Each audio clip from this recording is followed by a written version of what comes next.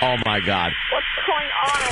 It's the worst of Opie and Anthony. It's stupid. Something ridiculously loud and obnoxious. Sound like the best of Down syndrome records. We're never going to make everybody happy. So why do we have to now make more people not happy? Oh, no. It's stupid. It's audio vomit. If I may use the word, duty. It's the worst of Opie and Anthony. All right. Now, come right in. We don't care about noise. Ryan Johnson live in studio. There he is. What's up, Ryan? Hello, sir. Are you all right?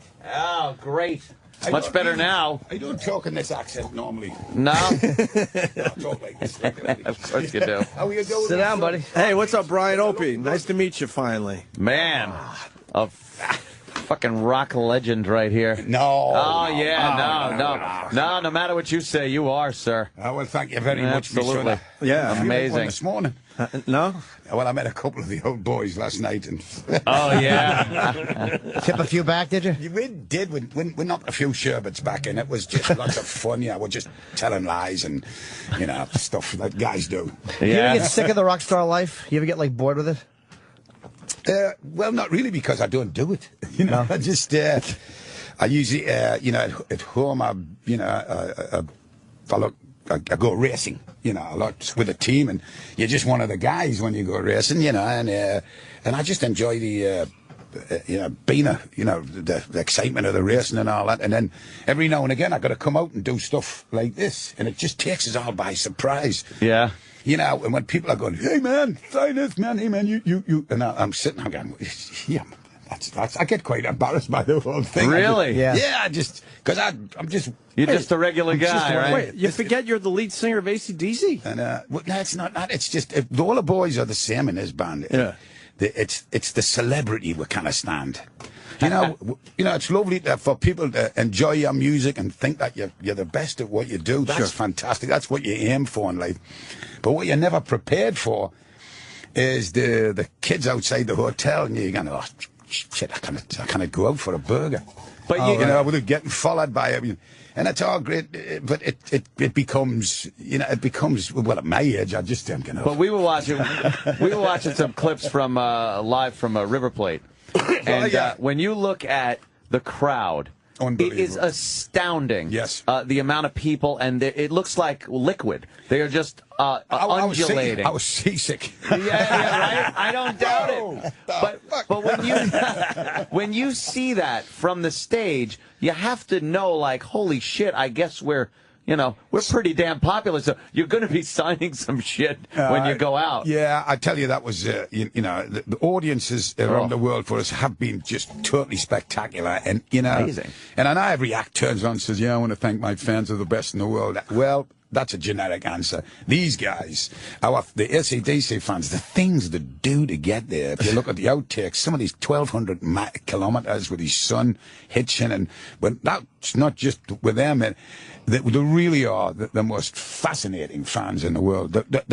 I cannot believe them. You'll see them, the same guys in Japan, and you go, what the hell are you doing here? I took 2 weeks off from work, and my grandmother lent us the money. You know what's unique about it? If you look at a lot of bands that have been around as long as you guys have been around, right. You'll notice their audience has gotten older, less energetic. Sometimes you go to a show and see a band that's been around for a while, and it's like, oh, great, you fucking grandmas out in the audience. Your audience is moshing. They're fucking going insane. No, I got to jump in with that thought because they're making new fans. That's all the what time. I mean. Yeah, a lot of bands, their fan base stops. Yep, and the crowd gets old with the band. But something with AC/DC, there's still very young fans. Well, we are fascinated looking in the audience. We see 3 generations. Wow, yeah. And I think one of the things is because we'll keep bringing out new albums. A lot of these older bands don't bring out any more new albums, and they're great bands, but I think if you bring out fresh material all the time, it gives them something to say, well, I bought this, I got this, I didn't get it off my dad. Yeah. This isn't my dad's music, this is my music. And it's a fascinating thing, and boy, oh boy, we appreciate it, because we have so much fun, you know, seeing these little 5-year-olds with it, you know, jumping up and down and checking out the titties next door. And only 5 kids, leave it. It's expensive. Giving you a very lucrative, good life, too, which is nice, right? You can kind of do what you want to do in life and never have to worry again. Well, we can, and it's, you know, that's the very lucky bit. You know, you can do what you want, and my indulgence is just motor cars. And you love the cars, man. I do. You are a car guy. I just since I was a kid, though, you know. But now I'm lucky enough to get a chance to race cars, which is it's an expensive hobby, and I realise that. And but that's all I do. I mean, you can never see me on the end of a fishing pole. I don't have a boat. I don't play golf. Well, not really. Do the other guys in the band go like, "Hey, motherfucker, get out of these fucking race cars"? We're getting a little nervous. There was a little worry, but they know that I'm competent. You know, I'm not gonna. I'm not gonna have a couple of little scrapes now and again. Where well, Jimmy gets mad at me because I like cars, love them. Yeah, I like driving fast. Yeah. Hold on, let me. Are you also an alcoholic? Because we have to tie in all the fucking. I don't drive drunk. As a matter of fact, please, come on now. Oh boy. Show he got to Anthony go to has a souped up Saturn. Oh, this is my. I got a GT500, a Super Snake Shelby, and this was at Pocono Raceway the other day. This was just this past weekend. I come off turn 3, down the stretch. You could hear the supercharger kicking in, and this is a lot of fun, man.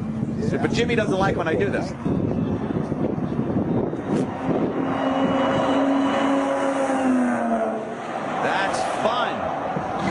Right? That's another car starting up.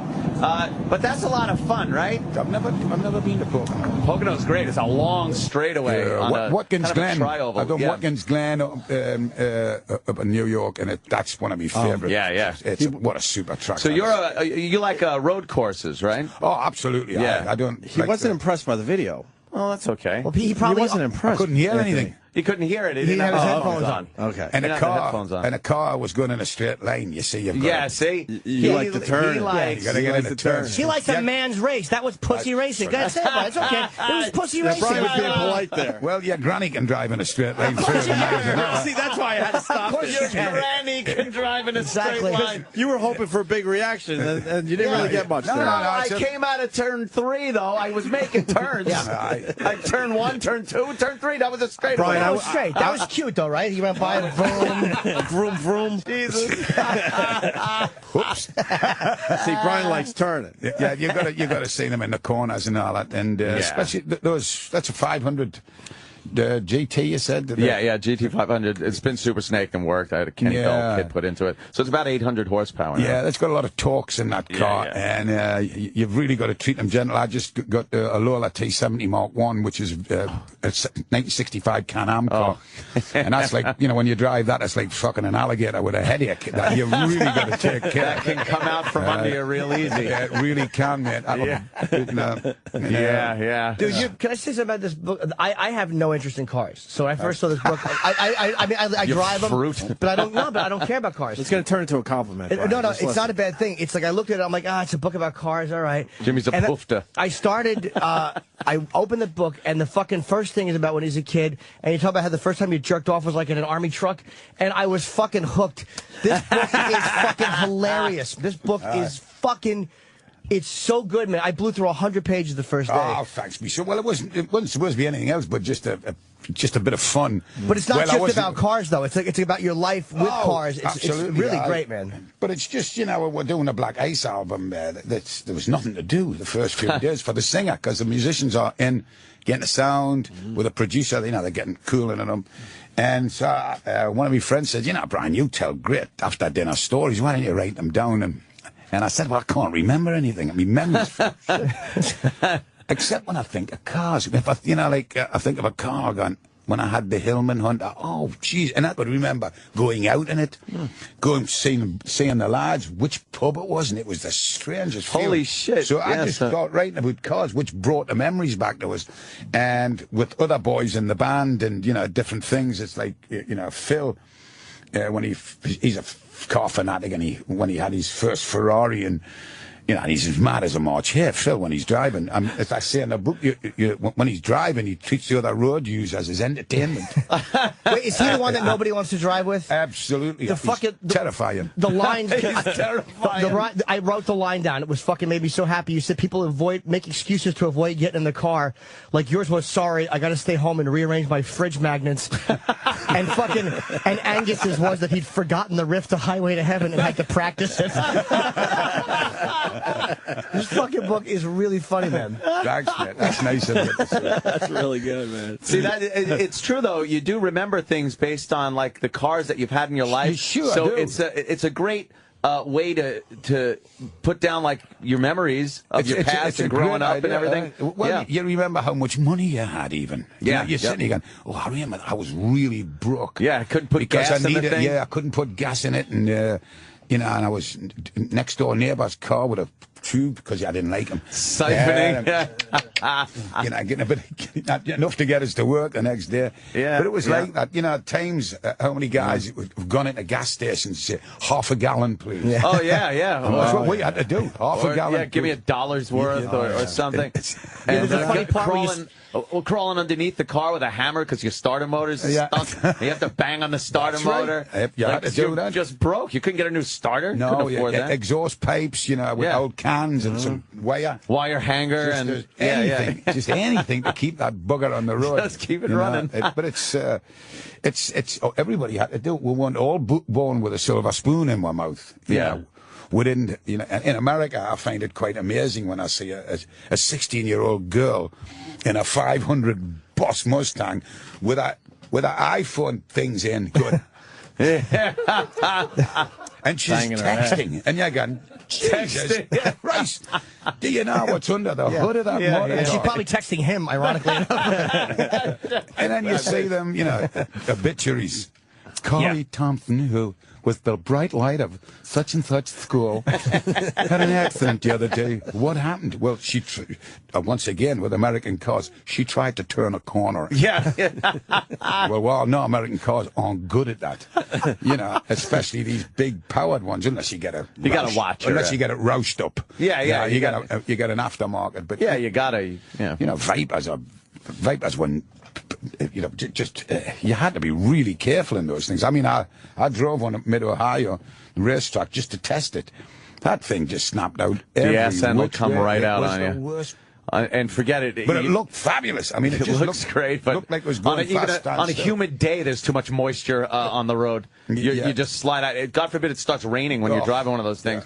You got to just, Oh, a great chapter, too, is when you start attacking people who pimp their cars. I fucking love that you attack those stupid rappers and their dumb gold teeth. Oh, he gave him a fucking beating. It was great. It was nice to read. Well, thank you very much, and I stand by that. Yeah. Like they're going to outthink the people at Mercedes or some other car. Yeah, I mean, it's just mindless. Do you need mindless TVs? violence is what it is. Do you need TVs in the doors? Yeah. Ridiculous. You know, what, 4 feet, or something, a 4-foot bass speaker? I said, nothing's more annoying than that. Basically, all it is look at me. Yeah. Hey, everybody, look at me. Yep. Come on, you in a corner. Look at me. And I just the coolest dude on, and now you're not. How often do you race a year?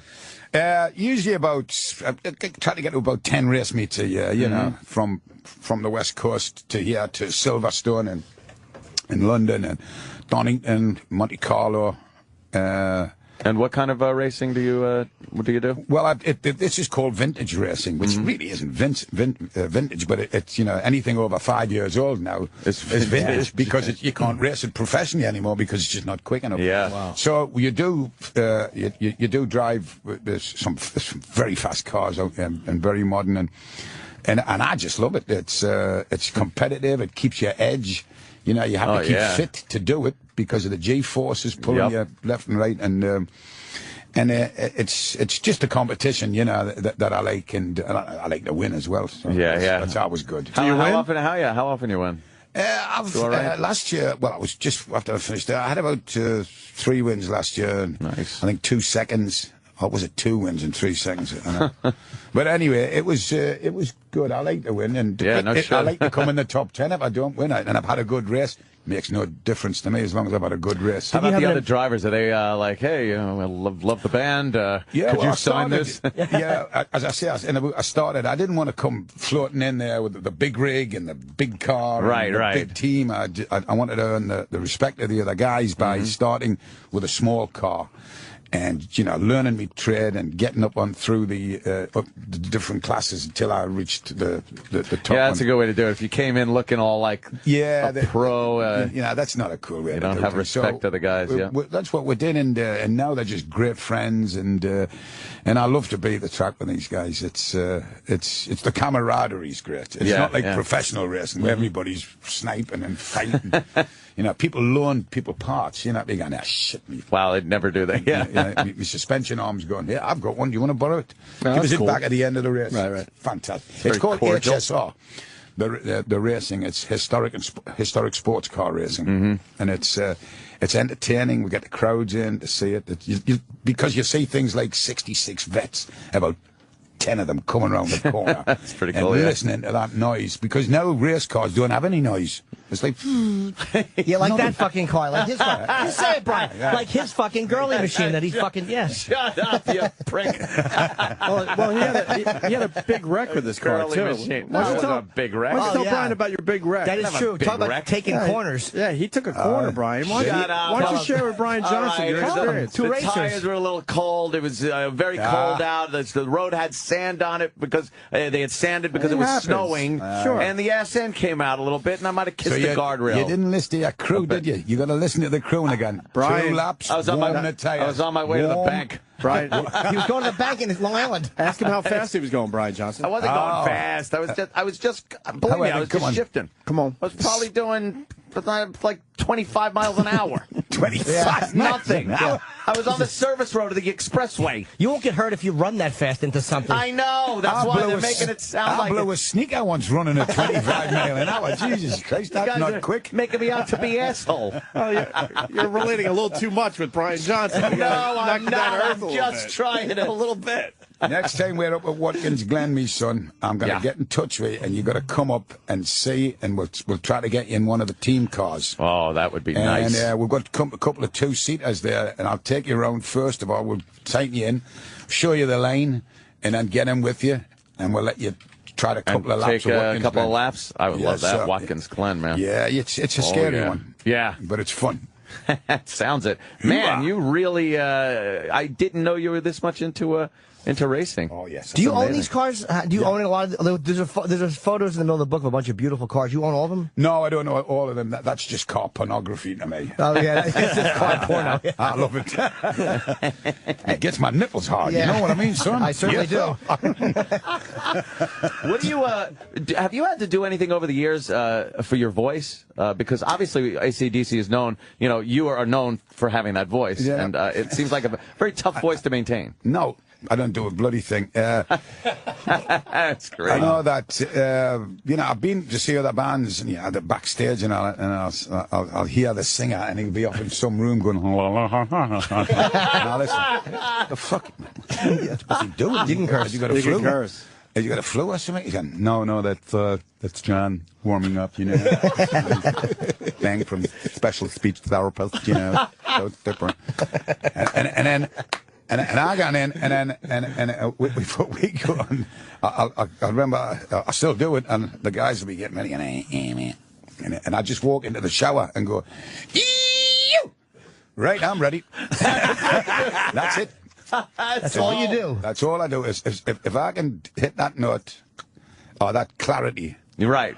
That's, my voice is good. Jeez, I hope I didn't definitely. But no, that's great. We want you to do more of that. Yeah. Basically, that's all you do, and that's all I need to do. And then I know it's there, and on we go. It just balls out. And then you have a little crackling. Like it might be a tough night. Have you had those nights where it's like, oh? Well, you know, if you've done a lot of gigs in a row and, you know, and you're tired, you know, you just got to pull out that extra 10%. Right. You just got to get over it and get it on. But you do it. You know, you do it because it's AC/DC, and the AC/DC go 100%, if not more. And if you don't do it, you just look like a wimp. Yeah. You know, you're left behind. You know, it's like in the snow. You know, you just go with the boys, and it's easier, really. You know, they just pull you along with them. It's just got this energy on stage that I can't ever describe. That's obvious, yeah. What it is. But it's like I said the other day to somebody, said we talking about the voice, and I just said, well, even when I'm not with AC/DC, and I've done a couple of charity gigs with other, you know, great musicians, my voice never sounds the same. I mean, it's all right and it's up there, but once I get together with the boys again, something, you know, say rehearsing for an album or something, and they start playing, this thing comes out that didn't belong to me, but I'll use it while it's there, you know what I mean? Wow, that's something, yeah. It is. Yeah. It's just a strange thing, the way these guys play and the energy, even when they're just sitting down and rehearsing, it's quite phenomenal. So that's right in your comfort zone, too. Yeah, where it you're is. just I love it. Yeah, you feel comfortable. When after Bond died, and you replace a guy who's, you know, pretty legendary and loved singer, is there a feeling when you go into a band like, I'm not going to be able to live up to this, or the fans are never going to, like, when did you realize the fans were going to accept you as the lead singer? Well, you know, obviously the first time I went out, you know, I was obviously worried because he was a very loved man, and quite rightly so. He was a genius, the kid, and it was the boys that were great. They just come up and just said, "Now listen, John, that's our first gig. We're playing in Belgium." He says, "Our first gig. We're just going to do it's a small one. There's only 2,000 kids here, so we'll let you get bedded in, you know." It's and I was going, okay there, and then they came back and they said, by the way, there's an extra 2,000 kids here. It was one of them exposition centers, and they just moved the walls, and it was fun. In the end, it was 10,000 people. Oh, shit. Oh, my God. And I was sitting going, and of course, there was delays, and I'm going, and I was getting a bit nervous, and on we went, and I went out, and of course, it was the first time the boys had played since Bond's death, and the placards for Bond Oh, wow. were just everywhere. But right in the middle, there was one big one from the fan club. Just said, "Good luck, Brian." Oh, wow. It was all it took. Wow. So Was Back in Black out at this point, or is before yes, you? it had just come out, and so when we sang Back in Black, the first reaction it was like, they didn't know what it was. Just very polite. And but the first two songs we did, I'll never forget as long as I live. We did Bad Boy Boogie and Hell Ain't a Bad Place to Be, one after the other, and I sang the words to Bad Boy Boogie in both songs. I was so nervous. Oh, shit. I was going, this is not right, this is not right. But my brain was full. I was going, this is, because we didn't have machines then for the words. It was just, I just had this all, I'd learned all these words. And man, just yeah. The occasion was just so big, you know. What did the guys do? They just laughed and played. They just played on. But what did they yeah, I know they're that type of band, but what did they say to you afterwards? Did they just They bust didn't your say balls? anything. They didn't bust your balls? No, they didn't bust me balls at all. They just said, "Nice one, Jonah," because they knew what I was going through. And, I bet, yeah. But it was. They call you John. It's Jonna, because that's in the book a lot. Is that a Jonah? For Johnson. For Johnson, that's. I just figured out as I was asking him why they call him that, and then I realized what an asshole question that was. Jonah is for Johnson. It's everybody gets called. If you're called Gary, you're called Gaza. You know, that's just just what they do in England. You know, that's it. So this is a kind of an off the subject question, but it's the second question. Fourth question I wrote. What is the best car you've gotten a blowjob in? He writes it down. I did write that down. Yes, because Brian, he's open. He talked about like fucking banging chicks and their feet hanging out of the fucking. It's really. Jeez, I can't remember. I know. And I've just told you that when you mention cars, I remember everything. And all right, just say Saturn. Anything come to mind if we say Saturn? It had to be a Jag. It had to be a Jaguar. Well, I was driving. Oh shit! Yeah. In France, Those are really. It's coming to him. That's dangerous. Yeah, no. Yeah. No, but your legs get twitching sometimes. He's been blown in so many great cars. That's the beauty of being a rock star. It's like, well, how many great cars have I been blown in? Like, for me, the list is very short. Fucking a Saturn and my BMW truck, and that's about it. I saw McCartney. Saturn? I drove a Saturn for a long time. The Nortons are Saturn people. We had Saturns, and that we were just, very... Thank God they're extinct now, aren't they? Are they? I don't know. I don't know. I got a lot of fucking hookers in that car. Right. Jimmy got a lot of hookers in the Saturn. A lot of prostitutes in the Saturn. Oh, yeah. I mean, it's really, you'd be surprised because it's not a great car, so you don't care a fucking it's nice hooker to know you're feed. sharing your wealth. A few daddies, too, Brian. No. They're just a few daddies. I'm not going to tell Brian about trannies. Come on. You just want to hear about that, do you? No, me neither. No. Stop. No. Yeah. We all make mistakes. You know how nurse, the curtains. Screams nurse quickly. Hey, where's the band at these days? What's the schedule? We met up a couple of weeks ago in London, and for the premiere of the River Plate thing, we had a big premiere. That was lots of fun, and we just sat and we're having a talk about what we're going to do and all of this, and it was fun to be with the lads again, after a few months, and and we decided on absolutely nothing. Like we just sit there and have a good talk, but never decide on anything. Do you guys get? But knowing that talk is the step, right? Do you get itching to get back out there?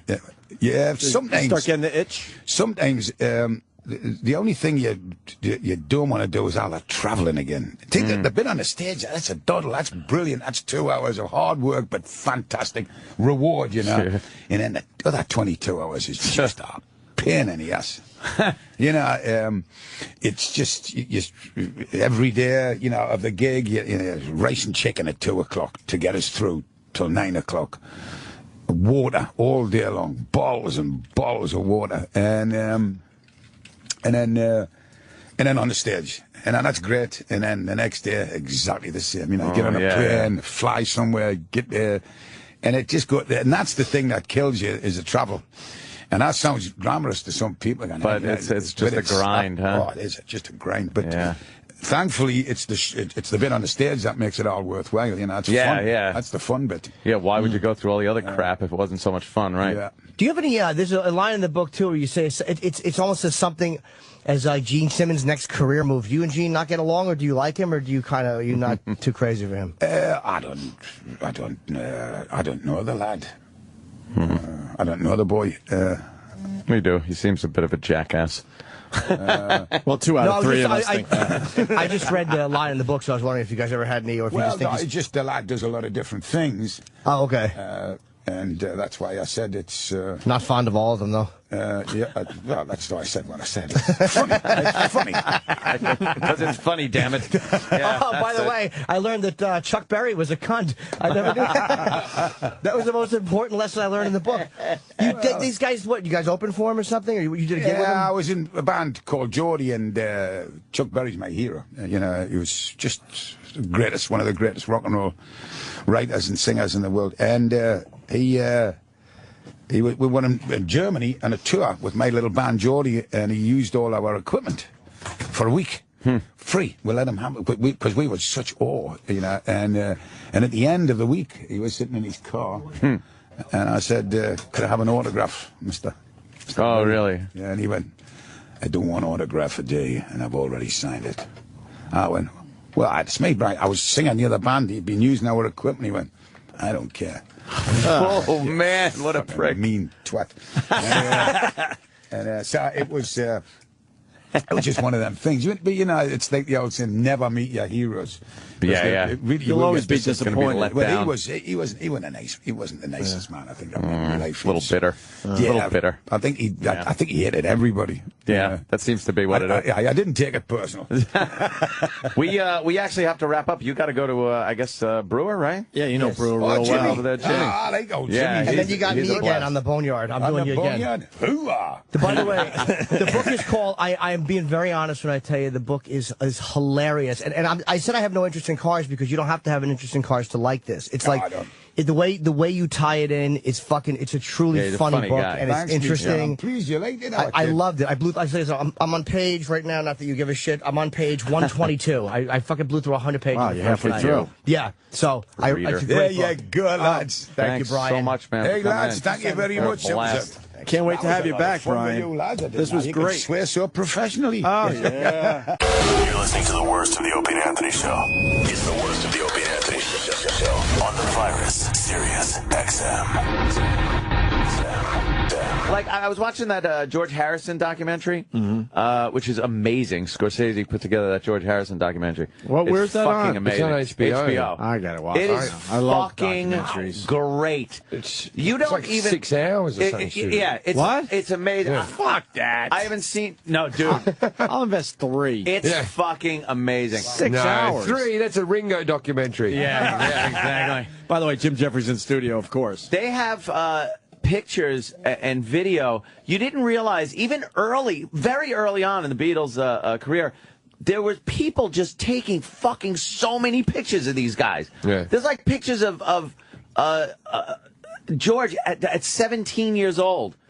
And with the band and stuff, and Right. just at these clubs, and it's weird because it was a long fucking time ago, and people didn't have camera phones, so you needed a photographer there with a good camera, and they always had these chicks around that seemed to be very good at photography, and there's a lot of really artistic photos of all the Beatles. The couple in Germany. Yes, that Stu Sutcliffe ran off with the bird and then he had the hemorrhage. You watch that movie with the Backbeat or whatever. Oh, with Yeah, Jason yeah. Statham. Oh. Yeah, Yeah, right. Stephen Dorff in it. Do you think Lennon was attracted to the Sutcliffe? There's a lot of rumours about Lennon and the cock, isn't there? Because of Brian Epstein.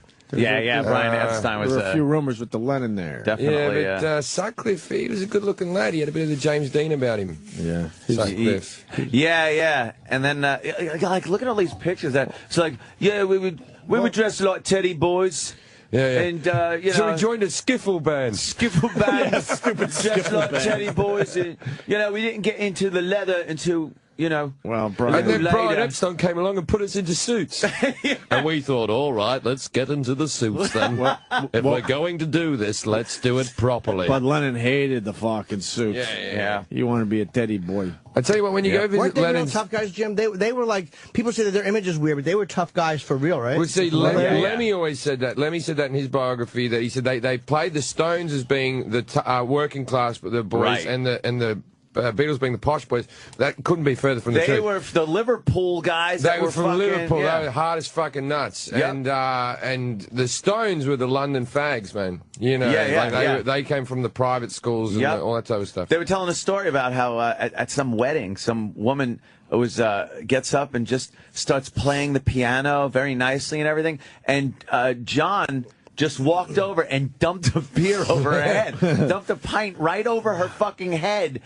Because he just didn't like what she was doing. Said something nasty and walked away. And the woman was just kind of sat there, got up, and dried herself off. But every single ex-girlfriend of John Lennon has a story about, then he beat me up in the corridor. and I thought enough is enough. But he had a charm about him because they just want to get on the documentaries. Yeah. And you can't just go, he was abusive and a bit of a cunt. Yeah. But the documentary shows that side of them early on where they really were just punks and shit. And then they put him in the suits. Love me do. You know I love you. And they do all that shit. And then their real personalities came out later on when they started taking acid and shit. And decided, we don't want to do this fucking lovey-dovey, stupid 12-year-old girl shit Did you ever anymore. see that movie Nowhere Boy? Nah. It was good. Yeah? It was good, yeah. Which one was that now? That was the one that just came out last year. It was like, it got nominated and stuff. It was a very popular film, and it's just about John Lennon's childhood up until about 17. Oh, but someone's playing Oh, Lennon? wow, that's cool. Yeah. I'd rather see the documentaries. No, it's a really good film, though. Really The good film. documentary's great. Now, as I was watching I'll have to it, check out Nowhere Boy. I didn't know Scorsese did this, a documentary on George Harrison, and I'm watching it and just thinking, how the fuck? I go, this is so well made and so well put together, and you could tell so much work went into it. And then it's like Martin Scorsese, I'm like, oh, fucking. I haven't seen the documentary yet, and I'm a big Beatles fan. Does at any stage does Clapton just go, yeah, I fucked him over? No, but I only saw the first half so far. I still have to see the second half. But Clapton's in a lot of the first half, talking about how he kind of was always in awe of them. And whenever he'd be in like a restaurant or a bar or something, people would be like, fuck, that's Eric Clapton, Eric Clapton. And then like one of the Beatles would walk in, and Eric Clapton was just a piece of shit now, sitting in the corner. No one wanted to talk to him. How about he finds another place Clapton, to hang out? But you could see Clapton had like this, and still does have this thing about the Beatles, that they were the shit, and he was like a notch below them. Well, that woman that was both of their wives, they reckon there's no one who's ever had more top 10 hits written about her than her, because Clapton wrote all of his, and she was just an extra on A Hard Day's Night. She was just like some model. What songs were written about her? What's the list? Something's like the big one from George Harrison. The big one from Clapton is that cunt left me. That was a good one. Is The Way You Look Tonight. Is the two big songs, but then there's a plethora of other songs underneath. No how does something go? That's I love something. Something in the way you move. Yeah, okay. Kevin from Connecticut. Ringo killed 7 people while on tour in Canada. Is that true? You're a big Beatles fan. I killed 6 people. Not 7. I don't like these slanderous remarks coming my way. That's funny. Wow, that's good, man. Well, do you want to know how we know how to do that? Is because I think you guys had George Carling doing Thomas the Tank Engine. Was that correct? He did the narration on a couple of seasons. Oh yeah, that's right. Yeah. Okay, the narrator for Thomas the Tank Engine in the rest of the world is Ringo Starr. Oh, right, yes. So here we go. Then the fat controller came and said, "Come on, Thomas, time to leave the station." So everyone knows that one. Yeah. And then you have your George. Yeah, George. George. Yeah, and all right there, John, enough of that. I love that documentary where he goes, where Ringo's talking about then John came in with his photo of him and Yoko with his fucking cock out. And I said, "Come on, John, this is a bother." And then John said, "You just have to answer the phone ring." And I thought, all right then. All of his interviews are just every time they go, then Paul was being a bit of a cunt, and then George was unhappy with the situation because he wasn't getting to write enough songs, and John was on LSD laying in the ground, and then Ringo was like, "I just wasn't paying attention for him. I was just happy to be working." It's great because that's exactly what he does in the documentary, man. Paul actually at one point also, and it was kind of weird and very candid to hear, because you never really hear Paul say anything like curse or anything during his career, and he's been like the clean, squeaky clean kind of Beatle guy. But he sits there and was talking about George's hair and how he had this giant coiffed hair when he was 17, when he first met him. And to hear Paul go, he's like, and I looked at him as, it's like you're wearing a fucking turban. He's got a fucking turban on his head. To get that kind of candor out of Paul, it was, and he's just sitting down. And you know what? To have a documentary where you got Paul McCartney sitting in a chair, just talking about the Beatles, and like Scorsese's fucking doing a camera move slowly around Paul, and the lighting is impeccable. It looked amazing. Yeah. And then, like I said, when I found out it was Scorsese, it's like, oh, yeah, wow, silly.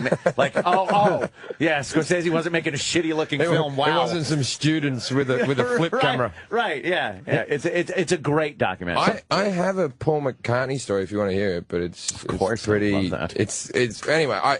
When I first gave up drinking for the first time ever, and this was the first weekend of my adult life I hadn't drunk. I was presenting at the Q Awards in Britain, which is a music magazine in the UK, and I presented the Lifetime Achievement Award to Madness. You know Madness? Madness, sure. Heavy monster sound. Right, so very good. I presented the award, and then I come off the stage, and I walk into the stage, and I see like Robbie Williams sitting there with Take That, and I go, oh, that's interesting, they're getting back together. And then I went, oh, and Paul McCartney, and I went, Paul McCartney, and I stood there and just froze up like a fucking spack, right? I didn't move, And he gave me this sort of wink and a point that was like, move on, like he must do this all day, like, like don't bother. I get it. I know you're stunned. So I go back to my table and my girlfriend's there, and I hadn't been drinking. I said, fucking Paul McCartney's here, right? She's fucking leathered. This thing's sponsored by vodka or whatever. She's drinking these martinis. She goes, Paul McCartney. I go, shut up. There's still awards going. later on in the day, after the events were over, my publicist came up to me and they said, and she goes, do you want to go to the goodies room, like the gift room? And I've heard about these in movies where celebrities just walk. You guys have probably had this happen, but I've never. No. Where you walk in and they just give you free shit, like right? thousands of dollars worth of free shit, jewelry and shit, jewelry, right? Watches, like Rolex sponsors it. Well, shit. that wasn't as big as that, but it was some good stuff, right? So I go in there. First thing I say to my drunk girlfriend is, "All right, first of all, we're meant to be here, all right? Let's not get too excited. And anytime someone gives something to you, go, thank you, but don't go, fucking hell, is this free? Right? So I go, we're meant to be here. And she goes, right. We go in, and then, like, the first thing, she's like, look, that's the type of jeans. I shut up. Like right? a scene. So we go in, we're wandering around. I've left her to her own devices, right? I'm getting in this queue, and I'm waiting to get a pen. It's like £100 pen, right? This thing, and I just got to sign a book. I've got to be photographed with the pen, and there's all these other celebrities waiting for the pen. And I'm staying by Neil Finn. I don't know if you know who Neil Finn is. Neil Finn was the lead singer from Crowded House. Hey now, the dream is over. Now in Australia, that's a huge band. They're actually from New Zealand, but in Australia, they're as big as you get. And I was standing behind him, and I was like, "Fucking hell, man, that's Neil Finn." And he turned around and said something innocuous like, "Long wait for a pen," and I went, "Oh yeah." I don't know what to say. And then I said, "Oh look, Neil, I've been a big fan of yours for years, man." I said, and he goes, "Really?" I go, "I've actually seen you 9 times live when I was a teenager. I would have seen you 10." But that time I was meant to see you the last time, there was an earthquake in Newcastle and the venue smashed down 2 hours before the show. Ow. And he said, oh, yeah, all of our roadies and manager died in that. And I was like, no fucking way. That would be the gig. Yes, that I've just reminded you from 1992 about when all your friends died. So I'm standing there going, oh, fantastic. And then he sort of turns around and I'm like, of course he would. Sake. My 4'11" girlfriend rocks up. She's now wearing a top hat like fucking Slash. She's got all these bottles of perfume under her arm and pairs of jeans. And she's off her tits. And I'm stone sober for the first time ever. And she's like, look at all this shit I've got. And I'm like, shut the fuck up, will you? And Neil Finn turns around and rolls his eyes like, new celebrity, new money. You know, yeah. He gives me that douchebag look, Look right? what he's got to deal with. So I'm just standing there with this little drunk. She's going, I'm sorry. She's still holding all of his stuff. Anyway, 5 minutes pass. Neil Finn's 21-year-old son walks up wearing a fucking top hat, holding jeans and perfume on his own. And he's like, look at all this shit I've got, Dad. And I roll my eyes at Neil Finn like, At least I get to fuck her. Yeah. So I'm standing there, and then, like, Neil Finn's son turns to Neil Finn and goes, hey, Jim, that's Dad. He goes, hey, Dad, that's Jim Jeffries. And I'm like, I'm back in. And now you're in. I'm back in with the Finns. Remind him of the death of all of his loved ones. They can't fuck with me anymore. I'm back in. And so I said, hello, mate. He goes, can I have a photo with you? I said, only if I can have a photo with your dad. And he went, yeah, go on. Right? Because I would never ask for a photo in that situation because it was that celebrity room. But now it's a trick. And so I go to my girlfriend, I go, well, you got that camera I told you to bring, right? She pulls the camera out. She gets the camera out. She gives me this vacant look, and she sort of does the clicking motion. And then she drunkenly walks up and goes, oh, I didn't put batteries in this. And I went, oh, that's a fucking shame, isn't it? That's a real, and I'm shattered, right? I'm like, what are you going to do? So I turn to Neil Finn, I'm like, maybe next time. And then I walk up to my girlfriend and do what every girlfriend and boyfriend, husband and wife have done since the dawn of time. I walk right up close to her face, and just so she can hear, I go, all you had to do was bring the fucking camera. Right? She bursts into tears throws all of her shit on the ground, and goes, next time bring your own fucking camera. She storms out of the room. Every celebrity's looking at me. Oh, now it's a scene, yeah. Neil Finn's shaking his head. I chase after her. On the way out, Paul McCartney stops me and goes, not cool. Oh, shit, really? Not cool from Paul McCartney. You got not cool. My two biggest heroes in music simultaneously thought I was a douchebag within minutes. On the first weekend, I didn't get drunk. That's funny. Wow, that's great. You got fucked. Tell that story at the Stress Factory tonight. Jesus Christ. That's fucking funny, I've never told that on stage because I feel it's a bit name-droppy to tell on stage. No, that's great. No, how you tell it? No, fucking way. So by the way, anti-name dropping. Yeah. What you could have done is you could have had the son take the picture of you and him, and then traded emails and had him email you the picture. That's what you do with digital. Yeah, I know. I'm an idiot. I should have just gone. You should have got McCartney too. Yeah. And you know what's fucked up? You know how much shit Paul McCartney has seen over the years? Yeah. That he probably never said that's not cool? Yeah, yeah. He just saw it and accepted it. But the thing what you were doing wasn't cool. He has seen shit that has been so uncool. He has seen John Lennon beat Cynthia Lennon up. And never said not cool. And then reject his child and not visit it for fucking 7 years. And all you can write is, hey Jude in response. Fuck off, McCartney. That's funny. Speaking of Hey Jude, there's a good part in the documentary, too, where he talks about kind of how they would be in the studio and getting these little tiffs about the music. Yeah.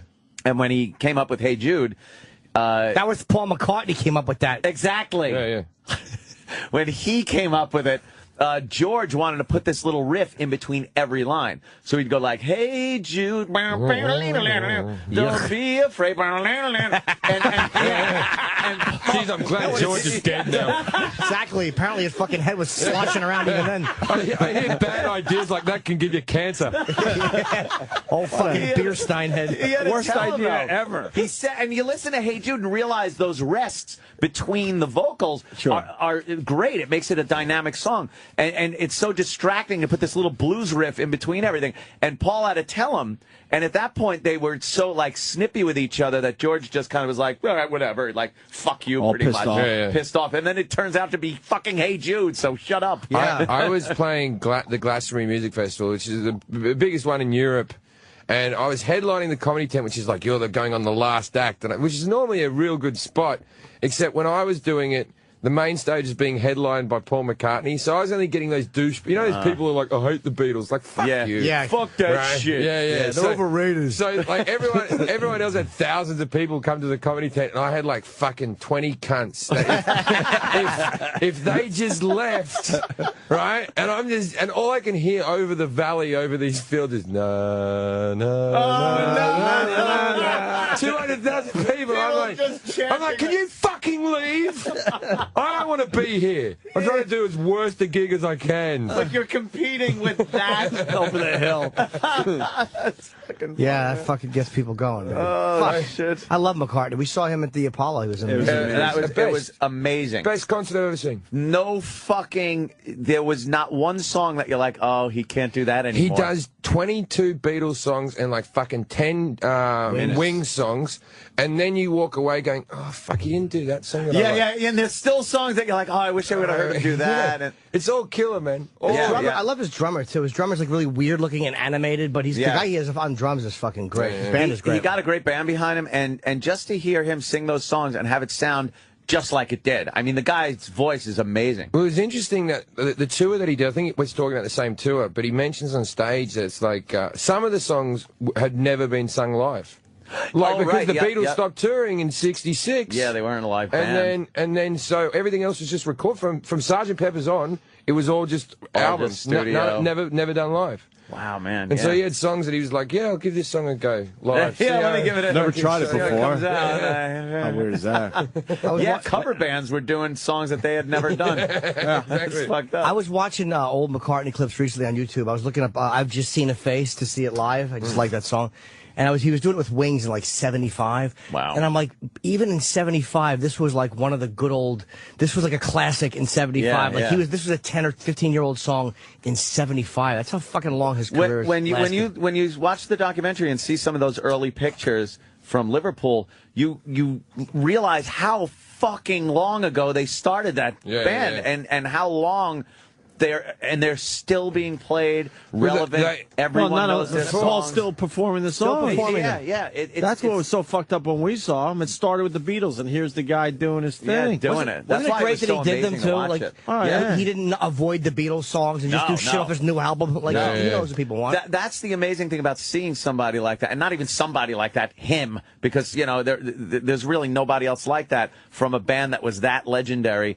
That's still doing it, because you remember being a kid listening to these songs, and now you're watching the guy actually do it. It wasn't just like you were going to a show and watching a band that you liked. It was there was something extra to seeing him do that. Did he do that bit where he sang something on a ukulele? No, if he would brought the ukulele, I'd have rushed the stage and punched him in the fucking face. He did the one song. But you should know, because George Harrison was a huge fan of the ukulele. Yes. And was like a little fan. How could you ever be a huge fan? As a little montage. Ravi Shankar taught me the sitar. As a little thing to George, that year that George died, he played the ukulele to something. That was the only time he ever covered a George Harrison song. It was very sweet. And what did he close with? He closed with a Lennon song, too. What was the... He sometimes does Give Peace a Chance at the end. That might have because been everyone keeps singing. They did it at Liverpool, and then there was just like, can you stop singing that lyric over and over again? It's past our curfew, and like Paul had driven home, and all Liverpool still going. We are saying. They never wrapped that song up, did they? Yeah, no. They just sang it until the fucking lights went off. It's a great way to get the guys out of the venue to avoid the traffic. But if you've ever been to Liverpool, you give Peace a chance while you're being fucking pickpocketed the whole time. So he closed with that? Yeah, it was a nice tribute to Lennon. He did. I think he did that for us. Pretty cool. I believe. I think it was the Lennon song that he closed the Apollo. We saw Paul McCartney in, where was it again? The fucking Apollo. The Apollo Theater. With just the whole place was filled with celebrities and us. Yeah, it was great. Man. Couple stones in the audience. Dude, and Paul McCartney could care. I couldn't care less. This story isn't my story. This is a friend. So I won't say who this happened to, but a friend of mine. He got booked to do Ronnie Wood's daughter's wedding. Oh shit! Right, and just like some comedian, comic, a British comic got booked to do it, and he goes along to the wedding, and he'd been telling me, he's like, fucking Ronnie Woods wants me to do his daughter's wedding. It's like the daughter seemed to like him. He's off the TV a little bit, this guy. Anyway, so he goes along to do the gig, and then they go, well, do you want to go on before the meal? He goes, no, I'll go on before the speeches. He goes, no, I'll go on after the speeches. Right, I'm not going to be a comic before the speeches, at the end of everything, right? Yeah. And they go, all right, whatever. So he gets up there, and Ronnie Wood goes, yeah, just to my daughter, the Stones want to play a little song. So the fucking Stones come up, they play a little song during the speeches. And then fucking Bowie comes up and goes, yeah, I'd like to play a song for everyone. And Clapton starts accompanying Bowie, right? And my mate's sitting there going, oh, for fuck's sake. How do you follow that shit? I'm going to follow this shit, right? And he reckons they all kept on drinking, and he kept on getting himself bumped back further and further and further. Later on in the night, he goes up, he sees Ronnie Woods, and he's shitting himself, and he goes up to say, look, Ronnie, when do you want me to do this, right? And then Ronnie's all wasted and goes, you were great, mate. Yeah, you were great. Holy shit. He reckons he just fucking hightailed out of there. You might as well at that point. Like, the thing is, he saw a Stones, fucking Bowie, and Clapton concert. Supergroup. Couldn't enjoy himself because he was just shitting himself the whole time. So he should have went on before the speeches. Yeah, that's very funny. The fucking Stones. That's an asshole. What is that picture? I see Ringo and fucking Paul. This was for the David Lynch Foundation, apparently. It was back in 2009. Wow. But yeah, Paul and Ringo playing a song together. They did a very funny sketch for Comic Relief in Britain last year where they were talking about what celebrity to send out to Africa. They always go, you got to send someone out to Africa. And they were like, you can't cry. You're too fat. But so they went to these celebrities. And in the end, the big kicker for the joke was Paul McCartney going, I should go. I'm the, a knight of the realm, a thing. I'm the last living Beatle. And they just cut to Ringo's face going, what? You're listening to the worst of the Opie and Anthony Show. Sirius XM. Hey, Burt. What's up, brother? How you guys doing? There he is. Hey, man. The fuck is this? Take a seat there, Bert. Oh, Juice? Thanks, Roland. Oh, obviously Hey, you're... Roland. Why does your voice sound all gravelly? I don't know. I don't know. Jets. You wore that shirt just the other day. Well, I did a nagel. I woke up at 7. Oh, shit. A nagel. Yeah. Did your alarm screw up, or did you lose power, or both? I did exercise for the first time in 20 years, and this fat ass passed out. What'd you do? Wow. The bike. You know people die from that, right? No. Like not working it up 20 years. Yeah. And then you just start working out. It's like, you gotta That's start always how the heart slow. attack happens at the gym. I don't remember. Because it knocks some of that plaque off your arteries and then elliptical for an clogs some hour, shit up. Went home, passed out, then I woke up at 7:10, 7:15.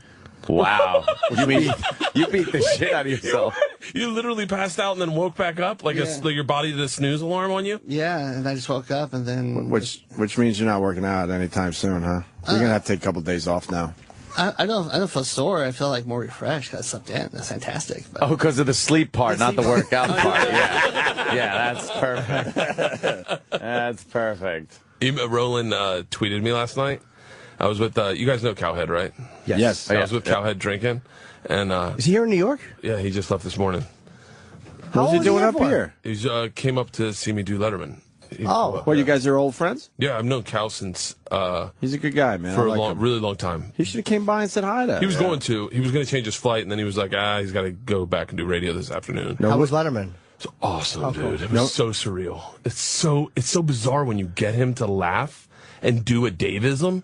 Like when he does that, like smirk to camera, like or one of those, and you're sitting there. Like when I sat down on the thing, I started giggling because I was like, "Holy shit, this is really fucking happening!" Yeah, like it's such a benchmark in your career. The first time, that is a fucked up thing. And he does one of his bits, and you get him to do one of his bits. Yeah, he's like, you're one of these guys, huh? And you're like, fuck, holy shit! He's doing that to me. What the fuck is going on? It's like fucking a porn star, and then being like, oh my god, I'm really gonna blow a load on her chest. Like, that's probably a bad analogy that Travel Channel would hate, but that's exactly what it feels like. What the hell? When you stand in the back there, and he's like, ladies and gentlemen, our next guest, and so you're all like, the guys that you've seen as characters on the show, the black guy and the guy with the red hair, and you're like, holy shit, they're real. They really have jobs. I know, that's fucked up, man. It's so And then you walk out and you think, how am I going to walk? Should I look at the audience and wave? Yeah, should I like, exactly. It's like Jim is the perfect body of this moment. Is that you're very real in those like I'm not famous, but I should wave to the people. Yeah. You embody that because you're very honest about that moment. But a lot of guys are like bullshit. Like a lot of guys would go out and be like, hey, like paparazzi was waiting outside. Yeah. And I got out of my car in a white T-shirt that I was sweating in and jeans. And they're like, hey, turn here. And I was like, you don't want to fucking see me. You're waiting for Shia LaBeouf. So I walked out. I just walked out like a fucking serial killer right to the chair and sat down. Nice. And then you sit down, and for some reason, I was compelled when I sat down to just go, hey, Dave. Yeah.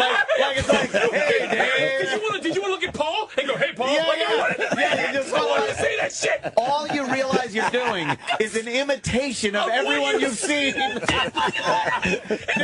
it's hilarious. You're just like the A-listers that do the show. Exactly. It's like, I earned this, motherfucker. I earned this. When inside, you're like, you don't want me to be on that couch. And then it wraps, and you're done, and you want to lean over and have the moment where have that talk where it's like, the music's playing, they're going to commercial.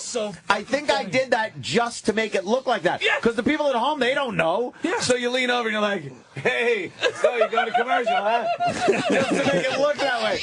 And I did realize all I was doing was an imitation of everyone I've seen on Carson, on Letterman. Just on mimic it. Mimicking from when I was a kid. We had to walk out and there were tennis balls all over the fucking stage. I saw you got y'all's We had appearance. to walk. Oh, yeah. And we dressed up in suits. Oh, it was like we're great. going That to was the one church. thing. They're like, what are you going to wear? And Cowhead called me. He's like, do not wear a fucking suit. Don't wear a fucking You've never suit. worn a suit in your life. He's like, go like you're on stage, wear a t-shirt, jeans, and your boots. And I was like, yeah. So I packed it. My wife's like, who the fuck do you think you are, Johnny Depp? She was like, get a collared fucking shirt and pack a colored fucking shirt. Slob. So what then are you I doing? showed up with 4 colored shirts because I was like, I don't know which one will look good. Yeah. Oh, I was such an amateur. Oh, it was Know who ridiculous. loves you over there we is don't like the Justin loves you. Oh, Justin's emailing me. He's like, you have to have Burt on the show. I'm like, we're going to have Burt on the show. Relax. Justin was amazing. This is a good fit for us, Burt. I met him through Cal, and he's very cool. Oh, one of the fucking greatest guys. Him and his brother. Yeah, and it was like solid dude. They told me they're like, so these are the talking points that you're gonna do. Bizarre. Like Travel Channel's very I can say whatever I want on this show. Yes, you can. This show, They're very micromanaging me because I'm a little bit of a media nightmare. Like I have a horrible digital footprint. Like my first meeting with the president, she was like, "I typed in your name and I saw you get your asshole waxed," and I was like, "Yeah, that's my funniest thing I've ever done." And she was like, "Yeah, well, that's not us. We don't do that." Wait, why did you get your asshole waxed? It was a long time ago. I had a show called Hurt Burt, and I take dangerous man's jobs, and that was like what got the show. I got a full Brazilian wax. It's maybe the funniest thing I've ever done, and it's before Jackass. It's before all of that. You did ball bag? Yeah, I did the whole thing. Wow. I'm telling you when I say this, it's the funniest thing I've ever done, but it's also when segments were 7 minutes on TV, so it's like a 5-minute segment, which, you know. So, I get there, and the producer, Mike's like, doing a conference call in the morning, and he's like, so we want you to tell about the time you robbed a train in Russia. We want you to tell you about the time that you fought a bear. We want to tell you about the time that you went to Disneyland and took acid. And then maybe we'll talk about the show. And I can see the PR people going, what the fuck? Just talk about the show. Just the show. And so I get there, and I'm like, man, there's a lot of material. And they're like, it's going to be 9 minutes. And I was like, holy shit. And then Shia LaBeouf goes long, and they're like, well, it depends. It's however long Dave wants. Shit. But I was so nervous I had to tell all these stories that I've never, like, on national television, and then Dave just fucking so comfortable. He's like, he must have been loving it. Hey, can you tell us one of those stories? Because we didn't get to watch Letterman last night. I didn't tell any of them. I just told. Oh, you didn't? No, I didn't. I ended up not. We just ended up talking about the show. Why did you jump, Bert? I read that you jumped out of the. My ex-girlfriend did that, where you jump off the thing in Vegas. I was the first person to do it. Were you? Yeah, I was the very first person to do it. Before we go there, I want to hear. Guinea pig. Hold on, before we go there, though, I want to hear about you robbing a train in Russia. That's crazy. Because then we'll get into the show and all this crazy shit you've done as Burt the Conqueror. I want to know more about Burt. I'll tell you. It's so fucking bizarre because I've heard this show so many times, and you always think like, what will it be like with the first time I'm there? And then you're like, oh fuck, I guess I'm telling this Russian mob story. So I studied Russian in college. Just on a fluke. I thought it was a Spanish class, and showed up at noon, and they were introduced a different alphabet, and I was like, "What the fuck?" You come across as a party animal. How the fuck did you take? I was the number one party animal in the country. Russia. Rolling Stone magazine wrote an article about me, calling me the number one party animal in the country. So yeah, I'm not fucking by any stretch of the means wanted to learn the language. I just wanted to see. And the lady said, I need 14 people to take the class. If you stick around and just show up, I'll let you fucking get a C. I was like, done. Fucking done. Yeah, man. It's Florida State. Fucking phone that shit in. So I ended up I had to take 4 seasons of Russian because all the kids that took it with me were with Russian 1, then needed Russian 2 and 3 and 4. And then they go to Russia and they're like, fuck. So this is back when the mob ran Russia. Okay. And so, they told me on the flight over there, like, listen, we had to pay off the mob to chaperone us so that we don't get patted down everywhere we go. So we got 2 young gangsters that we'll meet. They're like, don't make eye contact with them. Don't engage them. Don't fucking... And nothing. Leave them alone. They're just to make sure we don't get robbed everywhere we go. And all I'm hearing is fucking, let's get to know these guys. These are the interesting these are who guys. I want to party with. So the very first night, and I don't speak any Russian, the very first night I got a bottle of vodka, a 6-pack of Baltica, and I knock on their door, and this guy Igor answers the door. Igor, yeah. With just a wife beater and a cigarette and fucking track pants. Total gangster. And he's like, "Shto." And I'm like, all the sentences I had practiced in my head just disappeared, and all I said with a bottle of vodka and a 6-pack of Baltica was, I am the machine. That's all that came out of my mouth. And he fucking starts laughing. He's like, what did you say? And I was like, I don't know, I'm the machine. And he's like, he's the machine! And then I ended up partying with him and all his friends for like an entire, 2 months, and they called me the machine. And so I mean, we partied like crazy. We went to a, I really shouldn't tell this part, but we went to like a mob boss's party, and the mob boss was like, I don't know if he was a real boss, but he was a big guy on the thing, and he was like, so this is the machine, and Igor's like, yeah, this is the guy I tell you about. And I was with one of my teachers who was a girl, and he goes, tonight I say we exchange women, and I was like, women? She's just my okay, all right, sure, yeah, whatever you need, man. And he totally ended up fucking whatever you need. He totally ended up. So then. We have to go to Moscow. Now, a different mob runs the trains, and a different mob runs Moscow. And Igor said, I can't go with you to Moscow. I can't even get on the train with you. But I've talked to the people that are going to be chaperoning you, and they're cool. They're going to party with you. They'll take care of you. And sure enough, man, we get to the train, and then 2 other gangsters, Igor and Igor, there are not a lot of names there, I guess, but these are their real names, are there. And he's like, this is the machine. If you give the machine vodka, you'll have a blast. And they're like, machine does not sit and coach with his class. The machine sits first class. I'm like, this is what I'm fucking talking about. The machine. And I mean, literally before we took off, the conductor of the train comes into our cabin, rips off the lapel to his shirt, hands it to me and goes, this is a present for the machine. It would be an honor to do a shot with you. I was like, these stories have gotten out of control. So within 20 minutes, we drank all the booze. And Igor and Igor are like, let's go to the bar cart and get more vodka. I was like, sure. So we go into the bar cart, and Big Igor's like, machine, go behind the bar and grab bread. And I was at Kleb, and I'm like, oh shit, I understood what he said. He's like, grab seer. And I was like, that's cheese. He's like, grab vodka. I'm like, I know that one. I'm learning. And then he's like, grab all the money. And I'm like, what? Oh, shit. He's Wait like, a minute. Grab the money. And I look, and no one's fucking moving, and it's just him patting down people, and I'm behind the bar with a fucking loaf of bread, a bottle of vodka, and I'm like, holy shit, we're robbing the fucking train. So we take the money, and we go back to first class, and the energy has changed in these guys' eyes. You can see it's like they're real gangsters. Now it's business. Like, Igor was a pity pat gangster. These guys, I mean, our teacher came back to yell at me, this lady Val. She came back, and she was like, you, sir, this is exactly, that was inappropriate. Big Igor takes a sip of vodka, spits it in her face, and goes, no one talks to the machine like that. She's like, I'm like, she does. It's okay if she does. He shuts the door. I swear to you, he then lifts up a thing of keys, and he goes, tonight when it gets dark, we're going to have some real fun. I was like, what? And he's like, we're robbing the whole fucking train. I'm like, motherfucker. Like, this has gotten way out of control. And sure enough, man, gets dark, and we start fucking breaking into cabins. It's like a Bond movie. It's the most insane fucking event in my life where you're just sitting watching a crime happen, and you're like, I wish I could stop it, but you're just part of it now. So we get done, we drink the whole night on the train, we pull into Moscow, and that same teacher comes up, and she's like, the police have been alerted. We've told the authorities, we told you not to hang out with these people. It was your choice. I don't know what to tell you. And I was like, motherfucker. And Igor are like, fuck her. This is Russia. No one tells us in Russia. Mafia runs Russia. And I'm like, fuck you. I'm going to go to the gulag. I'm going to be a punching bag in the gulag. Yeah. And we pull up, and sure enough, man, the cops are sitting on the platform with my whole class who we robbed is sitting in their pajamas with their bags open, crying. Because if anyone ever woke up, like this one Hungarian girl woke up, and Igor just spit vodka in her face.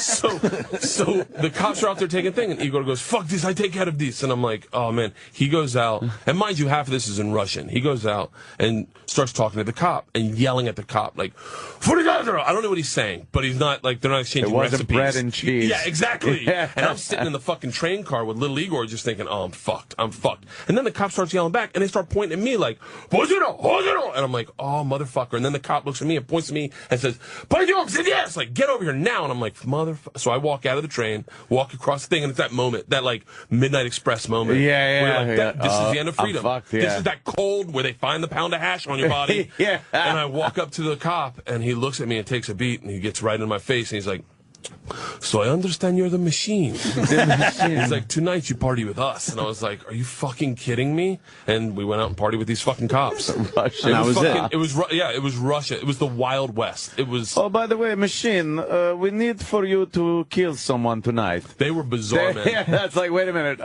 We went to a strip club, and he's like, he goes, you drive cop car. And I'm like, I'm not going to fucking drive a cop car.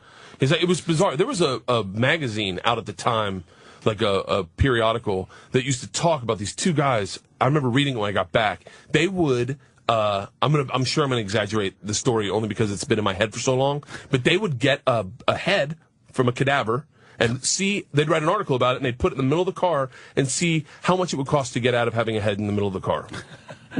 I swear to you, I don't know what it's called. I don't know what it's called, but these guys would write these articles. It was fucking insane.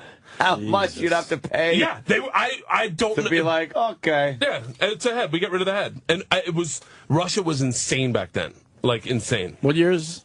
This is 90, probably, I was 22, so probably 95, 94. Yeah, so that's okay. Yeah. Communism gone. Yeah. They're just trying to figure shit out. It was the Wild West, man. Yeah. Like, the most insane life experiences you could ever have. Stealing boats, like, just... we went over their study. You're a weird fit for the Travel Channel now that I've talked to you for a few minutes. We did a meet and greet at the network, like, right after the new regime took over. Yeah. And they're like... I told that Russian mob story when I was on the X show, like, 10 years ago.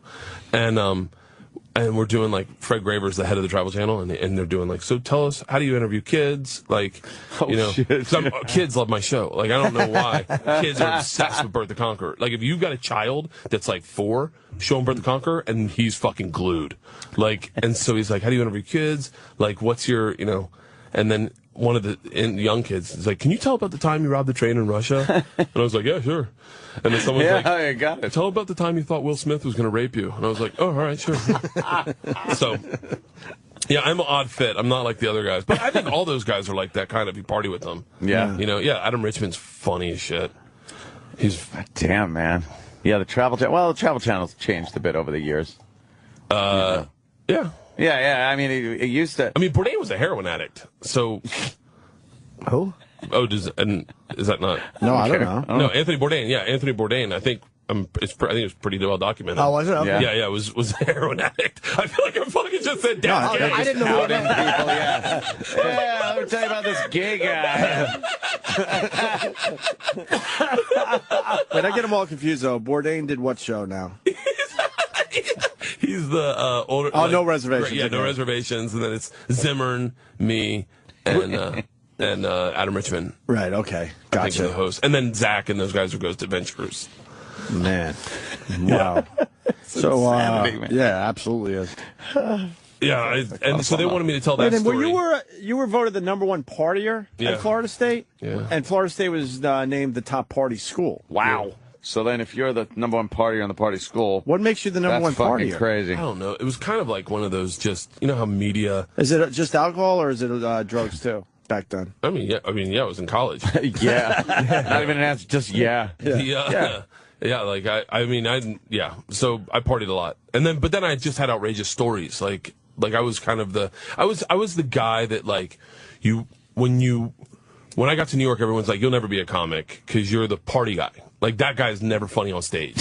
Like it's just everyone always says, if you're funny in a room, you're usually not funny on stage. It's the quiet guy who's in the side of the room thinking who's funny on stage. That's what alternative guys think. Yeah, they think that because a lot of them are not funny in real life, well, that's what makes me special. Yeah. No, right. Colin's funny in person. Keith is funny in person. Yeah. That's what was so most confusing. good comedians are funny in person. All the guys I gravitated when I moved here was like Jim, Bobby Kelly, Ben Bailey, like DC, and then all the black comics like Tony Woods, Donnell Rollins, because I worked at the door at the Boston Comedy Club, and they were all funny to be around. And I was like, well, fuck that. Like, I don't need to go to the East Village. I'll just do stand-up over here.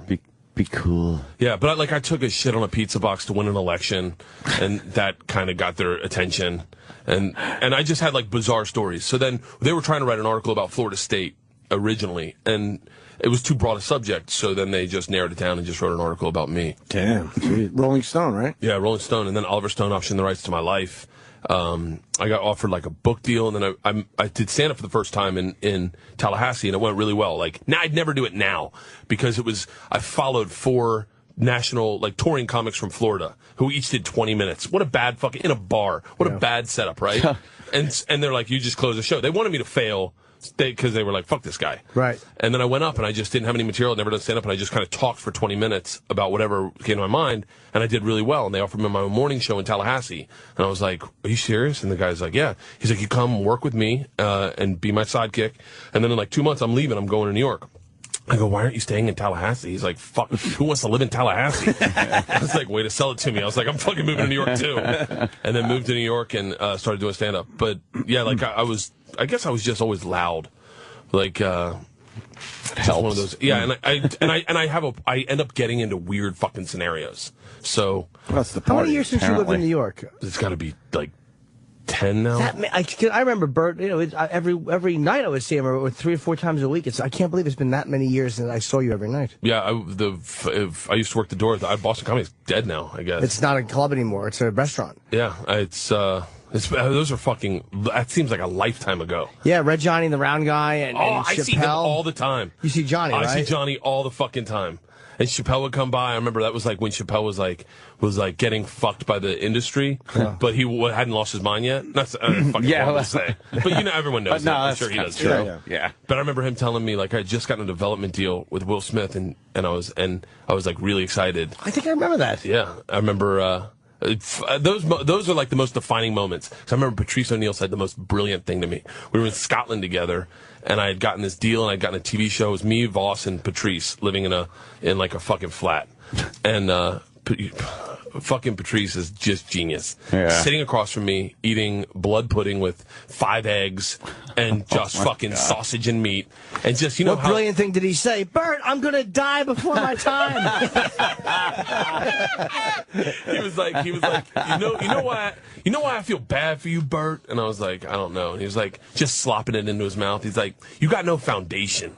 I was like, what do you mean? He goes, when all this goes away, you go back to zero. But until you're a comic and you can fall back on a career of comedy, you got nothing. And I was like, in my head, I was like, who gives a shit? I'm getting on a TV show. And then sure enough, all those TV shows went away, and I was like, I got fucking nothing. Now I got nothing. Nothing. And literally, like Jay Moore just fucking saved my life. I opened for him one night. I'd never met him. I've met him like a couple times, but not like didn't know him. Met him, opened up for him in Ontario. KP Anderson was featuring, I was hosting, and after the first show Thursday, we did 2 shows Thursday, Jay said to me, so do you want to be like a real comic? And I was like, fuck yes. And he was like, okay. And he's like, KP, we're going to switch it up. Bert's going to feature. And then he's like, if you can do this, then you'll be my guy forever. And I was like, fuck. I went up, featured, killed it. And Jay was like, check my schedule. You'll just tour with me from now on. I was like, damn. Oh, like fucking. That was easy. Yeah, that was hey, great. Great. That's awesome. I'll take a movie. Thanks, Jay. Yeah. That's great. Yeah. So, but yeah, it's bizarre coming back to New York.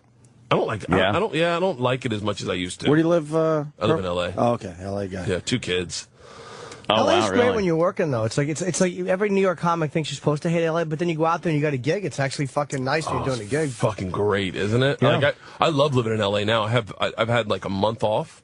Because we wrapped Birth Conqueror in this other show, and I'm not going on the road again until like the 2nd week, 3rd week of July, and it's been fucking awesome. Just getting. Yeah. I got a man cave. Do you guys know the show Man Caves on DIY? Yeah, we make fun of man caves on the show. I fucking got one, and they're the fucking best thing ever. It's like shaving your pubes for the first time. You're like, oh, that does look gay, but it's fucking awesome. It's the best. I just get weird as fuck in that thing. Kegerator, wine refrigerator. Are you shitting me? I'm obsessed. I'm fucking all the gay shit I made fun of when I was younger. I'm like, fuck, I'll take it. I'm gonna do it. Yeah, fucking. Fuck yeah. Yeah. All right, so you're not working right now? No, I'm off. See, this is what we were just talking about. I know, right? Why the fuck are we working every day? Just taking Sorry, some Bert. time. Anyway, that's something Not having to deal with it. When was the last? But you guys take vacations. Yeah, we get vacations. Yes. Like, and you know 5 you days have a week. time off. Yeah. To know you're going back. We're pretty much slaves to this place right now. You know when you're going back. We got some shit to figure out down the road. Why did you jump? I don't know if it's for sorry. a show. No. I just wanted to get to know him a little bit before we started talking about I actually didn't know that. the show. I didn't know if it was for the show or not. Or Yeah, it was for the show. It was they had just opened it, and we had it was like the first season, and they called and they were like, they got this new ride in Vegas called the Sky Jump, where you jump off the side of the stratosphere and you land on the ground. It's not bungee. And I was like, in my head I was like, oh, it can't be that bad. But I had no frame of reference for how big the stratosphere was. I mean, it's as tall as the Sears Tower. So I get there, and I see it, and I'm start fucking flipping out. And then the night before, I had a full-blown anxiety attack, like throwing up in a bathtub, like shit. soaking wet with sweat. Called my wife, and I was like, I'm fucking running away. I'm going to drive to the middle of the desert and not show up. And she was like, you can't do that because you're going to sue us for the production cost. And she was like, call the producer and tell him you just can't do it. So I called Dan Adler, the head of one of the heads of our shows. I was like, I can't do it. And he was like, that's fine. He's like, I get it. There's going to be things you can't do, but I need you not to do it at the top. Like, I need you to be dressed on the edge. Oh, ready to go. And then not do it. Like, and if you do that, then I can make a show out of that. But if you just say at the bottom, oh, I can't fucking do it. He's like, we don't have a show. So I was like, oh, okay. And in my head, I'm like, oh, fucking easy. I can do that. Oh, he worked you so bad. Oh, man, yeah. I have to say, he Brilliant. got you bad. I get dressed in Just the put the head in. That's what that was. Right.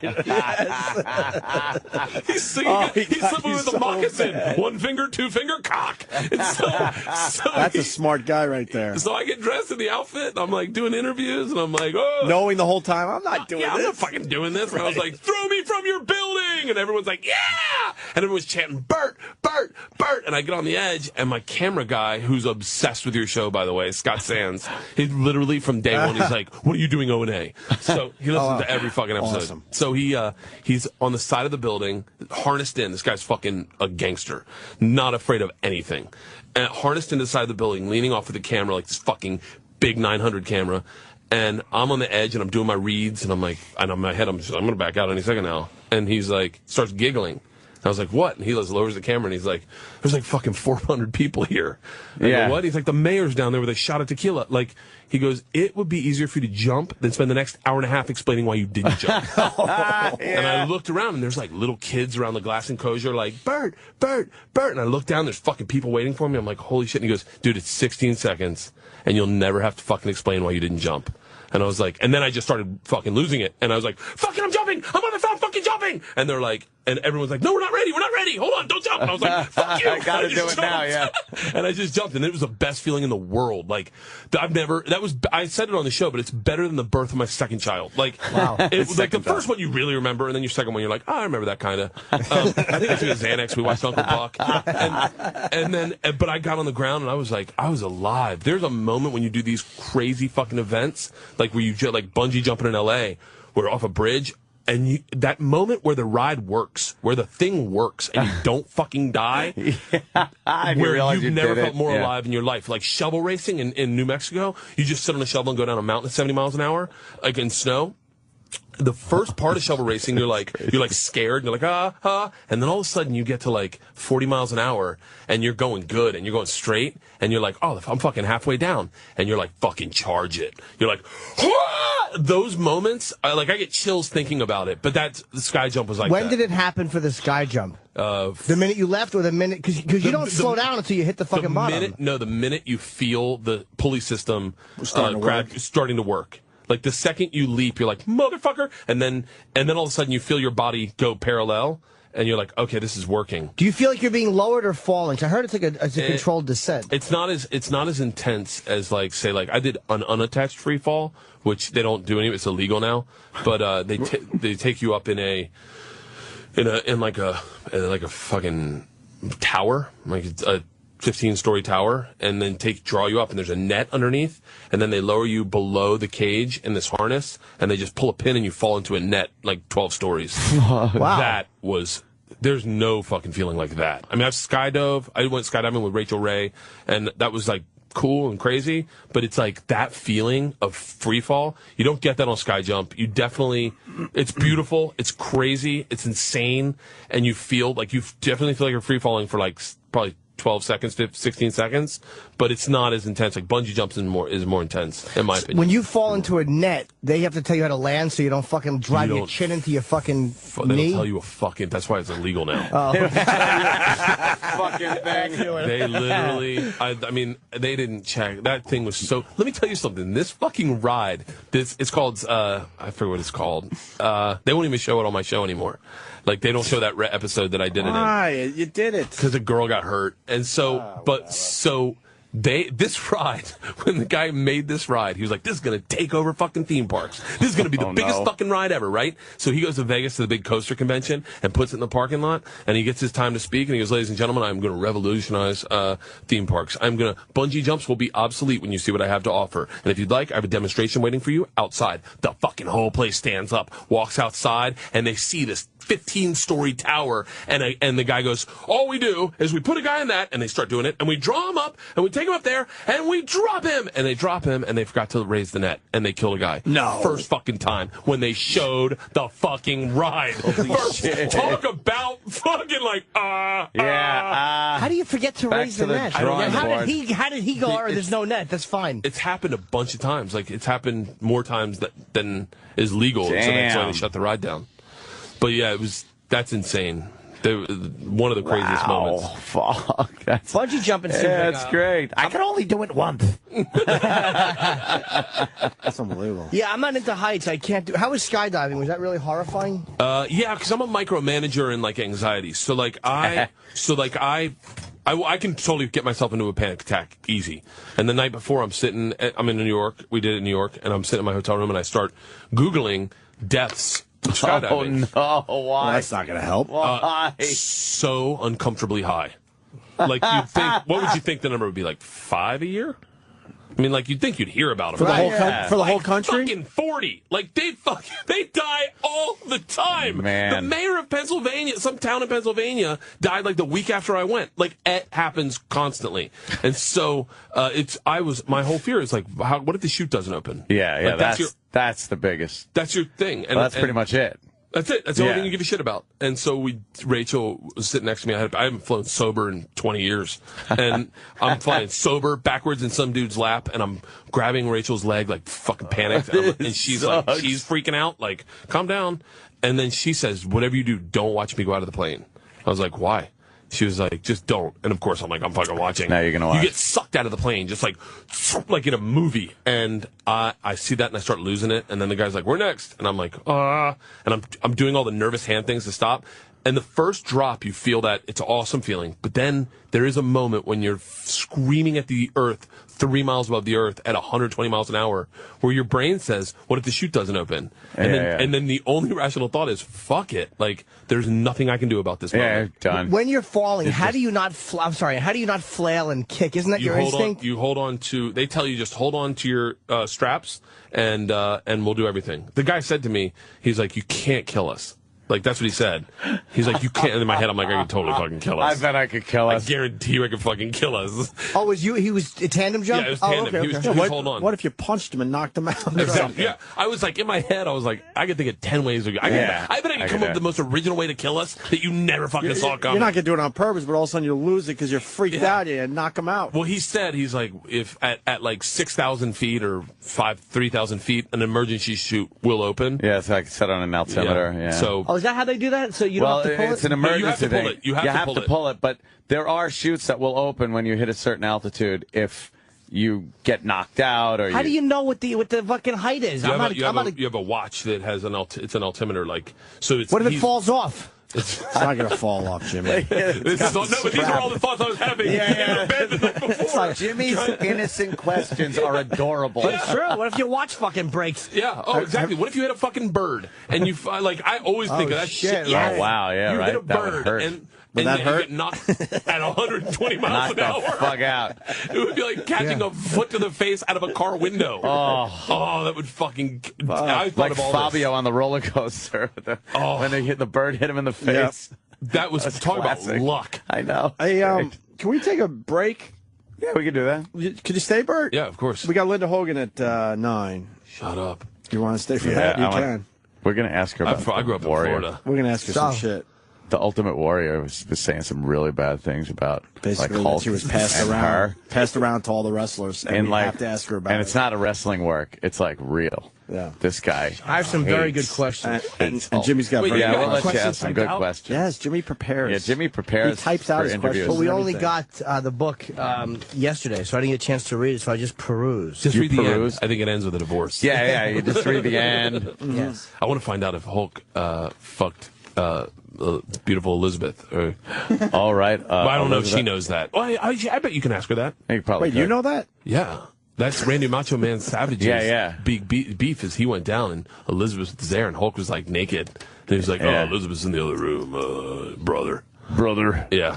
I was a big wrestling. I grew up in Florida, man. Wrestling was like huge, and they all lived there. Like you'd go to the matches. It's like E-Rock. He grew up in Florida, and he loves wrestling. No, I didn't. Yeah, he rocks from Florida, dude. He rocks a Florida guy. What? Listen, Burt the Conqueror, Wednesdays, 10 p.m. on the Travel Channel. We're going to take a quick break, continue with Burt, and then Linda Hogan at 9, all right? I'm going to go out and meet Fonzie. Oh, yeah. Henry Winkler's here? Yes. I just met him last night. He said, yeah. Yeah, he's funny as shit. Wow, did he do Letterman? Yeah, he did Letterman. He did like their Is This Anything game. Oh. I saw him on a reverse mortgage commercial though last night. It was kind of freaky. Like, what's the Fonzie not going to have a place to live? Of course Fonz is doing a reverse mortgage. That Happy Days money, I guess, huh? I was waiting. And then I had to tweet it. Like I was like, "What's next, Pinky Tuscadero?" in one of those vaginal prolapse commercials. How's your vaginal mesh?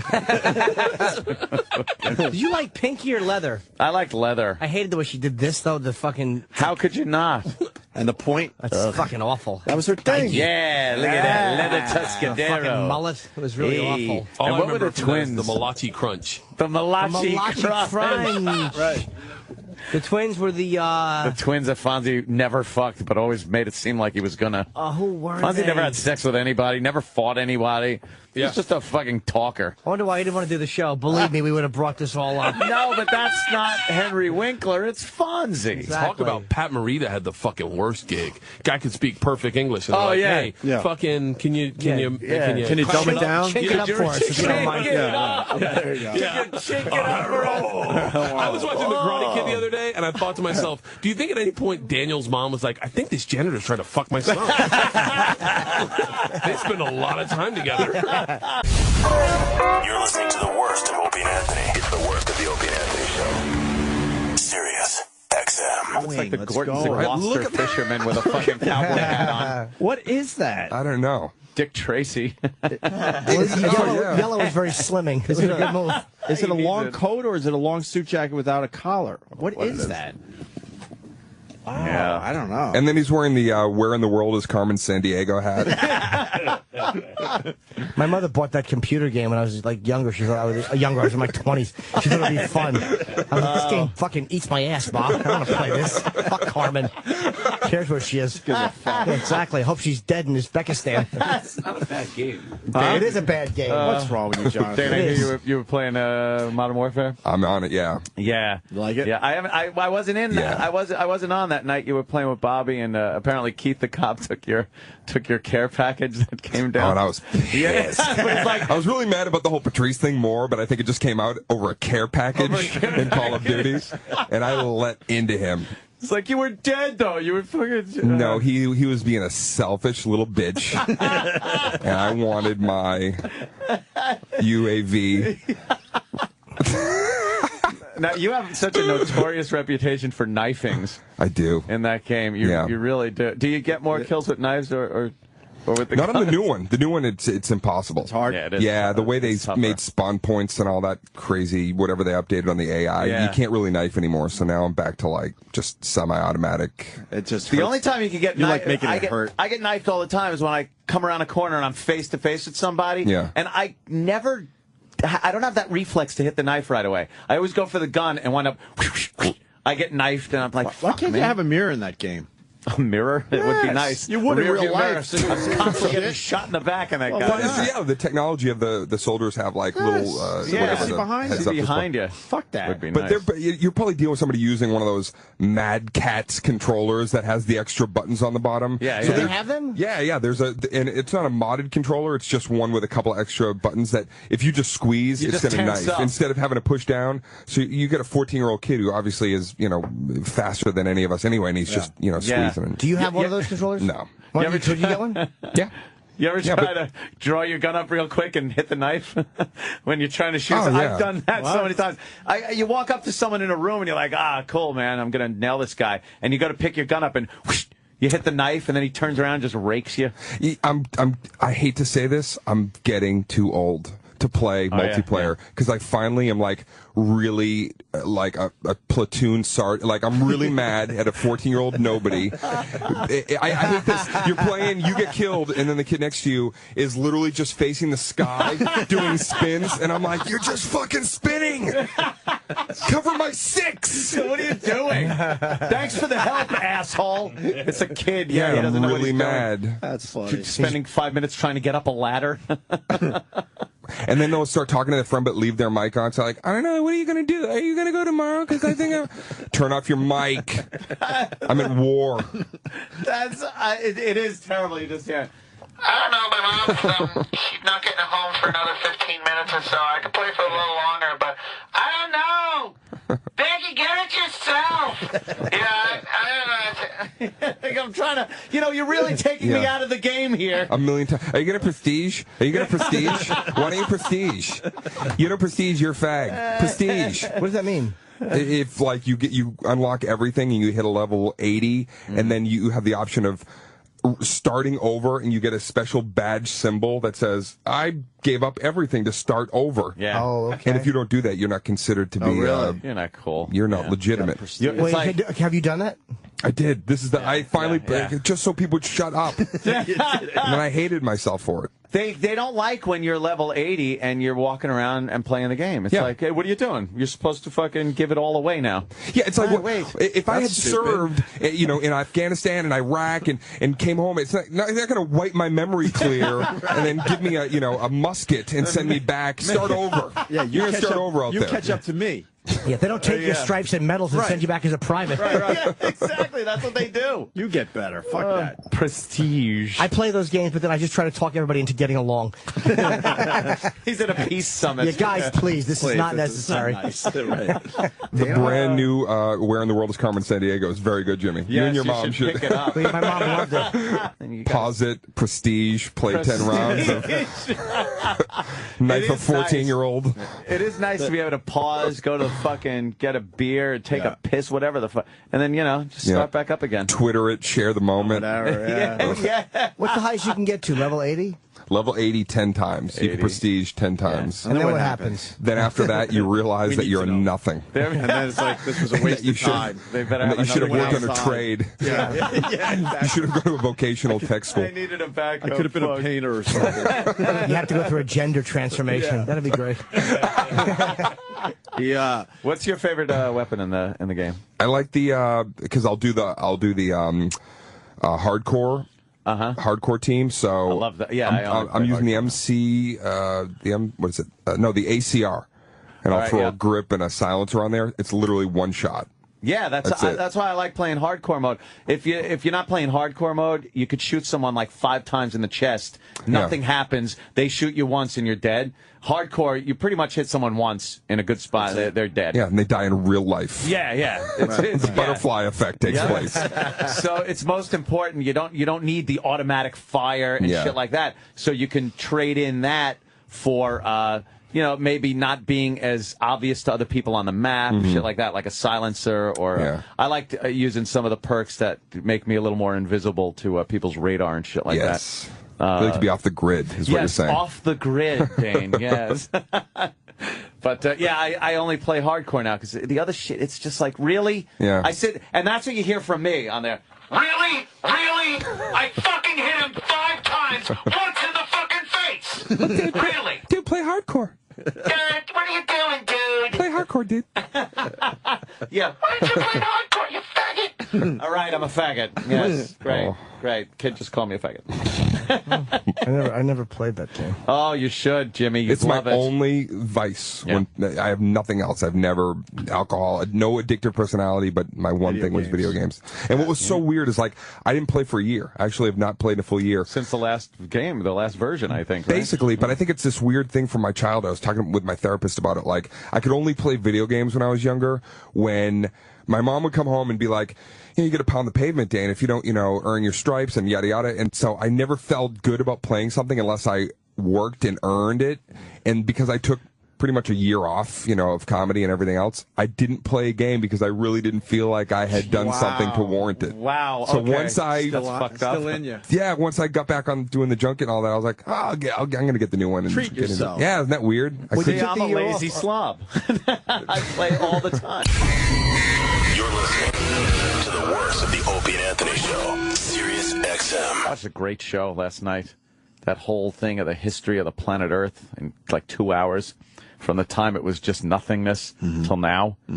Fucking cool shit. Yeah. They're just showing everything bubbling, and when Earth was just uninhabitable by anything, just lava and fucking shit, and then everything just kind of worked. Everything just kind of calmed down. Yeah, and then like it cooled, and then like some kind of the sun, the big yellow one, is like hitting the Earth, and the oxygen in the atmosphere at the time started to make ozone. Give back. Started to make ozone, and then after millions of years, it built the atmosphere, and then plants were able to grow because the ozone kept the radiation from the sun out. And they're showing the course of like millions of years. Then a ticker would go off, and it's like, it would start counting. And then 40 million years later, we have this. And you think, 40 million years? Ugh. We haven't been here for shit. Our lives are not even a blink of an eye. Nothing. Not even close to a blink of an eye. What is considered modern man? Not some kind of primate, Well, considering the Earth's only 2,000 years old. Yeah. You watch shit like that, and you want to tell these religious people, you go, just shut up, you sound stupid. Just don't say it. You know what? God works in mysterious ways. Just say, I don't know. It's very mysterious. There's a lot of mystery out there. A lot of mystery, so I'm not sure. But I believe we're spacemen. Spacemen? Yeah. A specimen? All you have to do is look at some of these videos online where you see how enormous the universe is, and then you start thinking that we were put on Earth. You think like we were dropped off by some aliens? And maybe that's what the God thing is. Yeah, the people that put us here.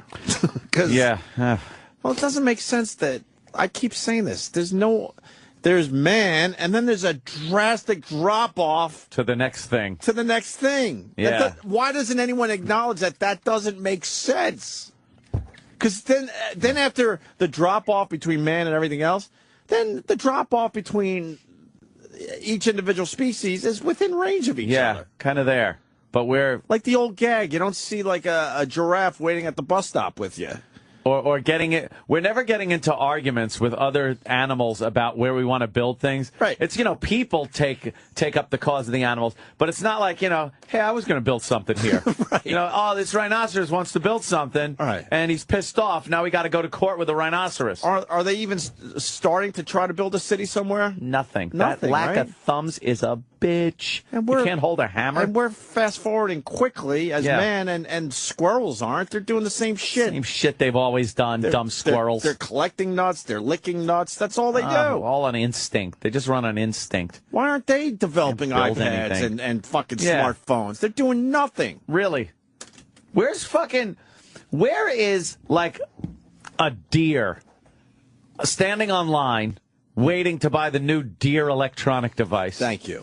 It ain't happening. But then people will explain, well, that's because of God and what do they say? I don't. It is. We have kind of a divine spark in us. Divine spark and all that. Yeah, we were touched by God himself, and that's why we rule. I like to think spacemen.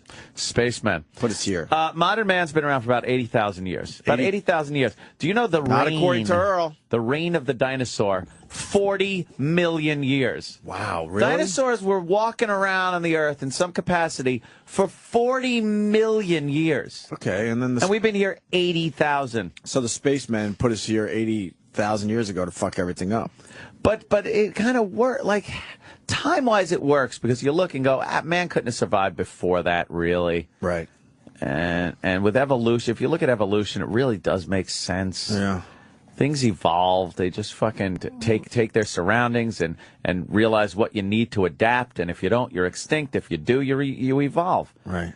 But religious people, they hear evolution. They put their hands over their ears, their eyes, and their mouth. That's it. But why can't God be part of the whole evolution thing in some weird way? Because evolution dictates that we were made from primates. And that's crazy. Now, you could argue the point, if you're religious, that, you don't have to take the Bible as God's word completely with that whole, because they say, the earth was made in a week. Give them a week. They'll make a world. I want to know, as far as the Bible goes, what they left out of there. Oh, because I'm sure they had a nice editing. They had an editor. You think they had somebody there that was just scratching stuff off? It kind of gets a little wordy here. Yes. Let's take this out. I want to know about that stuff. We got to punch up this story. One person decided, or somebody decided, we got to edit this book down a little bit. Well, I want to know what they left out and if that matters in our day-to-day existence. And before God made the earth, why would there be days that were 24 hours long? Of course not. Because the Earth is spinning. When the Earth makes one rotation, it's a day. Yeah. So before he made it, it's like on the first day. It's like, well, how do you do that when there isn't a day yet? I'm thinking the first day could be thousands of years. It could be. God's day is probably a long day. There are some really serious plot holes in the Bible. Yeah. That's what I'm thinking too, Dan. Some serious plot holes. Well, that's because they had a bad editor. Yeah. Took out some very important parts of the movie. They should have got Judith Regan. It's It's like when you watch a movie on regular TV and they cut a bunch of stuff out and you're like, this sucks. Yeah. This doesn't make sense now. Oh, my God. But things like this will happen, tsunamis and earthquakes. I mean, they've been happening.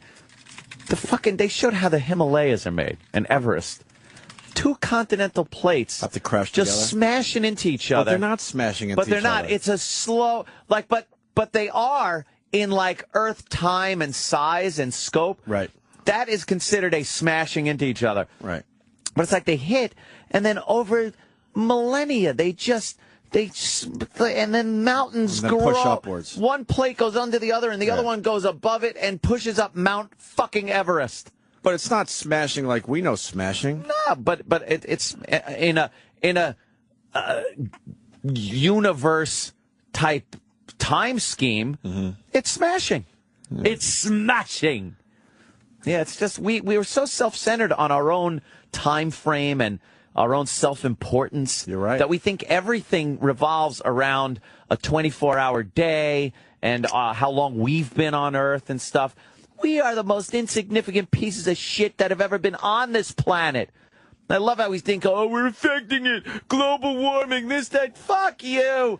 Do you know what happened? Like I said, dinosaurs, 40 million fucking years, and then just gone in the blink of an eye, and then other things pop up. Same thing that would happen to us. We're not that special. We are so not special. We stink. I think about my own life, and I think, wow, what's special about this? Nothing. And we all have lives where we do just mundane stuff day after day. What makes us special? It's like, oh, great, we'll be on the internet for quite a while, even after we're gone. We're talking about, with our careers and things we've done and the news we've been. Yeah, and what happens when there's no internet and everything's gone and every trace of humanity has been wiped from the planet? That'll happen someday. Yeah, absolutely. That'll happen. Every fucking thing that's been on this planet has been eliminated. Yeah, but life will be somewhere else. Yeah, well, who knows, but I don't understand the people that really don't think there's life out there. Yeah, it's got to be. I mean, you just look at the numbers. Yeah. It has to be. It's infinite. So, there's got to be. It has to be. When we were growing up and they told us that there's like one little solar system and then there's like, 3 planets or something when we were growing up. I don't know. We think there's other planets out there. But that's crazy talk. Remember? They would be like, oh, come on now. It's like planets. Well, of course there's planets. Well, and now it's like, oh, there are planets that pretty much look like they could support some kind of life. Yeah. In our lifetime, I mean, what we've learned about space is just mind-boggling. Space. Right? Yes. You weren't getting amazing pictures of all these distant planets and stuff. stuff. No, they were blurry blobs that they said, look, Jupiter, I think there's a spot on it. Yeah, and now you can see like fucking faces right into it. Right. There's people waving. Right. There's like fucking Jupiter people waving back, and you could see them. Let's go to Howlin. How do you say your name there in Ohio? Kayla. I called before. I just want to call and say, dumb name. Not so much Anthony. Sorry, man. No, I'm kidding. Go ahead.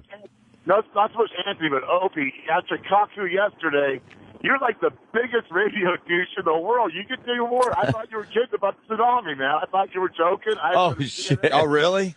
No, we don't pull that stuff anymore. Yeah, we can't really pull that stuff anymore, unfortunately. I used to love pulling that old gag, but we can't do it. I thought you did it again. And Anthony, I am special. My mom told me so. So I will be out here forever. I don't know what you thought. All right, brother. All right, you self-important ass. All right, sir. There he goes, Mr. Important. Yeah, let me go to Bill in Ohio. Hello, Bill. Bill. Good morning, gentlemen. We're officially doing Pod Talk, yes. We'd like to do this from time to time. Go ahead, Bill. Okay, I want to say I'm not a Bible thumper, but Opie, you are correct. If you believe the Bible and the story of Genesis, God created man in his image and placed upon the earth. So if you believe, that you believe that aliens put humans on the earth, and according to the Bible, you're correct. God is an alien, then? I'm not even really joking. I really think we were put here from somewhere else because we're a bunch of humans are a bunch of uptight douchebags in general. But if you spend any time in nature, everyone just kind of gets along. Sure, you got the predators and all that crap going on, but but in general, everyone just kind of gets along. There's a harmony that happens in balance. nature. And then you look at humans, and we're all like 1 second away from killing each other over the dumbest shit. They're all here to do our bidding, all those animals. When nature kills, it's for a real reason to survive. We'll just kill because you were an asshole on the line at Starbucks. That's true. Yeah, you're right. And there is, again, you're right again, Opie, there is a huge drop-off just even between humans and our supposed closest relatives. That has always creeped me out, because let's say there is a God and all that, and all right, the divine spark and stuff, but he decided the animals don't need any of this divine spark. No divine spark. Why not? Or thumbs. How do they explain that? Well, I don't know, but you're kind of making it sound like humans were dropped here like we are now, just blunk. But if you look at evolution, we were kind of very animalistic and lived in kind of, why did we balance with the rest of the world? But we evolved to the point we are now. Why isn't anything else really evolving at the rate we are? That's what I know. Well, what drives me nuts. Our bigger brains, we had larger brains for our body size than any other animal on the planet. All right. The way we're set up with the opposable thumb, we're able to build things. The necessity, we're using our brains to build things out of necessity. There were people that lived in colder climates and needed to build some kind of shelter. So they figured it out, and then that led to the next step and the next step, and then you just kind of start figuring things out and evolving. Fair enough. But why not? All right, then we'll slow down their progress. All right. Why hasn't a porcupine figured out the wheel yet, at least? Yeah. Or starting its own little fire. All right, we'll slow down. I'm not talking about fucking iPad technology. I think because they're retarded. like their brain size for the size of their body, the percentage of brain size to the body size is really bad. Really? They're retarded? The porcupine's got a little head and its little dumb brain, a giant big fat body. Then how is it that birds can fly to Florida to the exact same spot and come right back to the exact same spot in New York? There's that instinct part of a brain. So why can't they figure more shit out with that? I don't know, because they got a bird brain. A little bird brain. They don't know shit. Their capacity is not like humans. And you look at chimpanzees and gorillas and the great apes, as they call them. Their brains are smaller percentage-wise than humans. So they kind of walk around a little retarded.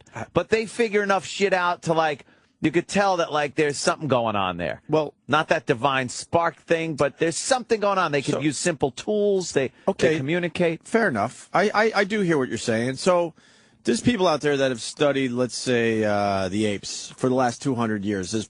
There's material that they could go through. Yeah. Okay? Have they seen any improvement in the apes and them doing anything different in the last 200 years?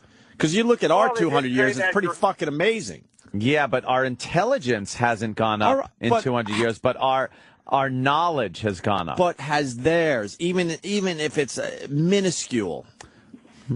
Is there a study on that? Good question.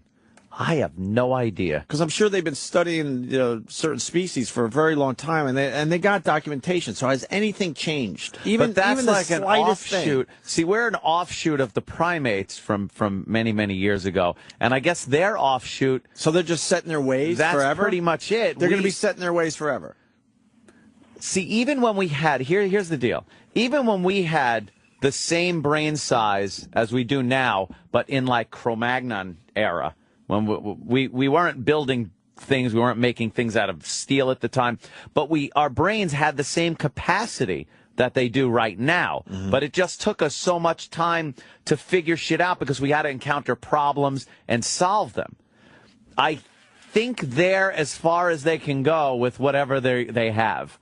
We always had the potential, but we didn't have the knowledge yet. And I don't think we're done figuring shit out and using our brain powers to get more intelligence, more knowledge. It doesn't make sense that they're just done. They're done. All these other animals, they're done developing. They're done. I think they're completely done with their brain power. Wouldn't you think it would be infinite? No. I think there is a limit on what any animal's brain can do, even ours. I think there is. I think there is. Fascinating. We'll probably hit a wall at some point, and then, some other thing will look at us and go, look, it's retarded. It can't do anything else. Right. It's gone as far as it can go. I mean, with everyone just like preoccupied with their smartphones, you'd think another animal would take over the world. You think at least they'd have a rotary phone, something, right? You think the chimps would have a rotary phone by now? Something. At least they would have tied two things together with a string or Right, something. anything. Anything. That's all I'm asking. Being able to communicate with each other with different things than just, you know? How about smoke signals from, how about make fire? Anything. You want a creepy tweet? Yeah. Mongo the trucker. Uh-huh. Ope, the moon is escaping Earth's orbit at 6 inches a year. Oh, yeah? Without the moon, the Earth will be dead in 1 million years or so. Oh, well. Ain't that a bitch? But I don't won't be. I don't worry about that shit as far as humans go, because I'm thinking if we survive 1 million years and this Earth is like gonna get uninhabitable, yeah, we'll be somewhere else by then. Yeah, probably. We'll go destroy another planet, because that's all is going on. That's why we were put here, because we destroyed the planet we were on before that. There's no way of traveling to another planet within any foreseeable future of what we have. But fast forward another couple hundred years, we'll be hundred years. We'll be further out there. I don't even think so. I think so. It's like, do you know how far away the next star is? Well, it's like you can't even. And any planet in our solar system is uninhabitable. We can't go to any of those planets. You sure? Yeah. Where are we gonna go? What if we warm them up? Yeah. Ourselves. Really? Why not? Start by kind of just. We need Weyland Yutani to build some fucking. We just orbit. Some shake and bake colonies. We just keep orbiting. Shake and bake planet. And then slowly but surely warm up the planet somehow. Yeah. Which one should we go to? Yeah, what planet would be good? Mars is dead. See, I think Mars is dead, and Venus isn't cooked yet. That's what I think. And anything else has too much mass, and we would just be crushed. Gravity would fuck you up severe. Do you think it's possible that we're just skipping from one planet to the next? That's what I'm thinking. Like Mercury maybe used to be like the cool planet, and now it's just a burnt-up Hulk. Why not? If they were more advanced than us and like, all right, it's time to leave this fucking thing. But we're going to have to start over. But then, yeah. Because you have to start over if you skip to another planet. And that's the problem with what's going on with us. But Venus is closer to just imagine eventually the sun. We have to jump to the next planet. Maybe it's pulling back because Venus is closer to the sun than Earth or Mars. So maybe the sun's going to contract and make Venus inhabitable. We were just skipping from planet to planet every whatever million years. Oh no, I don't fucking know. Such a we have such a lack of even the capacity to discuss this shit. Even people like Michio Kaku, it's all theoretical shit. We'll never figure this shit out. You don't think? No, it's too infinite. It's too big for us. We can't wrap our fucking minds around it. I don't know. It's like Charlie Sheen. I think we can't wrap our minds around it. I think that brilliant guy that was in about technology. Yeah. Yeah, made some great points in his documentary. Yeah, but it was a snooze fest, but in between naps, man, there were some good things in his documentary about technology and where we're going and how it's going to start improving really quickly. Yeah, but it still doesn't answer that where we came from, where we're going kind of a thing. There's no real solid answers to as people. Our technology is one thing. We're great. Look, I love the iPhone. I'm going to pick up the iPad. I love all that shit. And as they get better, are they going to introduce it into us physiologically? You know, all that shit. But where are we going, really? What the fuck are we doing? I don't know. I don't know either. Because our lives aren't really that important. No. What would make our lives important? If we really knew what the fuck we were doing. Not this theoretical fucking lottery. It's like fucking a crapshoot. All right. Are you willing to sacrifice a lot of fun right now for eternal happiness in the afterlife? Come on, people. What door are you choosing? Eternal damnation or right hand of God? Why does it have to be damnation? Well, because you're not supposed to have fun now. This is your test. That's stupid. If you knew, though, wouldn't you be good? That's just dumb. Like, why does it have to be this faith-based bullshit? Tell me, and I'll be a good guy. And what did I do where I'm tested as soon as I pop out of a pussy? What did I do? Problem? What did I do? What the fuck did I do that I got to be tested? Now I got to be tested my entire life for what? What did I do before this? Give me the handbook so I could read it and go, look, God put you on this earth. Here it is. And don't tell me the Bible's the handbook because there's too much mystery. When you were growing up, everything was cool until you fucked up, maybe blew off a curfew, came home drunk, whatever it was in your fucking family, and then you had some shit to deal with. But now you're contending. But logically, we have shit to deal with as soon as we're born. Second year out. What the fuck did I do? If you're not good, you will go to hell.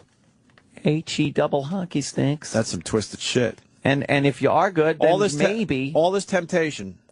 That's twisted shit right there. And the thing is, there's no guarantee. So you do this, and you sacrifice what little time you might have to have a good time and enjoy yourself, and maybe take a few liberties.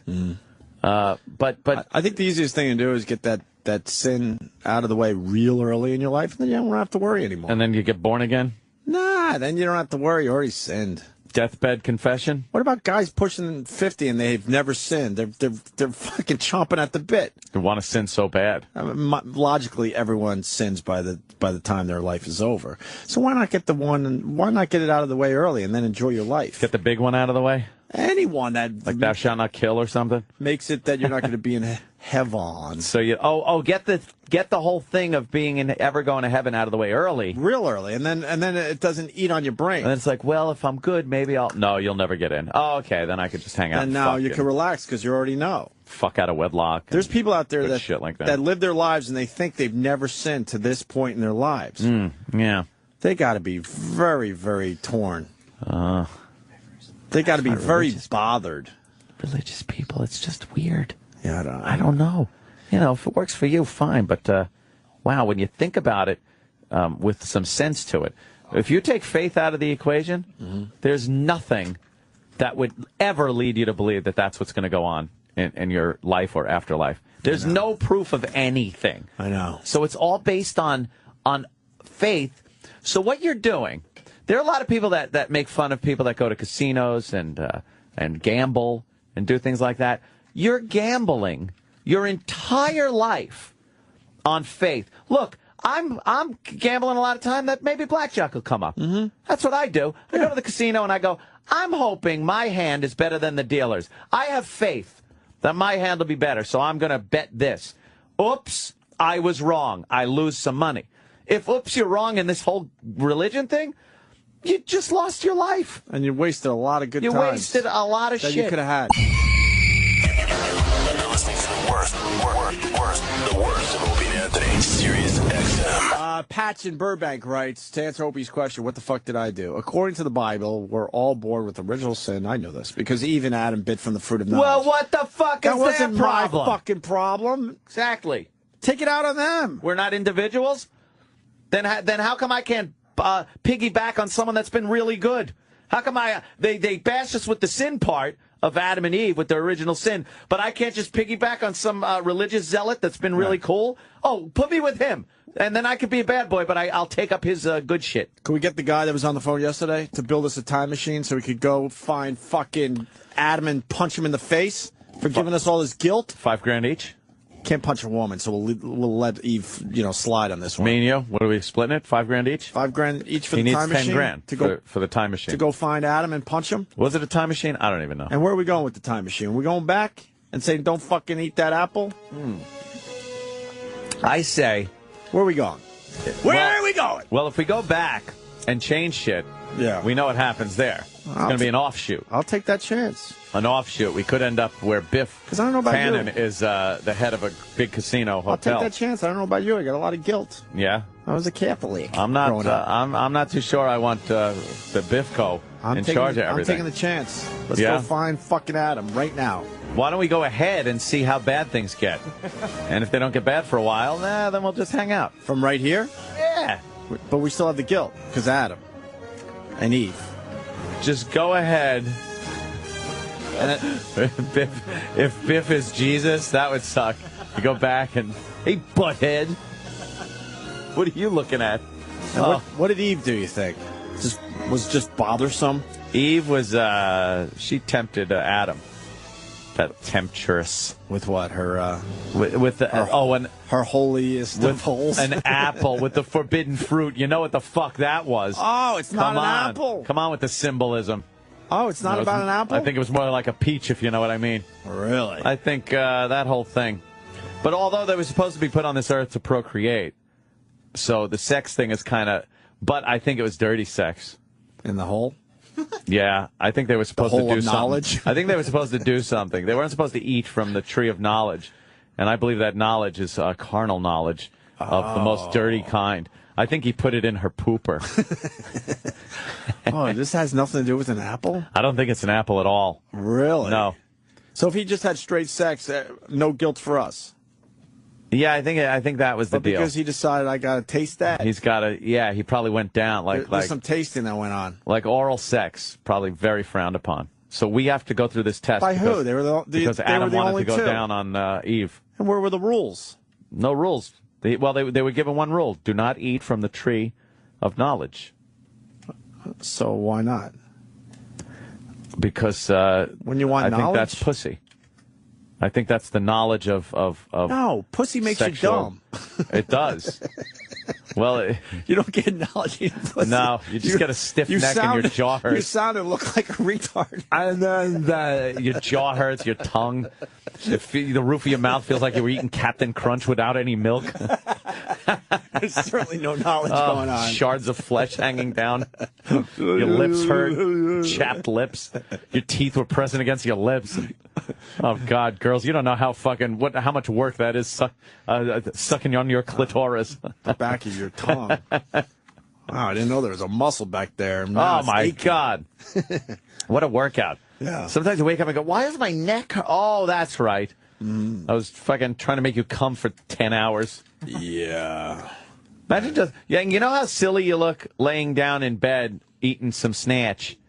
Just think of standing up and turning your head like that and walking around all day with your head in that position. You'd be aching. Of course you would. Yeah. Well, it's like when you ride a bike. Yeah? Yeah. Early in the spring when I get back to riding my bike, I got a really sore neck. You get a sore neck? Yeah, because you're looking up. Oh, because you're hunched over a little bit? Nah, I don't do the fucking Lance Armstrong. I'm hunched over a little bit. What do you have, fucking high handlebars and banana seats? Do you have a sissy bar? If you need to know, I have a hybrid. A hybrid? So I don't have to go into the Lance Armstrong gay pose to ride my bike. So how high are your handlebars?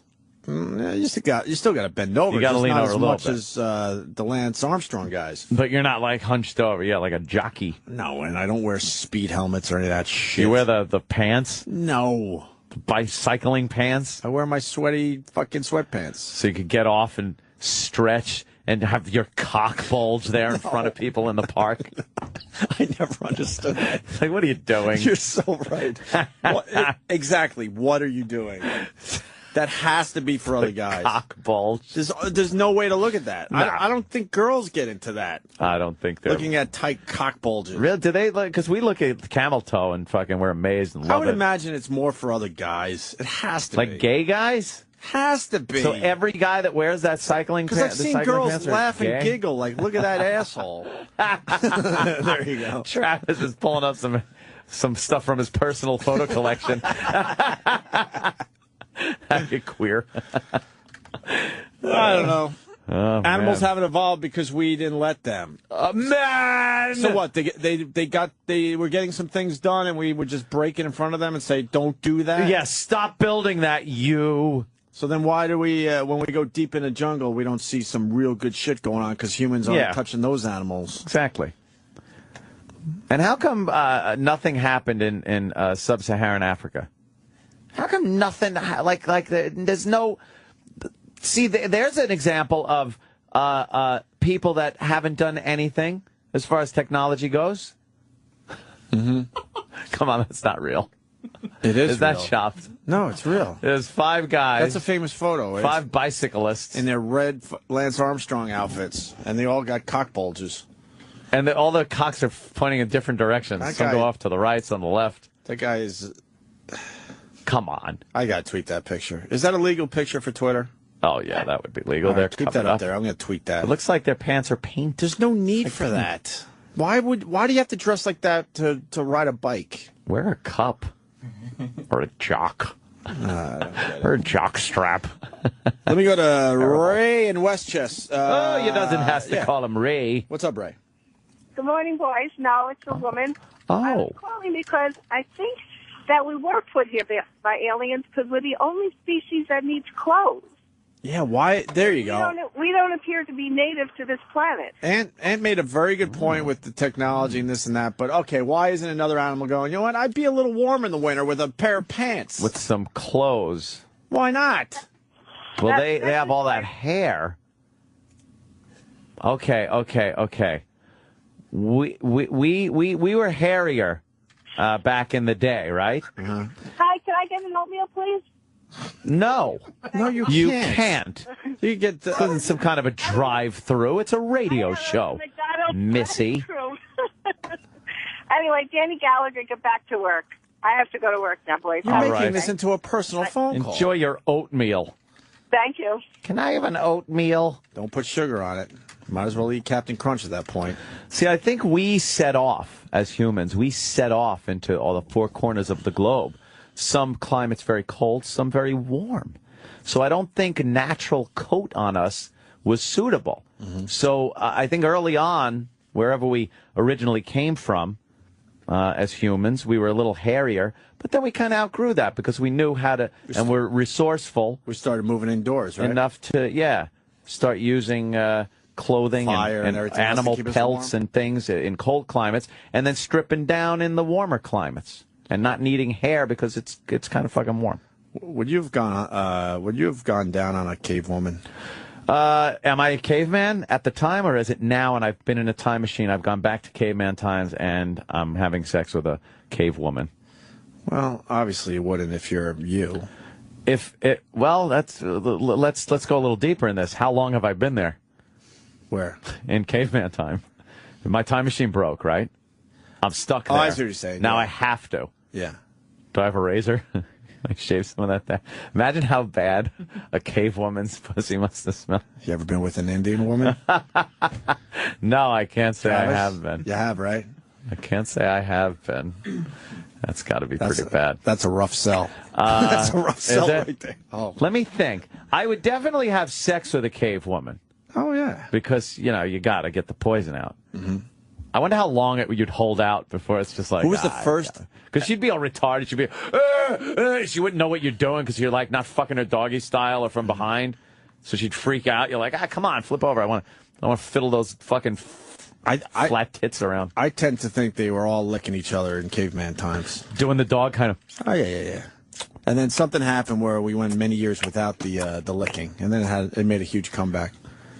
Somewhere around the Dark Ages. The licking wasn't for pleasure. It was kind of like, let me see if she's in heat kind of a thing. Yeah. See if she's ovulating. They could taste ovulation like a fine wine. And then they'd shove it in and have a kid every single fucking time. Joe DeRosa's here? This planet. He does religious material. Oh, yeah. He's a big fan of talking about religion. Oh, yeah. And then it got to the point, I guess, where... Yeah, where the for pleasure, the licking for pleasure. Yeah, when did probably that start? Started? I would think sometime in the 1400s. Can we look at what people look like in the 1400s, please? That was time of like the plague and shit. 1400s. Oh, that was some smelly shit. That's got to be bad. It has to be after the big plague. But they were big on perfumes back then and oils. Why do you think? To keep the stink off. Why do you think? They didn't wash very often back then. To make it bearable. Like now, if you don't shower for a couple of days, you're just like, oh, God, I stink. I'm terrible. And back then, like, they didn't bathe for months. And they didn't invent toilet paper yet either. No, what they wipe with. A lot of cranky asses. And that's where On the Rag came from, I think, because they actually just used kind of a rag. I would imagine. Boy, they looked silly back then.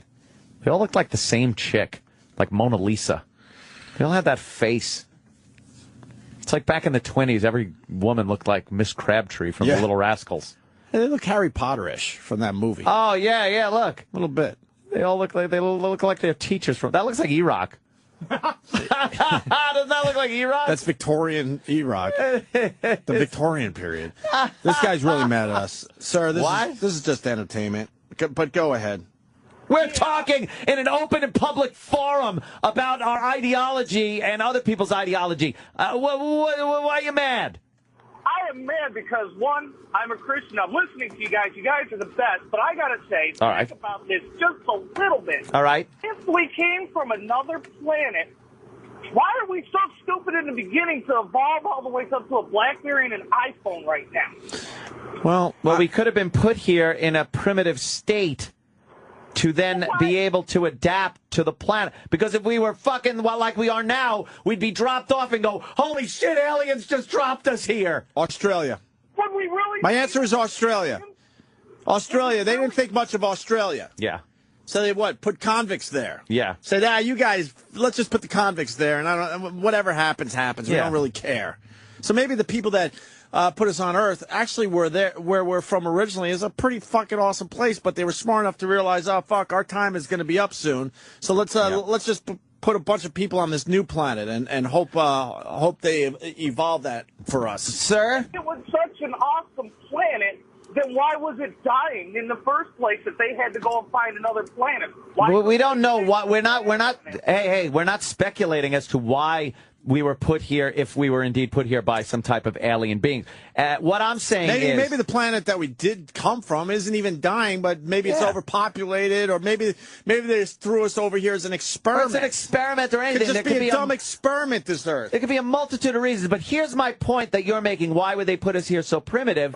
Because it's like a growing process. You can't put intelligent beings and transplant them somewhere. We would have had to have been put here at a point in our evolution where we couldn't remember being put here in pre-recorded history, and that way we can grow with the planet and not remember that we were dropped off by aliens and freaking out that we were dropped off by aliens. Get it? Hey, I like that. In other words, everybody on the planet is nothing more than a chimpanzee caught in a cage for a science experiment from somebody else from another planet. It's an option. It's a viable, just as viable as any other option. I love how he's outraged by that, but yeah, that could be a possibility. You don't know. Hate to tell you, but look at your own life. I say it all the time. Our lives aren't that special in the end. What's special about your life? You have to go to work. Look, there's people stuck in traffic right now, day after day after day, go to a job they hate. What makes their life so special? Yeah. And then you have kids, and that helps a little bit. But then they got the same destiny as you. Right. If you look at it in my point, like I said, I'm a Christian from the beginning. It's a lot more than just running the rat race every day. We were put on this earth for one reason and one reason only, and Adam screwed that up when he took the atom. How did he screw it up? If God made Adam and God's infallible, how did he make something that was busted like Adam? And yeah, why is God such a sick person that he gave all that temptation to a guy Free will. when it all was just starting? He could have free will. Why though? Why would you do that? Why give us free will then?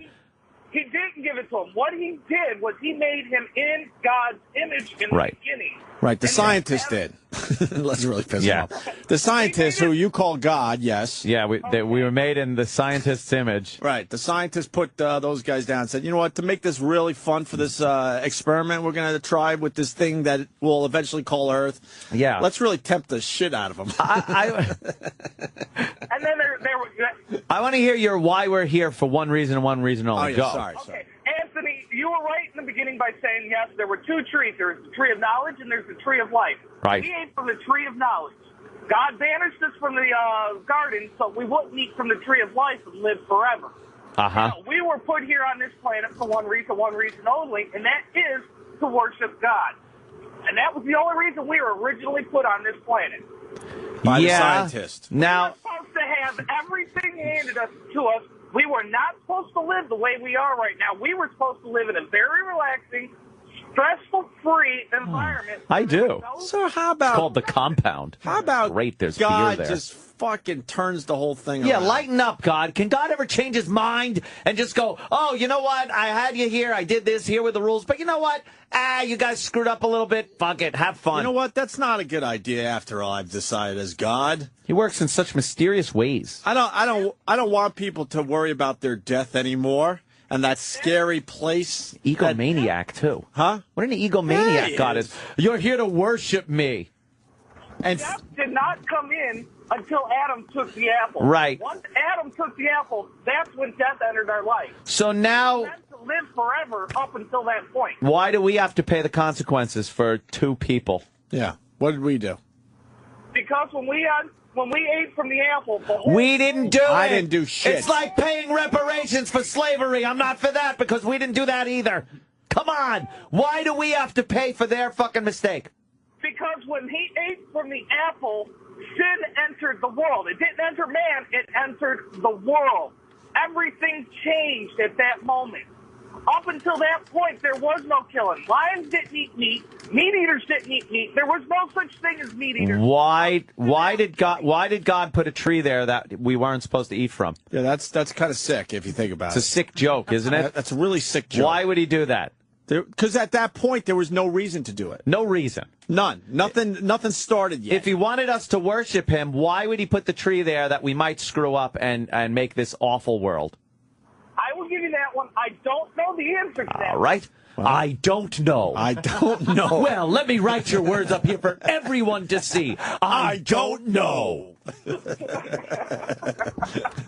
Has anyone seen Jesus? Is he on campus? I think God might be a little sick. Might need a little therapy. Yeah. Because, he goes, and then he decides, you know what? I'm going to just throw in every human's brain this thing where they wake up in the middle of the night and go, oh, my God, someday I'm going to be dead. Yeah. It's not a nice thing to live with there, friend. Right. Thanks, God.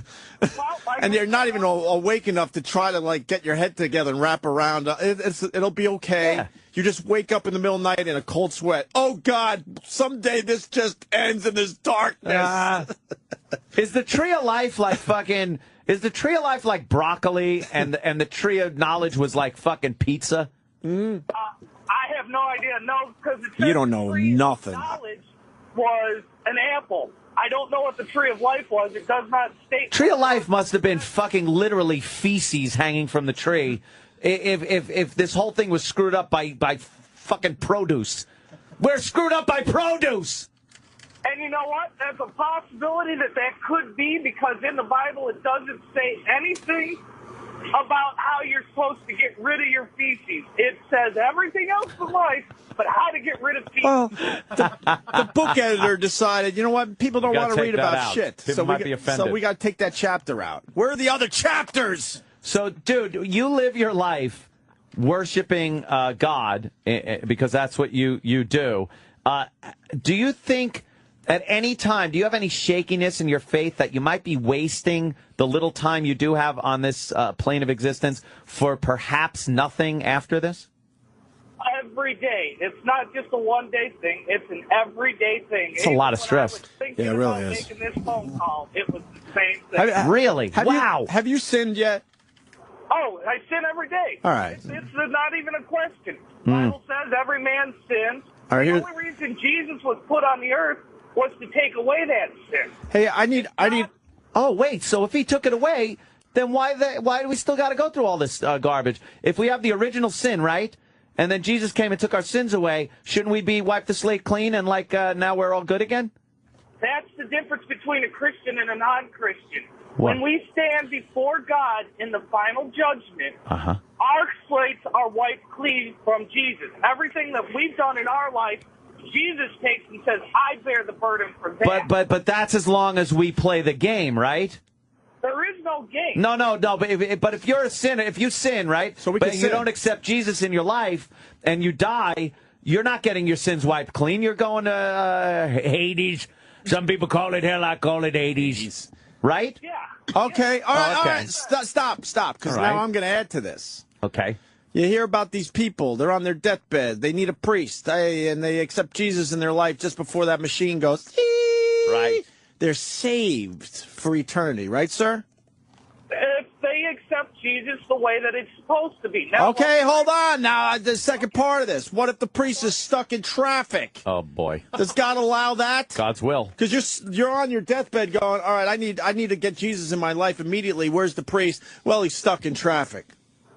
Now, let me add on to top of that. you do not need a priest to accept Jesus. Then why is he walking around the fucking hospitals, that creep? Can you just say, like, you're on your deathbed, could you just say, like, oh, I accept Jesus in my life, and then you're fine? As long as you mean it with 100% of your heart. Oh, my God, but you're going to start thinking to yourself, like, oh, man, I'm going to say it. Right. And I do mean it because I know the end is right here, but there's like a little doubt. You're gonna remember. You're gonna remember someone's ass and go, "Man, I know that was wrong, but God, that was a hell of an ass." Oh, I mean, wait, I can't think that way. I'm dying. I was tonsil deep in a chick's asshole, and wait a minute, wait a minute, give me a second chance. It's so hard to keep those thoughts out of your head when you're trying to be good. Whenever I'm in church for a wedding or even a funeral and shit like that, you're sitting in church and I just start having horrid thoughts, and I can't look at my friends because we start laughing. You ever get the urge to just start cracking up at a funeral? It's horrible. You're sitting in the church and you're like, oh my God, I'm going to start laughing. I got one more instant feedback that explains everything for everybody. It wraps up this hour. Oh. This is the answer, Opie. Our ancestors' planet was dying. Your planet, it's dying. Something we're thinking about, right? Yeah. But we hadn't figured out interstellar travel yet. Right. So they sent their DNA to this planet, knowing it's strong enough to take hold. Oh, that's a good one. So the DNA goes out. They're like, look, we're smart enough. We know the DNA will survive in this climate, which will eventually be called Earth. So something will merge with that DNA. Cells will start dividing. Things are happening. And then it evolves into the creature that was on that original planet. I fucking love that. That rules. See, because the planet, Krypton. Because we're probing right now. We're throwing probes into planets. The Krypton sun destroyed the planet. And they sent DNA, or Superman, also known as Superman, to our planet. Yeah. Look, wow. Man, to everyone, to the religious people, believe what you have to. I don't know what I believe. Whatever gets you through your day. I'm not going to lie. I don't know what I believe. Let me tell you something there. What's this guy's name? Is he still on? Yeah. Yeah, let me tell you something. It sounds to me like your life is very stressful just with this whole fucking ideology you have. Never mind having to work and raise a family or fucking whatever you got to do. It seems like just being is very difficult for you. That's quite the opposite. I am a very calm, very low person. Oh, I don't mean not calm or anything. You can be calm or anything, but the mental stress of trying to be worthy of your God seems very stressful. It's not stressful because I don't worry about being faithful, or not faithful, but idealistic to my God. I know that I can't do it. That's why Jesus came. So you know Jesus will take the burden off of you, so you could just do what you want, and then you go to confession and everything's fine. Well, you can't just go to confession and do whatever you want, because. No, let's take the big ones off the table. Let's take murder off the table. Let's take even adultery. You could confess to that, and you'll be fine. Murder, I think, is an autopilot to hell. Tell you the truth. Really? Yeah. I don't know how that is in the same fucking rule book as honor thy mother and father. You got a lot of guys in jail that have that Bible, though, Ant. Hey, dude, what about that? And they did horrific things. Yeah, I know, but that's just them thinking that they're going to go to heaven. They're still going to hell for murder. You think? Yeah. Hey, how come that's in the same rule book, the Ten Commandments? How come murder is in the same rule book as yelling at your mom because she fucking pissed you off? Well, do you think it's right either way? Is it right either way to do either one? Is it right? No, it's not either way, but I'll tell you what, yelling at your mom because she wouldn't give you the car and murdering somebody, there's a pretty big drop-off there, you know? And to put it in the same rule book... It's not the fact of yelling at your mom because she didn't give you your car that he's saying. He's saying respect your parents. In other words, respect the fact that they said no to the car because for whatever reason they have... Look, I know what you're saying, but I'm saying you could smash your mom in the face with your fist. It still ain't as bad as murder. But it's on the same tablet? Yeah. Crazy. Yeah, that's See, I can't buy that. How is unmarried sex on the same tablet? I know, exactly. Can't you plea it down? Can you plea it down with God? Does he take a plea deal? Can I have my attorney contact him and go, look, it was only a little disrespect of thy mother and father. It ain't like it was murder. I'm sure God's lawyers got involved, too. All right, look, we know it was adultery. We're going to plea it down to coveting. We're going to plea it down to coveting.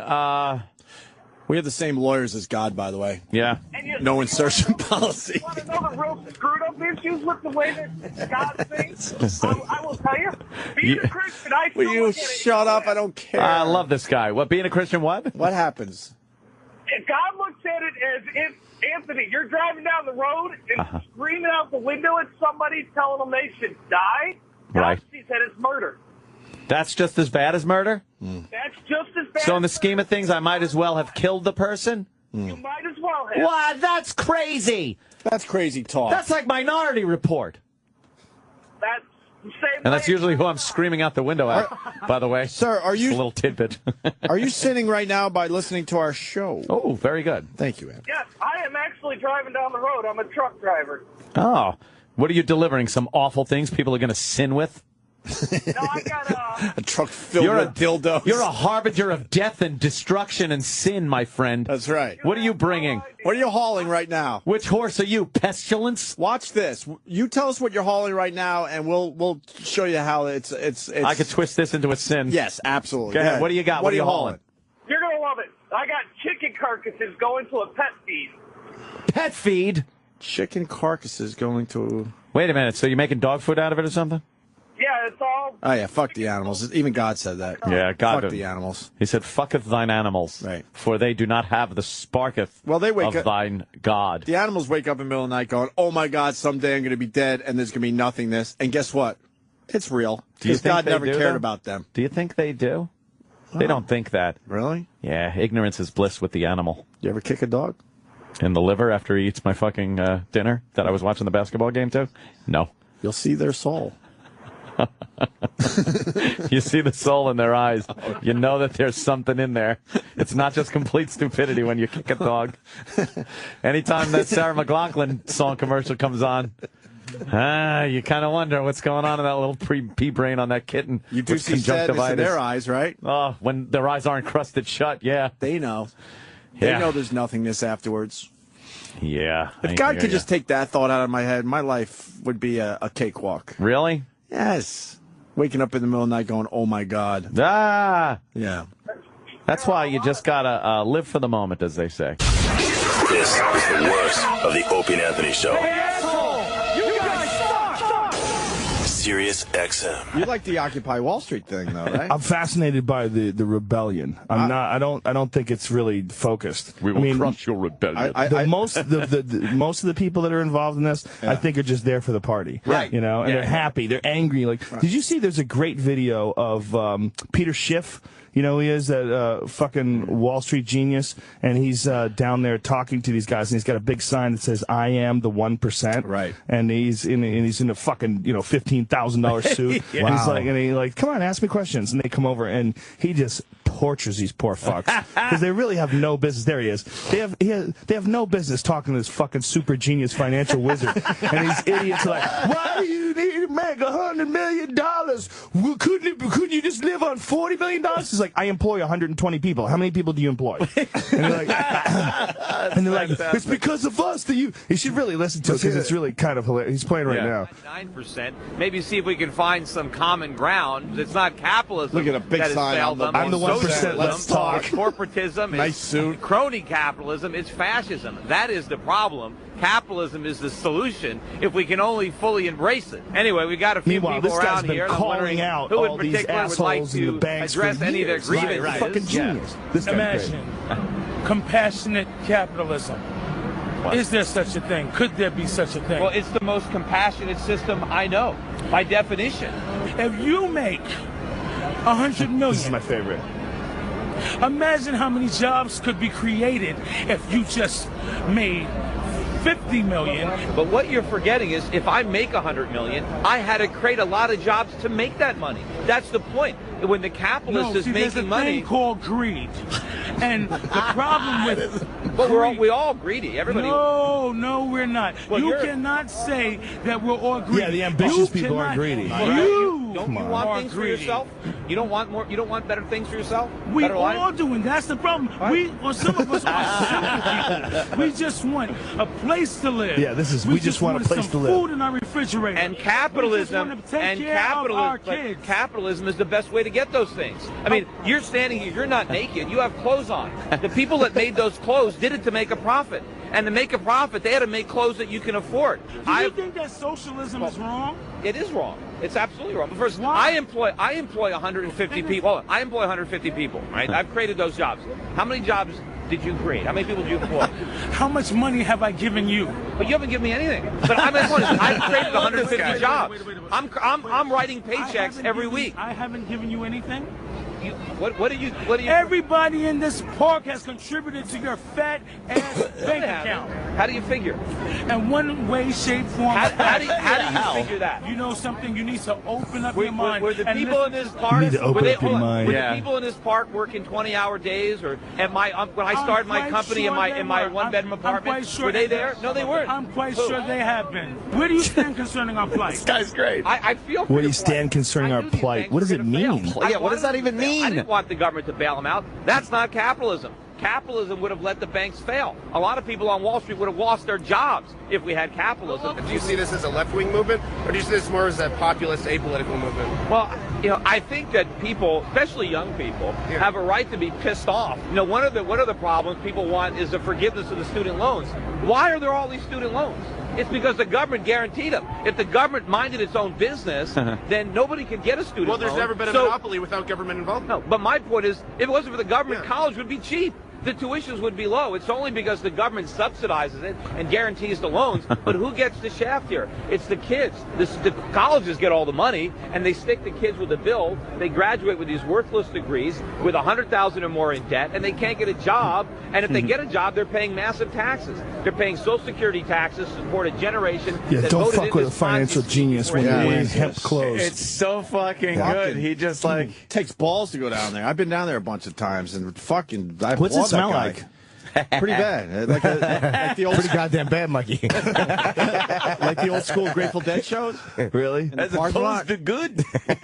But you nailed it. I mean, the fringe people are all freaks. You want to you peel them away and see what this really is about. That first guy was the classic attitude. This attitude that, why should you have this when all I want is a job and food on my table? It doesn't work that way, man. It doesn't work that way. You got to go get that job. Get it. Yeah, the system is absolutely fucked. Knowing that, go forward. Right. Yeah. Yeah, this is the game. Here's how the game works. Right. It's fucked up. It's rigged. There's a lot of holes in it. But you can get a pot of gold at the end. You just got to figure your way through the fucking funky maze. When you're playing Monopoly, no one gives you the hotels. Yeah, well, absolutely, though. He's right, though. I mean, and it would have been crazy if all the banks failed. It would really have been nuts. It would have been madness. But really, that's what is supposed to happen. Yeah. I mean, it really is supposed to happen that way. I don't understand finances enough to comment on all that shit. But what I do know is that the guy like that first guy, that's a big part of this movement. This idealistic, hippie, socialist sort of attitude that is just fucking ridiculous. All we want is food on our table and...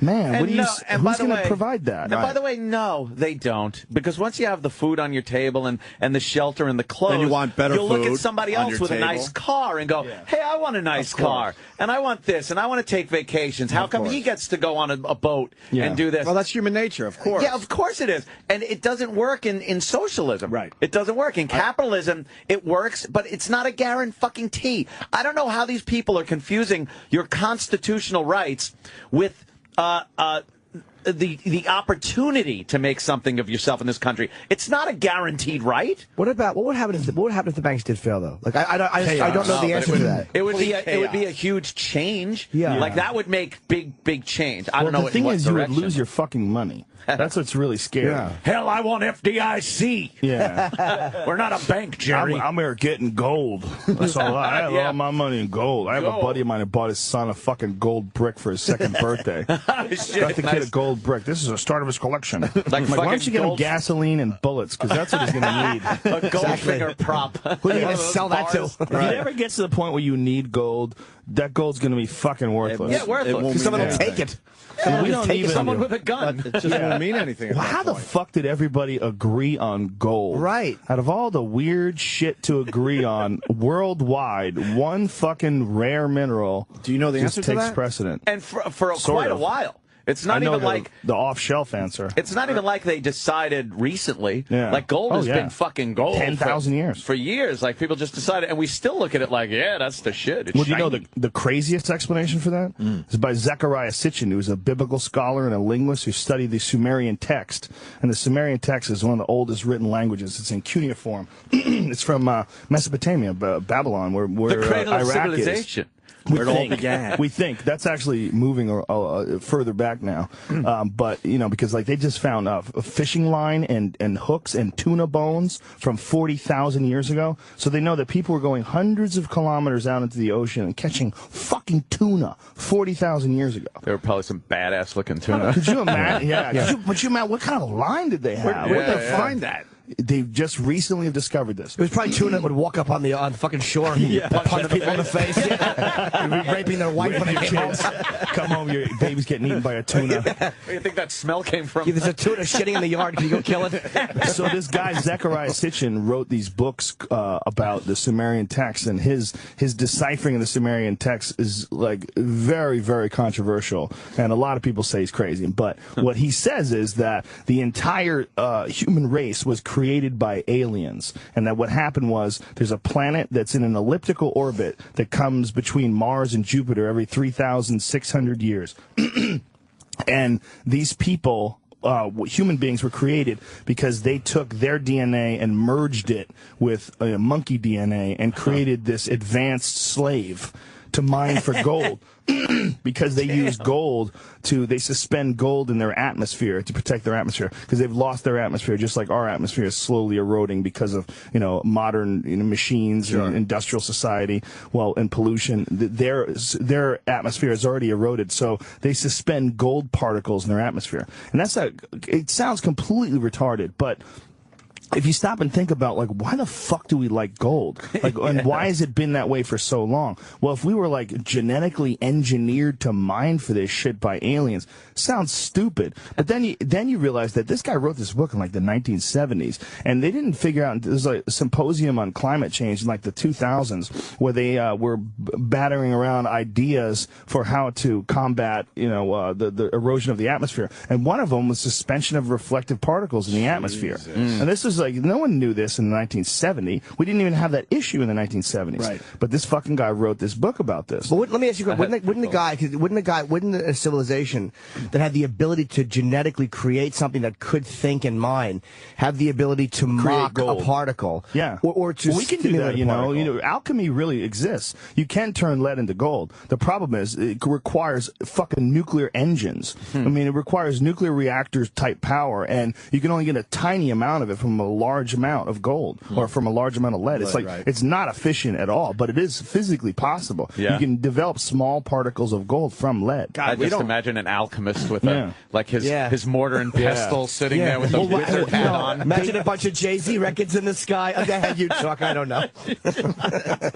We don't know shit is what it comes down to. Well, we don't know shit about human civilization. We don't that's know for sure. shit. We don't know shit about how long people have been around. Right. There's a new thing that they found recently called Gobekli Tepe. It's in Turkey, and it's at least 12,000 years old, which is when people were supposed to be wearing animal skins. We're supposed to be hunter-gatherers and nomadic people.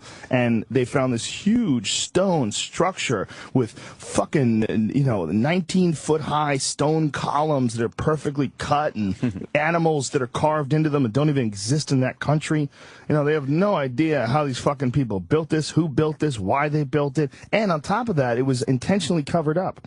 So someone 12,000 plus years ago covered this whole fucking thing up. They built this massive stone complex of huge circles, and they don't know what the fuck it is, why it was there. Some guy just found it. He was a goat herder. Yeah, I believe it was the 1990s that the guy discovered it. He was just herding goats. I wonder why, though, it's always very mysterious and stuff, but it's made of stone all the time. Yeah. I would like to see something made out of some kind of really fucked up material. Right. And that would be like proof positive. Yeah. Well, because the stone is the only thing that exists. But it always leaves that element of, you're like, all right, people could have done that here. Yes.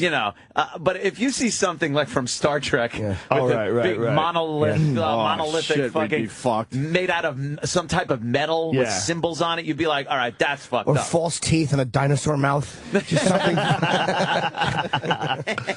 Well, have you seen those things they find in like Egyptian pyramids where they find like little model airplanes? Have you ever seen those? Yeah. And then you think it could be a bird.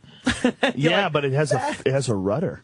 No bird has a rudder. It has an upright rudder that doesn't exist in the animal kingdom. I've seen that. That is pretty weird. It's fucking amazing. Or maybe they just understood flight to a certain degree, or understood what the aerodynamics would be. Right. I just say it's something really obvious. Understanding flight is nothing compared to understanding how to build a fucking gigantic, perfect complex of 2,300,000 stones, all cut. Literally, I mean, the tolerance has to be like micro-millimeters in order to get it perfectly to meet at the top. That is crazy. Well, that's insane. You ever see some failed pyramids that just they didn't quite, they started fucked up at the bottom and they get up top and it's like, we're flat. It's like a Frankenstein pyramid.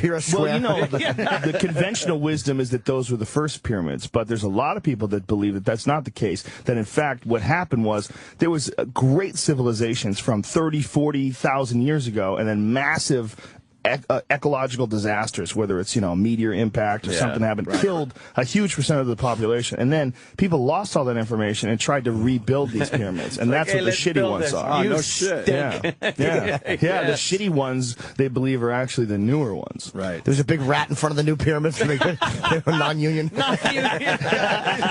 Big rat. Instead of a sphinx, it's a fucking rat. They can't even wrap their head around how those people built that shit 2,500 BC, Haven't they reenacted it too? I've seen shows where they kind of think they can figure it out. Guesswork. One professor will say this, another scholar will say that's not the way. There's some scholars that say it wasn't, that they were actually made out of concrete, and that they made a concrete a form of, that these were actually cast. Right. And then that there's a lot of evidence to support that too. But it's amazing that Italians there. Come on. It's amazing we can't figure out how it was built still. Well, with all the shit we're doing. A massive amount of evidence that people have been around a lot longer than we think they have. I believe that. But this tuna thing, finding these 42,000-year-old fucking tuna bones and hooks and line and shit, like, what? Dude, match the hatch, dude. Caveman Bobby. Yeah, that's because I think as they find more stuff, you realize that people have been thinking and making tools a lot earlier than we thought. Well, I had this guy on my podcast. His name is Graham Hancock, and he's written a bunch of books about this stuff. He spent his whole life studying it. He's got a book called Fingerprints of the Gods, and it's his assertion that somewhere around 10,500 BC, there was something happened, some massive ecological disaster, some massive, whether it was a flood or there's a bunch of different theories to whether it was melting glaciers. And it coincides with the end of the Ice Age as well. The end of the Ice Age happened really abruptly, and it killed a bunch of species almost instantly, like woolly mammoths and saber-toothed tigers. They find them dead, like thousands of them all in a field, and they have no idea what killed them, no idea how quickly they died. Because if a bear dies in the woods, there's nothing left in a couple of weeks. All the bones get chewed up, the flesh gets eaten by other bears, they cannibalize it, and it happens with almost every animal. So when you get a place where there's thousands of bodies, something fucking happened, and they don't know what that something something was, but it coincides with the melting of the glaciers that covered North America. You know, North America 10,000 years ago was covered in over a mile-high fucking sheet of ice. Most of North America was under ice. And what people don't know is when that ice is moving, it's like a fucking eraser. It's grinding everything. It's moving a couple feet a year, and it's a mile high, and it's crushing everything in its path. So any buildings, any construction, any computer you leave behind, that shit is gone, man. There will be no evidence other than the stone. That is amazing. Pretty fucking crazy. Fuck yeah, it is. I didn't realize it was only 10,000 years ago. Yeah, 10,000 years ago, there were saber-toothed tigers in North America. And it took so long to build up the ice to that point, and then relatively short period of time to pull back again. And the stuff it left, though, when you look like in Central Park, all those giant boulders, that's directly because of the ice. The Great Lakes. Dragging, the Great Lakes. You ever fly over the Great Lakes? I've only flown over once recently. We did a UFC in Milwaukee, and we flew over Lake Michigan. I was like, holy fuck, that's an ocean. Yeah. It's a goddamn ocean of water. We used to take boats across there when I lived in Western New York. It's giant. An ocean. Joe Rogan is right. Used to be a giant fucking sheet of ice, and that's like a little puddle that's left. Right. Yep. Wow. Long Island itself, if you look at the geography of Long Island, the North Shore being very rocky, very deep water, and the South Shore being very sandy and shallow into the ocean. It was directly because of the receding ice just pulling everything back. It's fucking We can't even wrap our heads around that. And the time frame is just insane. But it's like, what do we spend? 75, maybe hopefully 80, 85 years on this planet? Yeah. It's fucking nothing. You're not seeing shit. Well, have you heard the black hole they just recently discovered that's 21 billion times the mass of our sun and 10 times larger than our solar system? Could you give me an example I can understand? Wrap your head around that. A black hole 10 times larger than our fucking solar system. Jesus. Yeah, that's crazy. And that's nothing. That's crazy. And that's not, if that that's disappears, the universe won't even notice it. We didn't even find it until recently. Like, oh, look at that. Look at that little silly thing sitting there, eating up fucking galaxies, sucking galaxies down its maw. Does this shit freak you out, Joe? Yeah, sure, definitely. You really study this shit. You know I got too much free time. When I have too much free time, that's when I start really going into this stuff. And but it doesn't seem like this knowledge and pot would go together. Really? Why is that? I don't know. It's perfectly I think it would in sync. I think it would just freak you out. That paranoia thing might I think it would just freak you out. If you start thinking too much about something. And I think paranoia is a good thing. of things. Yeah, I do. I think a lot of people walk through life with blinders on, and I think one of the things that marijuana does is it makes you realize, like, oh my God, I'm like a fleshy little water balloon of fucking blood and tissue. I'm amazing. Goop could work like a machine.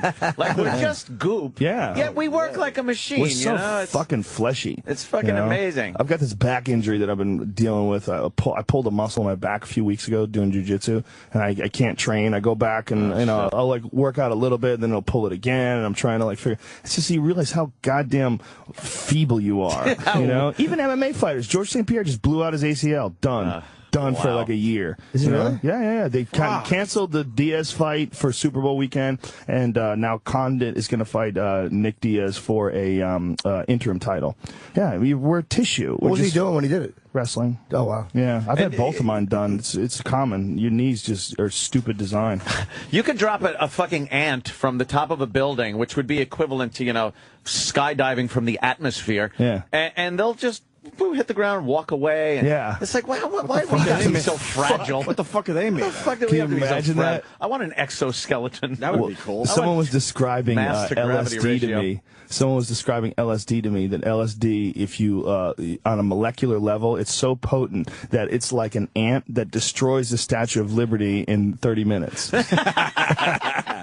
That's how potent acid is on a molecular level. I don't know if this is true. I don't know what the real numbers are, but someone told me that you could take like a fucking milk gallon full of acid and throw it into a reservoir, and everyone in whatever fucking town you live in, everyone in whatever city, New York City, whatever, just be fucked.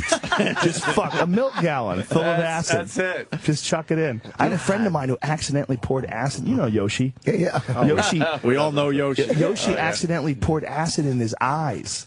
He didn't know. He had a friend had an eyedropper, and it was acid in the eyedropper. And he was in the guy's bathroom, and he was searching around for shit. And he, opens up this thing. Goes, oh, he's got a little eyedropper. I got a red eye. I'm gonna put it in there. And he drops. He goes, I go, how much did you put in there? He goes, I don't know, 7, 8, 9 drops. Jesus Christ! What right happened into to his him? just fucking gone for who knows how long. Oh wow! Yeah. Insane. Yeah. Oh, hey, Joe. Russell Peters, say hi. Do you want some anal porn? Yeah. He works in the porn business. We know. We've gotten some gifts. We know Yosh. Yeah. He's always giving you those gaping videos. Yeah, and then you accidentally get a few Joey Silveras in there, and you're like, I'll look at these later. How did we go from... we're Yoshi. we go all over went the from place. Egypt to... He's the link. It's just just all that stuff. A lot of people call it pot talk and shit like that, but it's not. It's thinking. It's thinking. It's wondering, where you came from, what it's all about. I was thinking about how vulnerable we are as a being, but then how amazing we can be at times, just in something so silly as you ever get very proud of yourself when you drop something and move your foot out of the way at the last split second as to not crush your foot with something. You go, I didn't even have to go like, all right, something's falling. I better move my foot out of the way. I'll move it to the right. I'll pivot it on my heel, and it's just automatic. You don't think about it, and it's like, what does that take to do that? It's just an amazing thing. Yeah, it has to fire up without consciousness. Yeah, it has to. In the time it takes for something to fall 3 feet, right. That's not a lot of time. I want to go back to that stone thing. Where was that, in Turkey, you said? Gobekli Tepe. It's in Kazanko's, if we found some kind of metals or something else, then he'd be impressed. Well, this isn't the aliens. This is people that made it. The fact is, a lot of that shit would not last 10,000 years. Only stone would last that long. Yeah. That's one of the arguments about the ancient civilizations. Yeah. This guy named John Anthony West he's an Egyptologist, and he's written a bunch of stuff, and he's got a great DVD series called Magical Egypt, where he goes really into depth about how amazing the Egyptian culture were. Right. The Egyptians were fucking aliens, man. Yeah. I mean, they weren't really aliens, they were people, but I'm saying, like, you compare them to all the other civilizations, all the other cultures on Earth, these motherfuckers were on not just another level, they were on several different levels above every other fucking, scratching, clawing human with a sharp rock on the end of their pointed stick. And what's the theory there? Why were they like that? The theory is that they existed a lot longer than we think they did. And what he points to, like, some solid geological evidence. There's a guy named Robert Schoch, who's a professor at Boston University. He's a geologist rather, and he did some work on the Sphinx. And they're saying that the enclosure of the Sphinx has water erosion on it, like deep fissures that could only be attributed to thousands of years of rainfall. And the problem with that is that the last time there was rainfall in the Nile Valley was like somewhere around 9,000 BC. And so it had to exist thousands of years before that. So this stuff was cut, and then thousands of years of rain, and then, somewhere along the line, if you look at the Sphinx, it's got a very different head than the rest of the body. The head is too small. So they think some pharaoh came along many thousands of years after it was initially built and then put his face on it. Like, I don't like that, whatever it was up there. Yeah. Get that off of there. Put my face on that motherfucker. But if you take that away, and if this guy's right, and geological evidence is about as fucking hard as you can get. The evidence that they have, archaeological evidence, a lot of it, they're piecing things together. There's a lot of theories. There's a lot of question marks. When they're doing carbon dating on stuff, what they're doing carbon dating on is, is basically stuff that's left behind, like whether it's food or something that's burnt, or they can't carbon date stone. So if they find something that's, carbon dated that's near the stone, and it's like 10,000 BC, that doesn't mean that the stone was created in 10,000 BC or cut in 10,000 BC. It's really just guesswork. Right. But the geological evidence of water erosion is pretty fucking solid. They've taken pictures of the Sphinx and put masking tape over the head and masking tape over the feet and brought it to all these different geologists and said, is this water erosion or is this sand and wind? 100% of them say it's sand. It's not sand and wind. 100% of them say they show this Sphinx enclosure and they say, well, this is water erosion. This is deep fissures. It's curved and smooth. It looks like water ran through it, like thousands of years of water cutting stone. So just that alone. But when you bring this up to the Egyptologists, they get all pissy. They're like, what evidence is this culture from 10,500 BC? Well, there is no evidence. That's the thing. There would be nothing left. There wouldn't really be anything. We're going back so far that stone is the only shit that would exist. Is it possible that the stone they brought the stones from other places? Yeah, but that doesn't mean anything because it's cut. See, it's an enclosure. And what is they built the Sphinx? Say like if it's a giant quarry, they cut the quarry. You know how they cut like walls out of the quarry? Well, those walls are where the deep fissure marks are. So it's the area where the Sphinx was built. They know that they cut these massive stones and they moved them from that area and constructed the temple of the Sphinx. Once you make the cut, the clock starts ticking. Yeah. Okay. So once they made that cut somewhere around 10,000 plus BC, which is fucking way earlier than we think people did that. We think people were building the Sphinx in 2,500 BC. And he also has a lot of other evidence too, this John Anthony West guy, where there's massively different construction methods from the older civilizations to the newer ones, and he can show them. And the older ones, a lot of it is still underground. They've dug up a bunch of them, and the ones they've dug up, there's like temples on top of them. Jeez. So you're dealing with a civilization, a culture that existed thousands and thousands and thousands of years, potentially before we thought. And it pushes back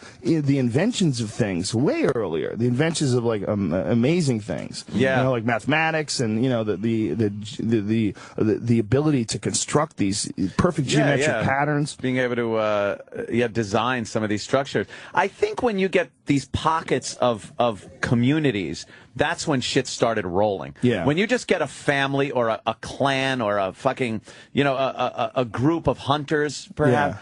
I think until you start really getting a community with a common language, some type of way to communicate with each other, then you're going to start rolling out invention and structures and make a kind of a community. And they have to have weapons because they have to fight off those other fucks. Those other fuckers that are still. Well, that's when Egypt fell apart. Egypt fell apart when the Nubians conquered them. The Nubians, though, the blacker Africans. They're Sephardics, the original Egyptians.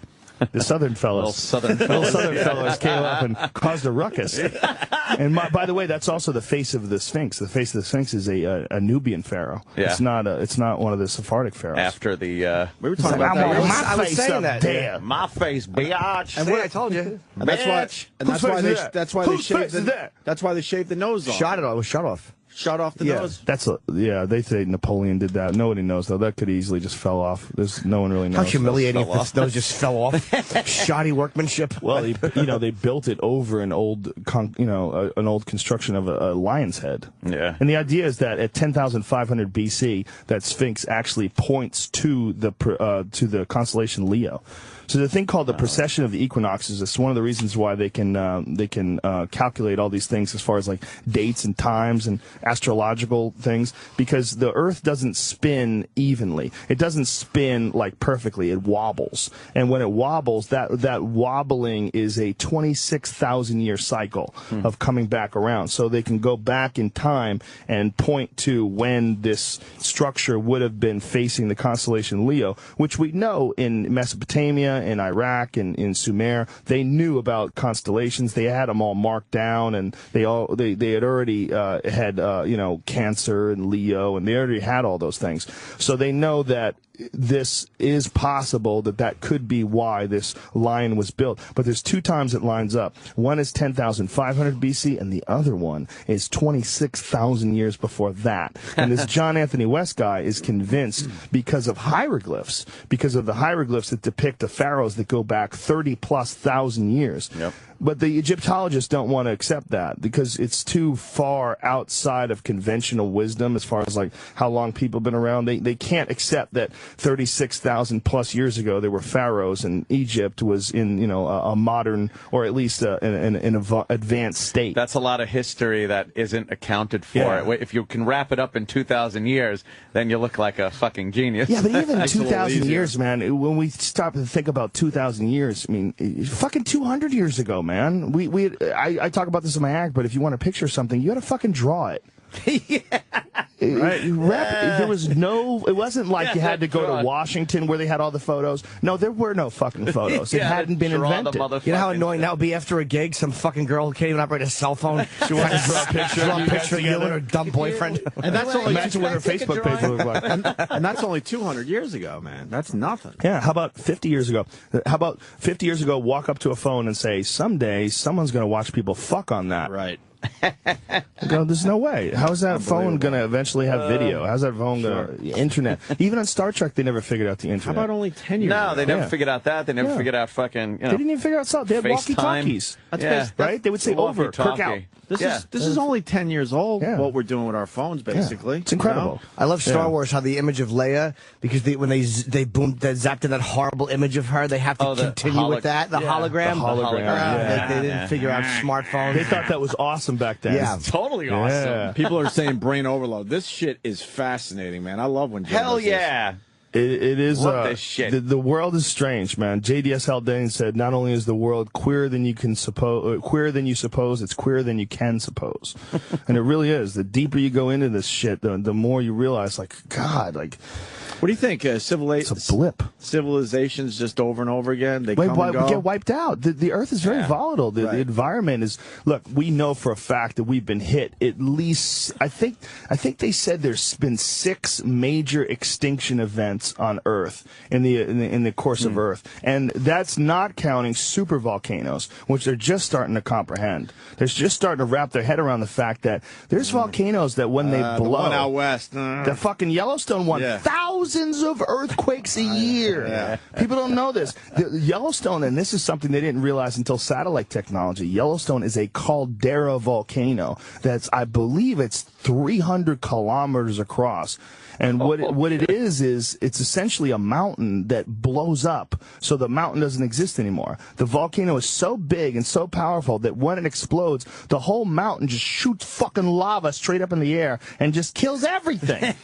Kills everyone. It's a continent killer, and it happens every 600,000 to 800,000 years. And we're overdue. 600,000 years ago was the last time it happened. Wow. So, are we safe on the East Coast here? No, I don't think so. I think it's we're pretty far over. People are going to be eating people when this happens. Whatever people that are left, the sun will be blocked out. The fucking plants will die. Everything. It's just nuclear winter. It'll be a disaster. And as humans, there's nothing we can do about it. Well, you remember that little baby one that happened in Iceland, and they had to cancel all the flights.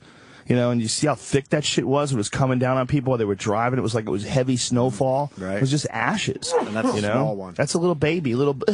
Oh yeah, that's nothing. Little cough. We can't even wrap our head around a fucking super volcano. You know?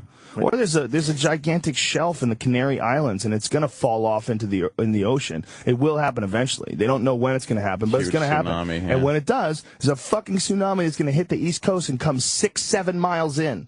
Ooh, 6-7 miles in with water. I think my house might take a hit on Long Island. I live in the sky, though. We'll be all right, Jimmy. Oh, and we live in the sky. You know what that would be like? Cloud City. I hope you have a fucking life raft in your apartment. You just look out your window and it's underwater. Yeah, meanwhile, you might not be okay. It might be that high. You know, I mean, they have had 1,000-foot waves before. The video you sent of the solar system, that was about a year ago. Oh, that's a great how one. small we actually are. It's ridiculous, right? What the fuck? It's ridiculous when you see how small the Earth is in comparison to some stars that we found. And it just got bigger and bigger and bigger. Yeah. Most of us have seen the video by now. We all tweeted it. It was all because of Joe Rogan.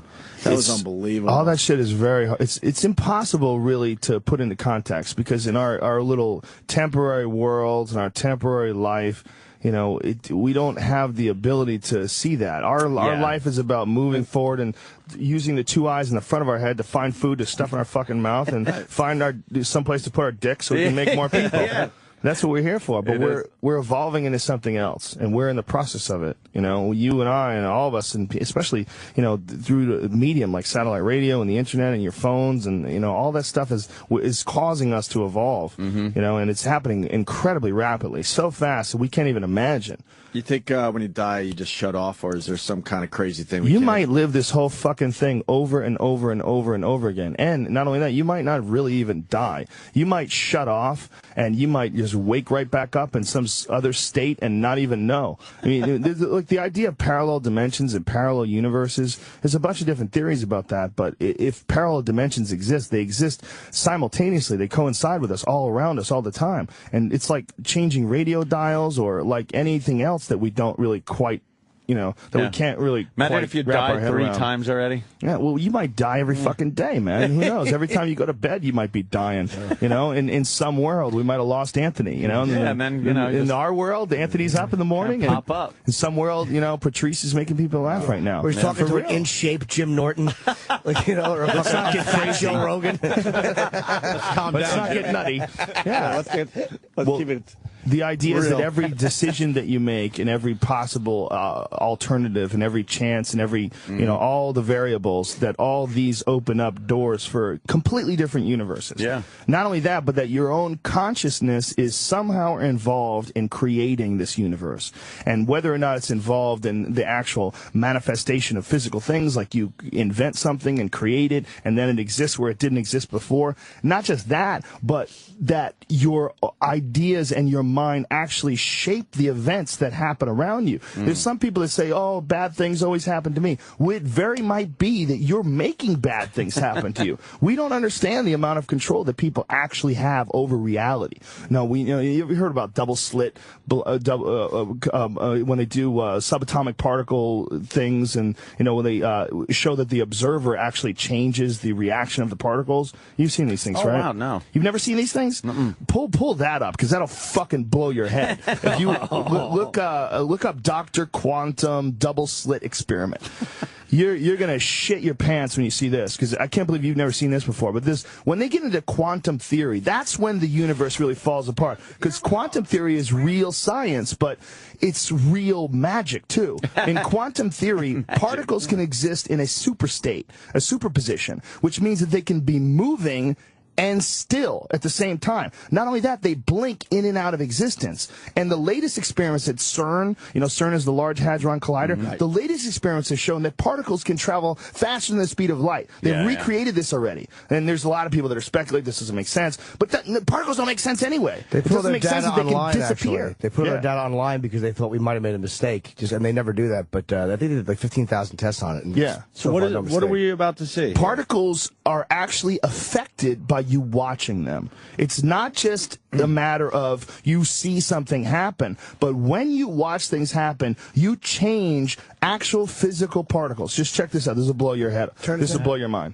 Turn it so these guys can see this. Here we are. Crank that shit up. Daddy of all quantum weirdness. The infamous double-slit experiment. And this is explained as simply as possible. Of course. It would take an hour for a genius. We can get Michio Kaku on here, and we'll I don't know what he just said. We randomly shoot a small object, say a marble, at the screen. We see a pattern on the back wall where they went through the slit and hit. Now, if we add a second slit, we would expect to see a second band duplicated to the right. Now, let's look at waves.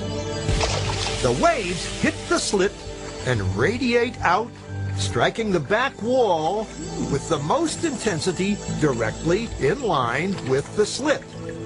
The line of brightness on the back screen shows that intensity. This is similar to the line the marbles make. But when we add the second slit, something different happens. If the top of one wave meets the bottom of another wave, they cancel each other out. So now, there is an interference pattern on the back wall. Holy shit. Places where the two tops meet are the highest intensity, the bright lines, and where they cancel, there is nothing. This is the beginning of the mind fuck. When we throw things, that is, matter, through two slits, we get this. Two bands of hits. And with waves, we get an interference pattern of many bands. Good so far. Now, let's go quantum. This guy's crazy. An electron is a tiny, tiny bit of matter, like a tiny marble. Let's fire a stream through one slit. It behaves just like the marble, a single band. Right. So, if we shoot these tiny bits through two slits, we should get, like the marbles, two bands. What? What? An interference pattern. We fired electrons, tiny bits of matter through. And we get a pattern like waves, not like little marbles. How? How could pieces of matter create an interference pattern like a wave? It doesn't make sense. No. But physicists are clever. They thought This is where it maybe gets those really little weird. balls are bouncing off each other and creating that pattern. So That's what I they thought. decide to shoot electrons through one at a time. There is no way they could interfere with each other. But after an hour of this, the same interference pattern is seen to emerge. The conclusion is inescapable. The single electron leaves as a particle, becomes a wave of potentials, goes through both slits, and interferes with itself to hit the wall like a particle. That's crazy. But mathematically, it's even stranger. It goes through both slits, and it goes through neither. And it goes through just one, and it goes through just the other. All of these possibilities are in superposition with each other. But physicists were completely baffled by this. So they decided to peek and see which slit it actually goes through. This is the mindfuck. They put a measuring device by one slit to see which one it went through and let it fly. But the quantum world is far more mysterious than they could have imagined. When they observed, the electron went back to behaving like a little marble. It produced a pattern of two bands, not an interference pattern of many. Just by watching it. The very act of measuring or observing which slit it went through meant it only went through one, not both. The electron decided to act differently, as though it was aware it was being watched. That's fucked up right there. And it was here Beyond- that physicists beyond strange. stepped forever into the strange, never world of quantum events. What is matter? Marbles or waves? And waves of what? And what does an observer have to do with any of this? The observer. Cartoon send-up. That's where it's impossible to wrap your head around. Your mind and your focus and your intent and the human mind may very well change things. May change reality. My theory is they put the camera too close to the thing and it was just bouncing off it. They probably They probably put it in front of the thing. Could be, Jim. We unfortunately we got to take a break because we have a million fucking live reads. By the way, Dr. Kaku would not explain that. Like, he would explain that too simply. Like, and I think he's a genius, but he oversimplifies it, and he would have it like, it's like two Lego people are rolling bowling ball. It's like, we know that. To tell us as a physicist. Well, it must be so hard for a guy like that to try to break things down to monkeys like us. Yeah. You know? I remember like we had him on the phone that one time. We were talking to him. I was like, how do I not offend this guy's mind with my stupid fucking questions? Yeah. He tries to put it in layman's terms, and he's just like, because he started talking cartoons. Yeah. It is like when Bugs Bunny goes into his hole. Is this what you really got to do? You look at us and just think, meanwhile, I better talk cartoons. He's seeing a giant chalkboard filled with numbers and symbols that we don't even understand and hieroglyphs. He looks at us like we look at ants to be just hit with raid. We should have him explain that now. It would be completely different. Oh, very exciting. Yeah, don't you guys have a hotline where you can call him up? Oh, yeah, we call him up all the time. We should actually ask him about that split. The observer, quantum observer. We do have to take a break. Let's do it. Yeah, what time we got to get you out of here, Joe? I don't know. 7:30? Today Show, man. Wow. Today's show. They're just going to ask you Fear Factor questions, which we're all excited about. Because it's only a few minutes away. Anthony Bourdain is here later. Oh, is he? Yeah, I'll do that. You know him. You love him, right? My podcast. 5:15. NBC is a block away, so you could do this if you want to. But Fear Factor starts I think I'll leave Monday. at 8:30. From here? Shit. I should fucking just bail on it. I should just hang out here. And What time was I supposed to be there? Bail on NBC for I thought it was us. supposed to be at 10:30. That's pretty sweet. Oh, I just said it on the radio. Too late. Yeah, right. All right, quick break. More with Joe Rogan. This is the worst of the Opie and Anthony Show. Sirius XM. What is going on? This is the worst of the Opie and Anthony Show. Sirius XM. I'm in a bad mood. I was just telling Joe Rogan. I fucking hate Twitter because people like turn me on to shit I don't want to know about. And someone just retweeted a tweet from Kim Kardashian. She had a life-changing experience in New York City. The life-changing experience was a reading from that fucking hack John Edwards. Oh, really? You don't believe John Edwards, please, Joe. No, I don't. The only psychic phenomenon I believe in is the ones that we can't control, or the rare instances where someone knows something's going to happen right before it happens. I believe in some psychic fucking abilities, but John Edwards is a hack that's just making money off. Off Anthony? people. I don't know. I'd like to. There's no evidence. That's unfortunate. I know. That's just it. No evidence with all these people. I'd like to be able to, move a matchstick or something like that. We've talked about mind. We're so cool. Bend that spoon. We've talked about John Edwards a lot on this show. Not a spoon. And we've had people on. It's There's no spoon. He's got fucking microphones. He's using all the tricks in the. Yeah. Oh, Penn Jillette. Yeah. He torches that guy. Him on our show, explaining how it's done.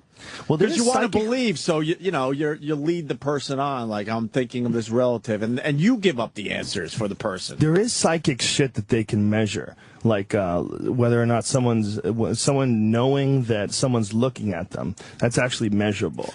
They've actually proven that people can statistically that there's numbers that show that people can actually tell when people are looking at them. Right. That is a weird feeling that you get. Yeah. What the fuck is that? That's an instinct in nature. So you're going to get attacked by something. You can feel you're being looked at. Right. Yeah, but how's that even happening? Yeah, where is that? The reason there's a guy. What is it? Sheldrake, Robert Sheldrake? No, I forget his name. Shit, I forget his full name. You got everything else right. He's got a theory called the morphic resonance field, and the idea is that there's some sort of a field that connects everyone together, and that's why dogs know when their owners are coming home. Rupert Sheldrake. And that's how dogs know, in advance. That's also provable. You could put, cameras on dogs, and, the owner will they be freak out, yeah. There are weird times in the day, the owner will be on his way home, and the dog will, perk up, Could it be chemical more so than electrical, It could be all the above. Even somebody looking at you. Perhaps, there's some kind of a chemical reaction that your body picks up without smelling it. Or twins all twins say this, that they can sense when their twin is in danger, and then they know when their twin is hurt. How the fuck do they do that? What is that? Yeah, that is and maybe weird. that's just a more extreme version of some sort of a connection that we all share. Right. That's probably something that's evolving. If you think about human language doesn't exist in the form that we can communicate in. As far as we know that dolphins have ways of communicating and orcas do. But we can't see the evidence of how far they can take it because they're not able to manipulate their environment and change their world visibly like we can. They don't have thumbs and shit. But what we can do is, a fairly recent discovery. It's only been around for about 40 or 50,000 years. And the idea that we can do this is a fairly new thing. It's a new beast. The idea that we can communicate with our mouths, and essentially we're reading each other's minds. You're able to relay all your thoughts, about anything. That's why vibrating air. Yeah, through air. Well, how do we not know that there are a bunch of other senses that are slowly coming out of the amoebic form? They're slowly coming out of the embryonic form, and that they're going to eventually become a part of our everyday life. These senses and these abilities to communicate. Yeah, maybe what picks up the other senses can pick up other things. Our ears right now they're made for sound.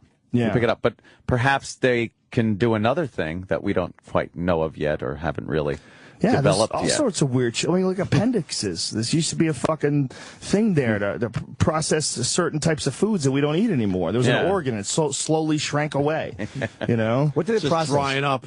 I thought it was raw meat, but then I've been told that that's not true, that it's actually like certain plants and fibrous plants, like before we cooked plants, that people had to be able to eat some, break down some shit. I haven't really looked into it. You want to look into it? Just sits there and gets all fucked up on some people. Whatever it is, our diets evolved and changed, and we don't need that anymore. You could take that out. You could take the spleen out, right? For the look at our fucking bodies. At one point in time, we had to be able to exist outside in the cold and shit. You know, we were hairier. We were whatever the fuck we were. We were more monkey-like. Yeah. You know, at one point in time, right? Yeah. Something had to change to slowly become us. You know, it's a real mind fuck. It really is. It really is. You really wrap your head around it. Like, where you can imagine if you could like peer into what human life is going to be like 1 million years from now. 1 million years. Yeah. That's a good one. Yeah. If you could just like look forward. You know, they give you a virtual reality goggles, and you pop forward 1 million years and take a quick peek. Maybe if they could figure it out on a computer, maybe a computer could extrapolate probabilities, take out natural disasters, and say, okay, with the current extent of evolution and technological innovation, where are we in 1 million years? How about the next 100? The next time is going to be nuts. The next year's going to be nuts, man. That would even be cool to know. I mean, this is the big theory is that technology increases at an exponential pace. Meaning, Ray Kurzweil. Ray Kurzweil. And we had him in, by the way. What a bore. Was he a bore? He's got great theories, but he's a talking bore. Yeah. And his documentary was like slow as shit. Well, it's cool because they cut in and out of him, and they have a bunch of other people and dissenting points of view. His thoughts and his theories are fascinating. I think his time frame is off, though. He thinks 40 years, and I think that's wishful thinking on his part because he wants to in still his be 50s. around. But I think that his time frame from singularity is off. Some people think it's even sooner than that. Right. Yeah, McKenna thought that it was going to happen so much quicker than anybody could ever imagine because of the fact that... Can you explain that for the people that didn't hear the Ray Kurzweil on our show? Well, the idea is that, it's not... What it means by an exponential increase is that it's not like 1 + 1 is 2 and 2 + 2. It's every year it gets faster and faster and faster. And with every new piece of technology, more new pieces of technology, more new innovations are built forth on that foundation. Mm-hmm. And it eventually gets to a point when the way McKenna described it is a fascinating way. He said it's like, think of a funnel, and at the top of the funnel there's a large mouth, and if you spun a marble around the funnel, at the top of the funnel it will take a long time for the funnel to go in a full circle, but as it gets to the bottom it's going faster and faster and faster and faster and faster, and it will continue to do that, and the funnel will continue to get smaller to the point where more information is stored and shared in a moment than in the entire record of human history. And that's where we are now. There's some sort of a statistic about data use, and the statistic said something like up until like 1980, human beings used X amount of gigabytes of data. Well, now they use that every 2 hours. Yeah. Whatever people accumulated from the beginning of human language and 40,000 years of culture all the way up to like 1980, we do that every couple hours. When you think about how much of a pain in the ass it was to not know something, and what you had to go through to then learn it, it sucked. You either needed encyclopedias in your house that had the answer to what you were looking for, or you had to go to a library, or like it just wasn't right at your fingertips. Or God forbid you couldn't remember an actor's name. You'd be there like for hours just going, God, it's right there at the tip of my tongue. Now, boom, IMDb, bam, you're there. You don't have to type you got it. the You name. just talk it in your now phone you just talk it into Siri or something. Or Google Voice. Google Voice. The Google and eventually we'll just microphone button on the Google thing. Yeah, it's just like it's incredible. Question. But it sucked back then. You just went around not knowing shit. And people could bullshit you. Remember the goddamn conversations you'd get in? Do you where the Illuminati is set up? The Fort Knox is underneath the White House. There's 9 million pounds of gold. Like, what? That's hilarious. Yeah, Remember those stories? People could bullshit you, and you really had no recourse. You're just like, I think you're lying, yeah? Well, that's how, like, all the best, theories and conspiracy theories got forth, like, with UFOs and fucking Roswell. Yeah. They were basically like Bible stories. They were just told, they were passed on in verbal form over the years before anybody ever put it on Wikipedia. It took a long time before anybody wrote down all that information. I got Charles in Santa Cruz with something for you, Joe. Charles, what's up? Hey, what's going on, guys? Hey. Hey, look what happened to Hitler. He brainwashed all those guys without the information. Anyway, there was this kid in the 20s that was deaf, and they started noticing that he was able to react to them like 10 years later. So finally the kid died. So they opened up his head, and they found out that he was growing a little piece of bone in the back of his head that was picking up the vibration. So he was adapting somehow to hear. And that was a trip. I was like, what the hell? So Is this true, Joe? Where can we look this shit up? You're not going to bullshit us today. In the It's not 20s? the 80s. What? Yeah, what do you think? How do we look this up? Look it up. Look it up. Hey, Google it. Google it. Google it. So what? He was growing a fucking bone in his brain to hear? Yeah, he was oh, I've never heard this before. Yeah. That's fascinating. But how would a bone make you hear? Yeah. Picture the vibrations. Yeah, Charles. Yeah. And now he hung Floats. Guy panicked. Freaked Yeah, out. he's beating off right now. Freaked out. The guy probably could hear all along. He was just faking this. He just panicked. Yeah. Whatever. Yeah, it's odd shit. Odd shit. Just the ability to hear is odd in itself. You know, the fact that sound waves, you know, when you hear something like, I have 1.5-year-old's my youngest daughter, and I watch her, wander around the house, and like a noise will come, and she hasn't really figured out where noises are coming from yet. And, I've observed that. Like I'll say, I go, Rosie! And she like looks around, and Like, she where's that kind of come eventually tunes into where they're, but when they're 1.5, they have these giant fucking heads, and they can barely run. They run, they have to slow down because their head's too big. And when you yell at them, they don't, like my 3-year-old, I go, what are you doing over there? And she turns around and looks right at me. She knows exactly where the sound is coming from. She's pinpointed it. But it's kind of a fascinating thing that we can pinpoint sound. Yeah. And you're really fucking good at it, Two ears. Like you hear like a rat in your walls or something, like, shut the fuck up, shut up, shut up. Yeah. This motherfucker, where is he? And you kind of turn your head around a little bit and look. And the thought that, you're using your both ears shit. and it's invisible. And then it's got to work its magic in your fucking goopy gray stuff that's your brain to let you know that it's coming from that direction and then move the muscles toward that direction. Like it's just a whole cavalcade of weirdness going on. Yeah. Processes and things that just... And that's just one small thing. Sight is another thing that's just fucked up. Yeah, When crazy. you think about eyeballs and optic nerves. How the fuck are you changing a picture into some fucking thing that can then go into my goopy brain thing and I could then see it? And you see it so well that you could be on the highway switching lanes at 80 miles an hour, just dodging bumpers left and right like an asshole. I mean, think so about the trust that you have in your ability, the refracting lenses and light and distance, and you're fucking stomping on the gas. Yep. You know, I was thinking of this too. You ever try to do anything in a mirror to yourself? You got to reach around, and you're all awkward. Yeah. Yet when you're driving, your mirrors are just like, all right. I used to have a van. I used to deliver newspapers, and I had a van with no windows. It had no windows. I bought it for $500 just for delivering newspapers. And I would drive this motherfucker. I knew how to parallel park with that bitch. Everything. Work those mirrors, man. Two side mirrors. Wow. I'd back a trailer into a ramp down at the water to get like my jet ski in there and stuff. And you wind up just figuring it out. Where 2 seconds becomes wham back in. Because you're a gamer. And you, like myself, like the mouse and keyboard setup. Better, way better, way more precise. But you remember when you first started using it and you couldn't figure out where the fuck your guy was spinning? You had to think about, if you have to think about what you're doing, you're fucked. It becomes second nature where you're walking sideways when you come by a hall and then you spin around the other way. And you're not thinking like, what keys do I have to hit to spin around? You're just...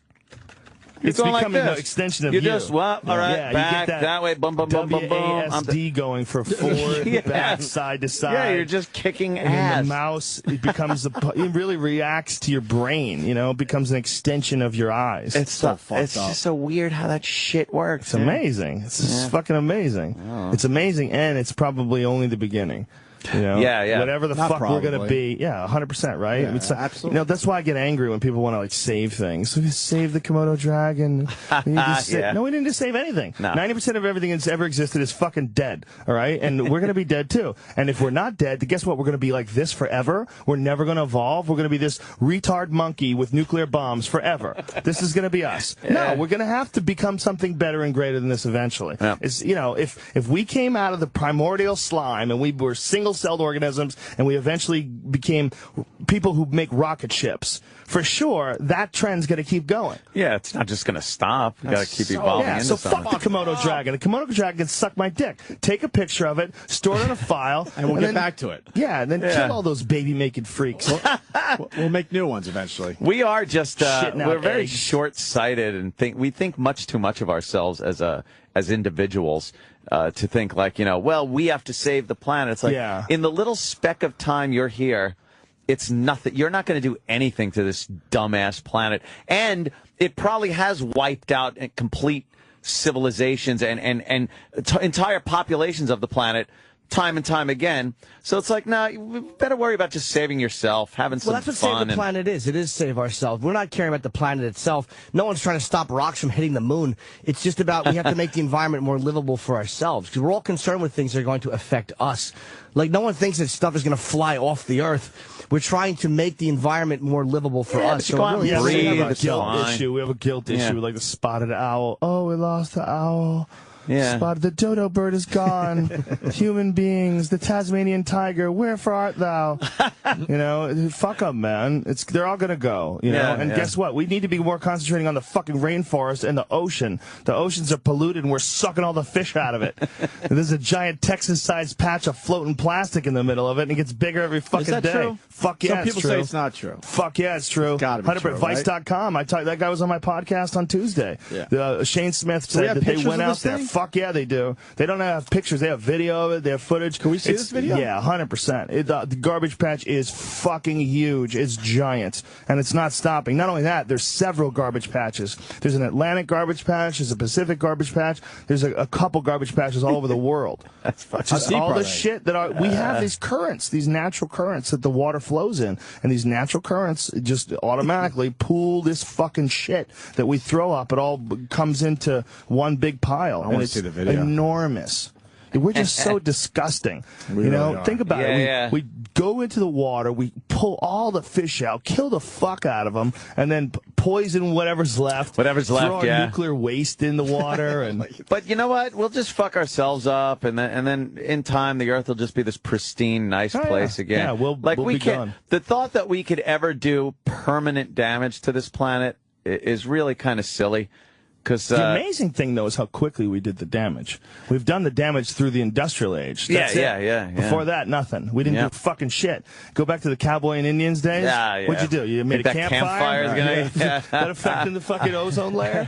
No, we had no effect. So essentially in 200 years, we've completely changed the surface of the Earth and our impact on it. Like, all of a sudden, we've become toxic. It's like we were in gestation period, and we got to a certain point in time, like AIDS, all of a sudden we decided to come out, and boom! Yeah, there was an incubation period, and then we just for a million years, Earth is like, I got herpes, but it's no big deal. Like, I got people, but it doesn't even flare up. And then one day, the Earth's immune system got a little low. People got fucking badass. We invented nuclear weapons and garbage, and then boom! Now the Earth is sick as fuck. Now the Earth is a serious case of human herpes. It kind of was necessary, though. I mean, I don't think we have the ability to make some of the great shit we can make without leaving a lot of waste and garbage and poison. It's just we do it so quickly. It's what it is our rational minds haven't caught up with what we're capable of doing. We haven't really like planned it all out. We're just doing whatever we can do while we can do it. Yeah. I just find it astounding that you just pull things out of the earth and manipulate them with heat and other chemicals, and then you make things that fly. To me, that's astounding. Well, what's even more astounding is all this comes out of the imagination. We pull all this from the ether. So from the ether, this one thing has these ideas. Like the ideas are out there in the ether, and there's this thing, this animal that's like a little antenna, tunes into these ideas, and then manifests. Now you got to make it work with what's around you. Yeah, metals and rocks, and melt stuff down and creates these things, and these things build onto other things that other fucking monkeys create, and next thing you know, they got a large hadron collider that's making black holes. It's like, hey, I want to travel like 3,000 miles an hour. Jesus. I got to build something. All right, let me take some of this rock, some water, some of this shit, and then you mix it all together, and you're fucking propelling your ass at a few times the speed of sound. It really is fucked up, like the mind. For how fragile our bodies are that we were talking earlier, the mind is that is like an unlimited thing that we really haven't hit the wall with yet. Not even close. Yeah. It's not even close. And the experiments that we're having now are so far and above and beyond anything that anybody's ever done in the past. Like all the Large Hadron Collider shit, where they found that they've managed to create this quark gluon plasma that is so. I think it's 400 billion or 40 billion tons for a sugar cube of it. Oh, shit. A sugar cube of it, and they've managed to create particles of this stuff. That's amazing. Yeah, it's like neutron star stuff. Yeah, no, it's more dense. It's more dense than a neutron star, and they've created it. The E-Rock. Yeah. We got to get Joe out of here. I got to hang out with Al Roker in an hour. Well, that's a little different than what we've been doing. Great. Back to dick jokes. Suck. I know. Back to dick jokes. Back to shitty shit. Fear Factor. This show should have never went away. I guess I was happy it went away. You needed the break. Yeah, I wanted a break. But now you're back. I enjoyed it doing it again. Yeah. You know, it's all about having the right mixture in me when I do it. I was going to say something. Earlier. I forgot the trailers that I've been watching for the show. It looks not so much the eating and disgusting thing, but I'm seeing people physically being fucked with in ways that is like there's a person, they're right in front of you. Bah, they're 300 yards away. Oh, you see that bungee cord thing? Happens? That bungee cord thing in a helicopter was one of the nuttiest ones we ever did. Insane. We had these people. One person was attached to a tree, and the other person had to free them. And they're connected by all these, fucking chains and shit. And when the person undoes the last thing, they get launched through the fucking air. I mean, launched like 600 feet in a matter of a couple of seconds. It was crazy. Yeah, and then they're suspended over this giant rock quarry. It was really nuts. That helicopter. Have you tried any of this shit? No, they don't allow me to do any of those things. You're not allowed to try it out? No, because it would have to be, I would have to be insured for it. Crazy. Look at these shit. Yeah. They're just catapulting people and the moving vehicles and the crashes. It was way bigger and crazier this year. The best way to describe it is that if you look at the old Fear Factor, like look at that. Oh man, the old Fear Factor, we had an A, B, and a C stunt. So the A stunt was like the first thing, and the B was like the disgusting eating thing, and then C is like the grand finale. Well, the A stunts on the new show are way bigger than the grand finales on the old show. It's fucking way over the top. Yeah, I mean, oh fuck that. We went deep, dude. You saw that? Jerry's like, no fucking way, man. Out of a window. It was really weird to do, man, because like Matt Cunit said it best. It was like we went into a coma for 6 years, and then we came out and did the show again. You're clean shaven on this too. You look different than you do for on UFC. Yeah, they want me to shave for some reason. I don't understand just that. to make it a different look. So America loves you. A gentleman. They want America to fall in love with Joe Rogan. This is collegiate Joe. Yeah. They all know me by now, I think. Fire. I know the explosions. This just looks great, man. We're happy for you, Joe. That's my buddy David Hurwitz. He's the one who got me the job in the first place. When I was first doing Fear Factor, when I came in for the audition, I was making fun of everything, and they didn't want to hire me because of that. They're like, we can't have this guy. He's going to make fun of everything on the set. We want this to be scary. And then Hurwitz was like, what the fuck are you talking about? Look what we're doing. We're supposed to be making fun of this. Yeah. If we're not making fun of it, other people are going to be making fun of it for us. Right. But wow. it was... What was that you're holding? A giant thing of Madagascar hissing cockroaches. The famous hissing cockroach. Did you find anything new to eat? Yeah, we did. The stuff that I was telling you about? Yeah. We won't give that away. We won't get into that, but wow. Anything else, though? No, I think it's all like along the same lines. It's just they made people do things. It wasn't just eat this. It's like, you got to play horseshoes, and then, whatever the distance is, then you do. Everything became a game. It was much better thought out, and, you got to realize that stunt technology is really advanced. And on top of that guy right there, Matt Cunitz, he's the executive producer of it. Great guy. And Matt also runs Wipeout, and he runs 101 Ways to Leave a Game show. Remember that show? Sure. He does that as well. So, they have so much experience with stunts and with producing and creating stunts for TV shows. Holy shit. It's crazy. We're just watching the trailers. It's so much. It's hard to remember. The other show was nuts, but this show, as nutty as the other show was for the time for 2001. Yeah. This is just as nutty for Is that 2011. how long ago that was on? 2001. Yeah. Holy till when? Till 6. Oh my god! And then we were off for 5.5 plus years, and then all of a sudden we're back. It's very strange, man. It was like really like the first day was surreal as fuck. Like it didn't even seem real. But then the second day it was just, oh, I'm going to work again. Yeah, it felt like you just never left. Yeah. How long did it take you to shoot? One episode. For 3 stunt episodes, it's 3 days, and for a 5 stunt episode, obviously, it's 5 days. Those are for the How the cool 2 are helicopters? Pretty fucking awesome. Fuck yeah. We have these badass helicopter pilots too that can fly side by side. So there's the wings, like one guy will go up and another guy will go below, and they'll move around like that. But if they go like this, tink, Yeah, the everybody rotors dies. hit and everyone Tink. dies. Great. Yeah, but they managed to not do that always. That's for the camera work, right? Yeah, and Those you are know, great obviously we have to be really careful and not do that anywhere near gusts of wind. And that was a big stunt. We had people drive a truck into an ammo dump.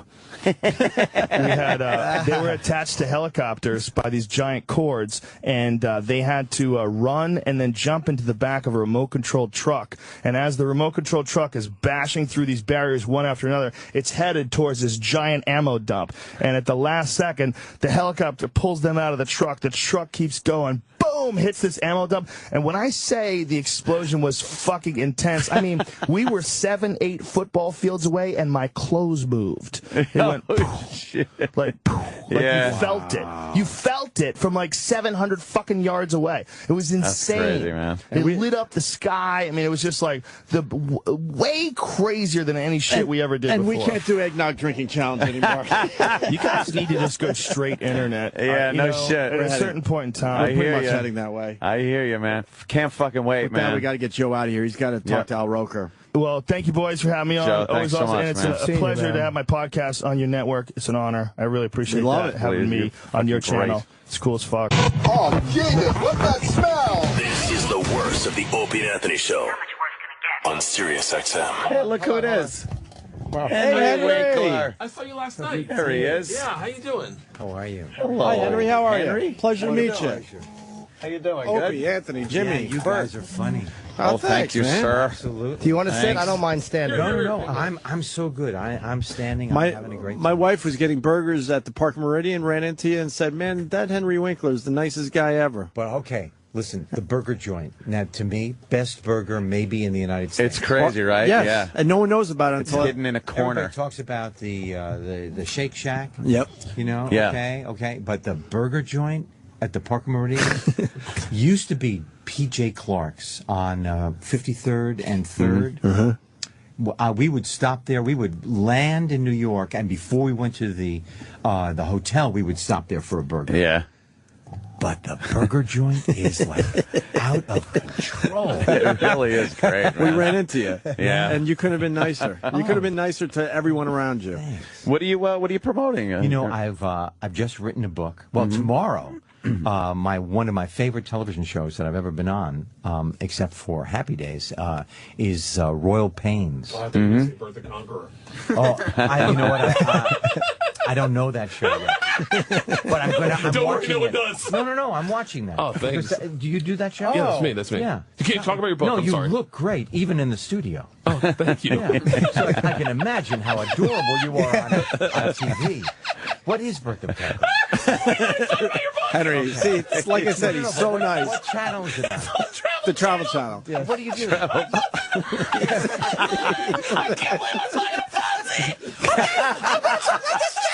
Okay, so the book is called I Never Met an Idiot on the River.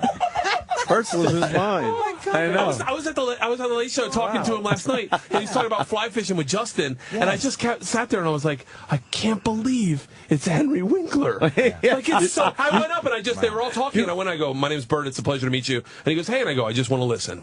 And I just stood around the corner and listened to you talk. That's not creepy at all. That's perfect.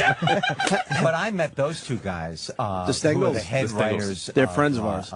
Oh my God. They're great I guys. met them on Twitter because I'm a Twittering fool now. Yeah.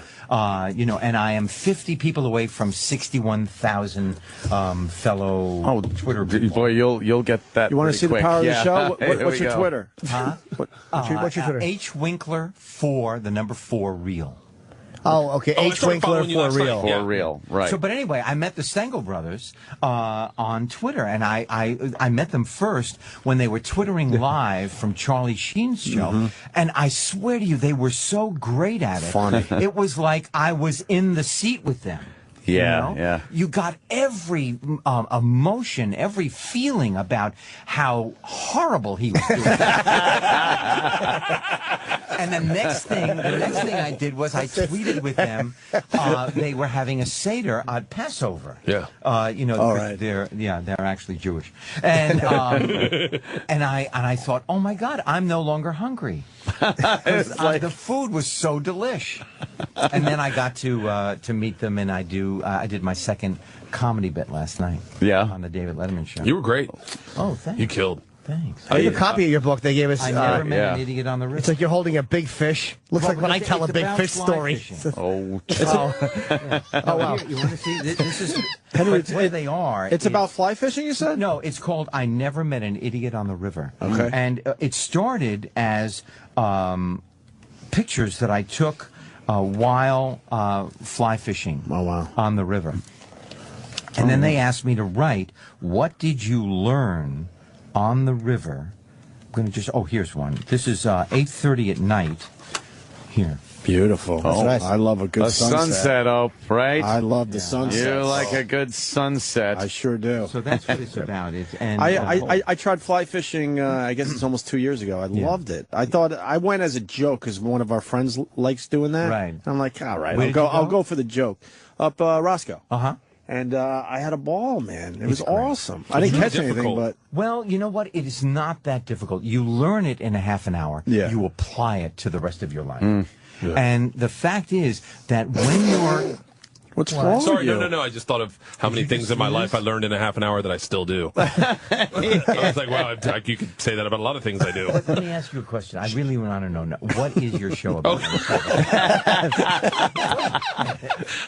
I'm going to watch just for the laugh. Okay, that's all I do. It's laugh. He's beat red. What's up with you, I don't know. Bert? It's just bizarre that... Yeah. I mean, like, I know that you guys do this every single day, but I don't just hang out with Henry Winkler every single day. No, but what is your show about? He just wants to know. I do. I'm a tour guide for thrills. If there's something crazy and wild in a city, I go out and do it. Like if it's a bungee jump off a bridge, if it's redneck water skiing. So what was the most amazing thing you've ever done? Probably jumping off the stratosphere. I was just telling Jim. It was like a life defining moment, like just overwhelming. Right. Getting over it. That first moment, is it so scary that you don't know what to do? Yeah. Full blown anxiety attack, not breathing. Like I went to the bathroom in my pants a little bit. Right. It was It was a little much. Because I just did, and I have never done it. What, have you ever done anything I like went to the that? bathroom in my pants just listening. Me too. I did too. We're kind of starstruck today. We talked to a lot of celebrities, but I'm starstruck today. Bert, Who's the most famous person you've met? The most famous... Like, that kind of overwhelmed you, and you're like, God, I can't do the Fonz It had thing to at be a all. U.S. president. It had to, because Fonz is one of the most famous characters ever. I'd like to meet our president. I would like to meet Barack Obama. Is it weird to you that you know for a fact he knows who you are? Like that, men like that know you. Yeah. I don't know that he knows. He does. You're an I icon. take that for granted You're an iconic character. until I look him in the eye. You know. Who did you meet that actually blew you away? You know, I have the hardest time meeting rock stars. I met Elton John, and I went, "Hey, John, I want to tell you." I met Mick Jagger on a plane, and I went, "Shut up!" Couldn't speak. Did he know who you were? Yes. He had to. He said, "Hi, Henry. Hi." Popcorn. I met Bruce Springsteen. If I ever am reincarnated, I'm coming back as Bruce. Wow. And I met him, and big Bruce I fan. met his wife. I kissed her hand. I shook Bruce's hand, and I kissed his hand. And I thought to myself, what did you just do? That's Leave awesome. the room now. No, that's so crazy that it almost sounds like it's an artistic thing to do. That's so nuts. It almost I wasn't it works. thinking artistic. I Right. was thinking embarrassing. Yeah. No, it works. Henry, they're saying you have to go, but we have to ask you one thing. Yeah. Why didn't Fonzie ever beat anyone up? We have talked about this on our show off and on for so many years. times. Everyone was That's scared true. of Fonzie, but I'll we're tell like, you he why. never beat anyone up. I'll tell you why. Because power comes from inside. Cool is from inside. You don't need to hit somebody. You don't need to make fun of somebody. You can just be, and with that, intimidate. I just did a movie on cage fighting. You sound like Joe Rogan when you said that. Okay, he was in the movie. Yeah. Oh, yeah. Okay. So, I saw a promo for it this morning. I would hate to fight a cage. I'd probably get beat up or something. You know what? You would. Because these men are Zen gentlemen, and in that ring, they will eat your heart out. That is true. We've had a lot of them on the show, and they're the nicest guys. Oh, my goodness. But then you just see them in the ring, and they flip a switch. But Boz Rutan. Yeah, Rutan was one of my actors in the movie. He was my corner man. And Boz, he said, I tell you something, he's from Holland. I tell you something, you know, I'm sitting in a bar and then 5 men, they come to me and I go, okay, I guess so. And I stand up and I start to walk at them and they go, no, we want your autograph. Because he can kick you twice before you ever knew you were kicked once. Yeah. Oh my God! Wow. I can shake your hand. That's about it. Yeah. We got to push the book because we got to get. It's called "I've Never Met an Idiot on the River," and it's a lot of photographs and things that. Are they nice Henry photographs? They're really great, actually. Thank you they very are much. excellent. They're excellent. I like their photography and a true legend, Henry Winkler. Oh yeah. Oh well. Hey Jimmy, don't ruin my picture. Oh, you guys bothering poor Henry for pictures. Hey, thank you so much for stopping in. Could you sign your book, Mr. Winkler, and then we'll leave you alone? Thank you we'll very leave you much. alone. To Jim on the cover. 'Cause I'm going to display it in my. It's still my on the thing. air, but it's okay. Yeah. I think they know. Yeah, it's Henry Winkler. Come on, listeners. Trumps everybody. Hey, listeners. I took a picture of you and I tweeted it with Jim Norton. Do you know what? I was not supposed to be on this show. I know. Walked in. This is great. I listened to you guys. I'm so happy I was here. Thank you very much. I wish I had something to do with the show. You've come up on the show so many times. It's a great time. We get a bad reputation, but thank you. Thanks a lot. Bye, guys. Take care. Wow, that was cool. Man. Thank you to Burt because he saw Burt here and he came in. Fuck and, Burt. Yeah, that's right. Burt turned beet red. Do you think when? Okay, here's my question. Hold on. What, Kenny? Kenny's got a news alert. We didn't. It wasn't because of Burt. Oh. He saw the Opie and Anthony logo. He says, these guys are very funny. And Roland says, why don't you go in and say hello? How does the Fonz know our show? Oh, See, my that freaks me out a little bit. God, am I... That's crazy. Not that it's about me, but look at the picture of Henry and oh, my God, it's fucking Darth Vader without the helmet. I should never... Jimmy! I'm just fucking ugly. This could be one of the worst pictures of you I've ever seen. I swear.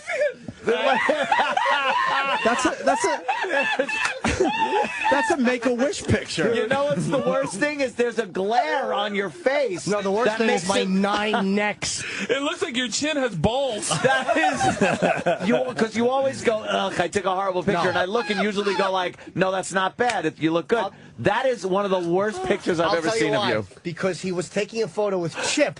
I didn't know he was going to come in. No. And Chip, oh wow, I've been recording this whole thing on my phone. I didn't mean to. Look at that. But oh God, Chip, that is a horrid picture of you. Let me just play the beginning for you. I did not know that this was going to happen. Oh, you have some audio from the very beginning. Oh, okay. What, of meeting them? Oh, no. Yeah, before. Oh my God. Oh no.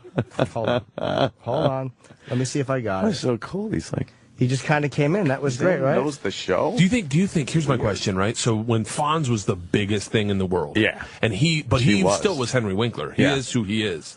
It was always weird to see him as Henry Winkler because you want to know him as Fonz. That he walks through life as the Fonz. Yeah, like how weird do you think that was when people were like, "Oh shit, it's the Fonz," and he's like, "Hey," and he's like, "Hi, I'm Henry." Yeah. The actor. I bet the studio was like, "Can you not go out much?" Yeah, or if you do, you wear the jacket, you kind of go a lot, put your thumbs up, squee. Oh, this is the show. Hold on. Oh, Jimmy's taping things for the show. This is my photo with him. He's doing show prep. Hold on. There was a bit of a chip bomb. Uh-oh.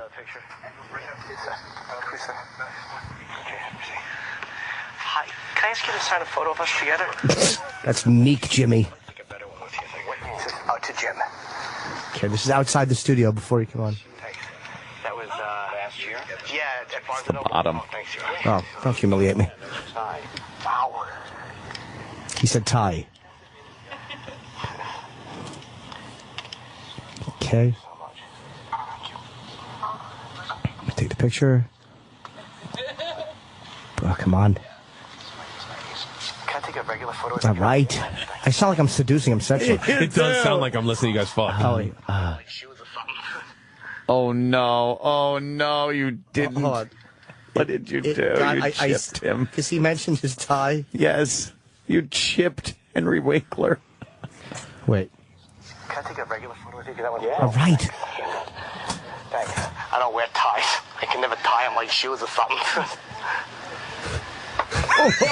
Oh, nothing. It's just silence. Oh, how embarrassing. Do you know how unfunny he must think I am? I could never fight a cage. I can fight a cage with something. Bert, you turned beet red during the Henry Winkler's. Yeah. So bizarre. It is weird. I was starstruck. I mean, that's like fucking. That's a biggie right there. Oh yeah, and I grew up with Happy Days. What the fuck? He is an American icon, a world icon. Sure. He can't go anywhere without people knowing him. Hey, it's so true.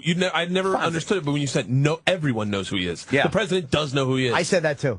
No, you don't understand. Yeah. No, you didn't say anything. Guy who wants credit. No, I said that. More importantly, we learned that Henry Winkler knows who we are today. I'm amazed so let's by take that home with us. Amazed by that. To dig. And you know what? The strength comes from the inside. That's right. I can't imagine. We answered the question. That was a great question. Although, a great answer. Fonzie should have punched somebody in the face. Yeah, he should. Early on. Yeah. First season when it was done on film. Or stab somebody. Yeah, Like prison, first day in. You gotta just beat the crap out of, like Ralph Malph, he just bloodies his fucking face. Bam, bam. Pounded his face into the floor and just, fuck you, Malph. And then you realize why everyone's afraid of him for the next 10 years that the show's on. Yeah, nice man. Just a nice man. He is. Funny though, man. Yeah. Really, just a nice, quiet man. You're listening to the worst of the Opie and Anthony Show, right here on Sirius XM. We got the Book of Mormon guys outside the studio. Yeah, I'd say the And four girl. of the main. Oh, and the girl. Yeah, Yes. that's right. I didn't realize Three she out was of the- coming today. Four I'm of the so five psyched. main leads, I think, are here. Wow. Hey, guys. Welcome to the show. Yes. Oh, wow. Come on in. How you doing? Hello. Hi. Hello. Josh, good to see you again, brother. How you doing? Someone could sit in the fun chair and the couch and just make yourself at home. And in the studio, it's Andrew Rannells, is how you say it? That's right. Okay, Rannells and Rory O'Malley, Josh Gad, and Nikki M. James, who I'd say you are four of the five most important people in... without Michael Potts, I mean, I'd say that. Well, you guys have always been obsessed with Michael Potts, though. Yeah, I know. When I found out he was broken We got him his in. own, I Because kinda- Did you get him in? Oh yeah. He came in after After you came in, we're like, you know what? After Josh left, we booked him. He said he told me he's like they got me on the guise that they wanted to talk a Book of Mormon, but they really only wanted to talk about the why. It really was. We were like, hey, Book of Mormon's great. All right, now to the business at hand. But I'm a complete fan of all of you. It's amazing how good. I've never seen a musical before. I don't like musicals. Right. Yours is fucking incredible. Thank you. Maybe they're all incredible musicals. Maybe if you've never gone before. maybe No, I never thought of that. This is a pretty, like, I don't know, this is a very Mamma Mia traditional is musical. just like our show. Mamma Mia. Literally exactly Mike the goes same. Mamma Mia, Cats, Book of Mormon are the three most traditional musicals. Do you know how disappointing another musical is going to be if I go to see it and they're just fucking using like proper language and no one's being fucking Edgy. Oh, it's going to stink. Only come and see our show then. Yeah. Nikki, you got the Emmy, He has. right? That's all he's doing. Tony. I mean, the Tony. I'm sorry. I'm sorry. She won an Emmy. Are they giving those away too? TV movie Last version. night I got congratulated on winning an Oscar, and I was like, I've never even been in a movie. Thank you. Well, congratulations on the Tony, of Thank course. you. That's Yeah. amazing. Anybody else get? Weren't you all nominated? No, we Yeah, were we're all all nominated, nominated. but it doesn't count as much. Oh, that must be awkward. Yeah, Although it is. people It's like, still yeah, think we were nominated. And what's Someone really got it. awkward is she always holds it up when we walk into the theater. she's literally got it with her right now. I carry it around. with me. I had them build a special pocket in my costume so I could wear it on stage. Yeah, they could all look like when they're all standing behind you, they can see it. Sure.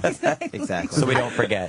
How did you guys not win? I can't comprehend. And again, I don't know what else is out there, but I can't comprehend how somebody got more votes. You were great, by the way. Wow. I don't watch the Tonys. I saw your. I saw your performance was fucking. It was brilliant. Oh, thank you very much. Thank you. Yeah, who knows? Who knows how those things. How annoyed were you when you didn't win? I mean, I love this. I was actually relieved because you were sitting there for like 3.5 hours and really hungry and like hot and like kind of. And they wouldn't just give us getting any like water. Josh Josh actually actually- take water to the seat. It was very strange. Josh brought in a plastic bag with goodies in it, Nice. candy, and we were all You like, know where my "Oh, brain that's is." so trashy, Josh." And by hour 3, I was like, "Josh, you got any more of that stuff? What you got in that bag? What you got? Give me some of them Slim Jims." Did you really bring Slim Jims in a bag? I didn't bring That would've been Slim amazing. Jims. I brought pretty disgusting food in there. But you know what? It was very smart of me because by the end of it, everybody really was paying with sexual favors for goods, and so it was really good for me. It worked out well. Why would there no? How come you can't bring water to the seat at the Tonys? Because then I think they want people, like when the camera sort of pans the crowd, you got a bunch of people like drinking. Well, I don't know. If someone's drinking water. That's why things like the Golden Globes are like, you watch this, they're all just like liquored up as hell. Just hanging out at a table. Yeah, they just sit at a Why can't table we just be drinking drunk at a booze. thing? They're all fucked up trying to get them stumbling over each other. Well, that happened. There was the Drama Desk Awards. They tried to do like that, and they had like booze for everybody. And by the time our categories came around, I was wasted. Like they didn't really give you food, but like I think I drank like We were doing whatever they would put in front. smart. We did shots. Did we do a shot of tequila? I think Yeah, we did. just like, and then I was like, and then there was a moment where I was like, oh fuck, if my name gets called, I'm screwed because Hey. Could have like a Guns N' Roses MTV Music Awards moment. down, knocking shit over. That would not be good. Nobody would be surprised though. That's the advantage of doing the show you do. Is if you probably curse, nobody would be surprised because the show is definitely. I guess although we're weirdly supposed get to be called out. filthy people. Yeah. We weirdly get called out for it though. Yeah, well, Josh is just. I'm just disgusting. I'm a disgusting human. I would think you want work, after this. I know. At some point also, so you can't just be a complete slob in real life. Well, Josh has built a career on that. So. By the way, Rory, we're obsessed on this show with your moment in Turn It Off. Oh. It's we do it out of context. no one in the audience knows why we do it, but there's nothing better to me than turn it off. There's nothing that makes me happier than that little hand across the neck, turn it off. Oh my God, is that great? After we saw it, we're in a cab just doing it over It's and over all we again. were doing to each other in a cab, which was really Not that the rest of you weren't great, but it was that one moment that really got us. It was hilarious. We're both idiots. We're going to take one moment and just talk about it. That was the moment. No, Turn it off. She sung her ass off. Holy. Yeah, people get kind of choked up watching you because the songs are really brilliant and funny, and they're some of the stuff that is so, I'm not going to say harsh in a nasty way, but language-wise, it takes you off guard. Absolutely. And then your stuff is just like, like it kind of. Yeah, that is what's happening over there. It is. I mean, I get to be the sweeter side, right? Of the flip side of the coin, which is fun, which is great and fun, and I'm appreciative of it. But I sometimes wish I got to say like some body jokes and stuff, and really outlandish. It's not that easy to be the straight man when you're working with like these hilarious. Yes, but that's why you won the Oscar, isn't it? Yeah, it is why. And Emmy too. It had nothing to do with the cleavage either. I was like, why does this girl have such low-cut dresses? She is a sexy villager. She's fantastic. Absolutely. But this is what a delusional ass I am. When Josh came in, I'm like, was she single? Like, even if you were, like, let's be honest, you're around people who are in shape. This is not the route she'd go. Is it? I don't know. I'd have to see your wallet, too, right? Is that Shit. You're talking my language. An honest girl. At least she's direct. Oh, God, I love she's that. really acting up there when she's playing that sweetheart. We did an interview the other day, and the first question the woman asked me was, so how difficult is it to be nice, or something like that? And I was like, are you implying that I'm not nice? Yes. Yes, that's what As a matter of fact. But you are really sweet in that. You come off as very innocent, and there's a very funny moment where certain naive thoughts are revealed by other. I can't say enough It's about the really show. So you don't want to give amazing. away the jokes. That's why we don't play the songs in the show, because every song kind of catches you off guard. And the problem is you can't get a ticket for this thing. No. Yeah. What's going on with that? Are you guys going to extend That's a big it? problem. How to get one, because we have trouble too. Yeah. No, it's a problem where we sit because we're trying to tell everyone how great this show is, and then they're trying to get tickets and they're having a tough time. That's why I say it's a problem. Yeah, I mean, it's a good problem to have. It's Obviously. a great problem. I mean, we were lucky that we sold for, I don't know technically until when, but they do now some, and forever. They do some tricky things where, like, every once in a while, like, a new block of tickets will be, like, discovered and released if you have, like, an American Express It's like card, the Dead Sea Scrolls. Yeah, there you go. Every once in a while, they there's, discover like, new. That's so corporate, man. But you know, there are tickets available for 2013 if you're really interested. So. It's probably, you know what, you're probably not far off, because you can't get tickets. The wait line for this is, I was so happy to walk past all the scum because I had a ticket. You're so privileged. nice. I mean, You're a I walked fancy past man. the theater on my way here, and there was probably like 10 people outside waiting for tickets for Really? tonight. Yeah, for standing room. Because if you get to the theater early, you can wait for the standing room It's line. first come, first serve, yeah. Wow. And they do a lottery for the front row, and then there's also a cancellation line. I mean, there's people who There are ways, and if you can see it by yourself, there's that's the best way. Go online and get a single ticket. Hopefully, you don't have friends. I love when a show like that just really just becomes very popular, and it's pretty much by word of mouth. Totally. And some of these other shows that they just hype bomb. Some of these other shows. But it's been some of these other shows. It's kind of been the brilliance of the marketing team too, because as far as I know, it hasn't been done before. That the less is more approach, where people don't see anything from our show, they don't see any numbers, they don't hear any music generally, and so there is this almost mystery surrounding it. The last show that was like that, Starlight Express. That's right. Yeah. Wow. Yes. Skaters. Roller skating. It's a musical about trains. The fuck? Are you kidding me? I remember as a kid watching that commercial. Even as a kid, I'm just like, what?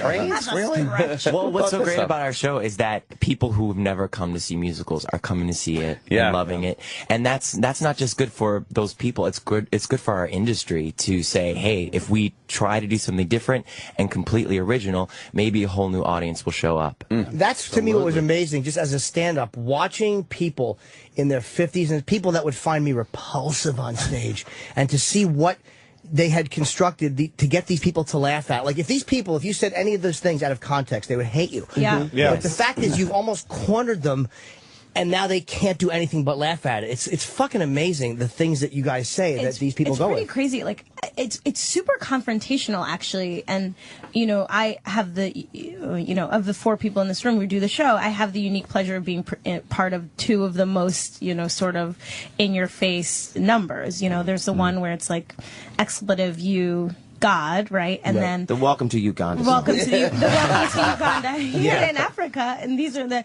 and I remember the first night doing that in front of an audience, because we didn't do an out-of-town run. We only had done invited rehearsals.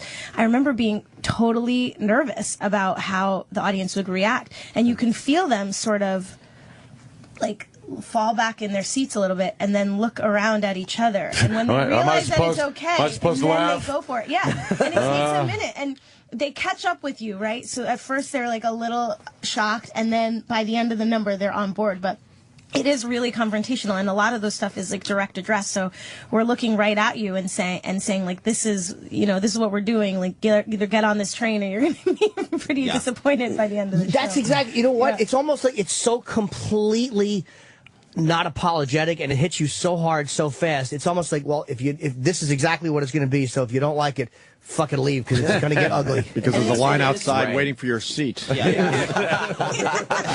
why you do it. We should have a line for walkouts. Two people walked out. You 2 can come in now. Have you guys had any? I'm sure you've had, like, you probably don't notice if 1 or 2 people leave, but have you literally a handful. I mean, no more than a handful. I think. I mean, it is. I mean, I think we were all geared up for like it's protests, super shocking, and it wasn't.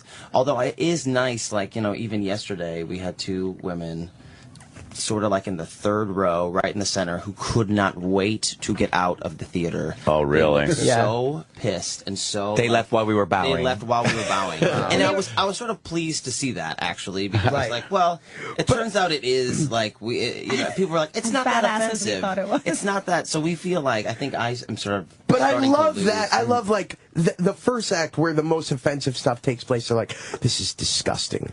You know, we'll just stay through the second act. Yeah, we'll come back after intermission, but then we have to leave at the very end. What's the point make of our that? statement in the last 10 seconds. When they're bowing, that's when we'll get them. We'll make our statement and exit during the standing ovation. That's smart. That's what happened. You know what's been really uncomfortable is lately there's been like little children in the front. But not only little children who sing every fucking lyric in the show along with us. And it's so disturbing because you see like a 6-year-old mouthing these disgusting words adorable. with you. You're like, God, this is terrible. But speaking of that, who's obsessed with Toddlers and Tiaras? Oh, right. Oh, yeah. I have not missed an episode. It's the craziest. Despicable moms and children that I cannot get it. I laugh my ass off when they start crying, when they take headers. Oh my God! I know when they fall off the stage, that's always best. When It's they just hilarious. Have like a That one girl that fell off the chair on her, she just face planted. Yeah, like this is great. My favorite is the mother of the 15-month-old child who's like, she's really gonna have to step up her game. I'm like, she doesn't walk. It's a blob. They're just bouncing in their arms. She can barely control her head With whore makeup on. The whore makeup. And press on nails. 15 months old. But what about this the is male a glitz. contestants? This is a glitz pageant, so we're gonna have to really go all out You're really a big and fan. get her the fake eyelashes and everything. Oh, please! I'm a huge fan. By the way, of that. I think you guys watch it for a lot different reasons than he does. Thank you, Jimmy. That has to be said. Thank you. I like when they really have to shake it up at the glitz portion. But what about the male contestant Brock? He was like he won everything because he was the only boy. The only boy and there. the contestant. Yeah. And actually, his mom, I was like, she's a hero because she was like, you know what? This is when he feels the most happiest and when he's the most himself. Yeah, when he's dancing on that stage. When he's on stage. But so depressing then when they pan to that audience and it's just like an empty Holiday Inn ballroom. It really is. Just like full light and folding chairs. One creep in the back. There is a creep just sitting there. Bathrobe. And it's that status, and you're like, why? It's not even like a full. Like No, because the only people in the audience are the parents of the other contestants. Angry fathers. Where is this? I have to watch Angry this. fathers, and some perv. What is it? Yeah. It's on TLC. Yeah, TLC. Yeah. You see the one with that Mackenzie girl? She's hilarious. She's my favorite. I want a crayon. Mom.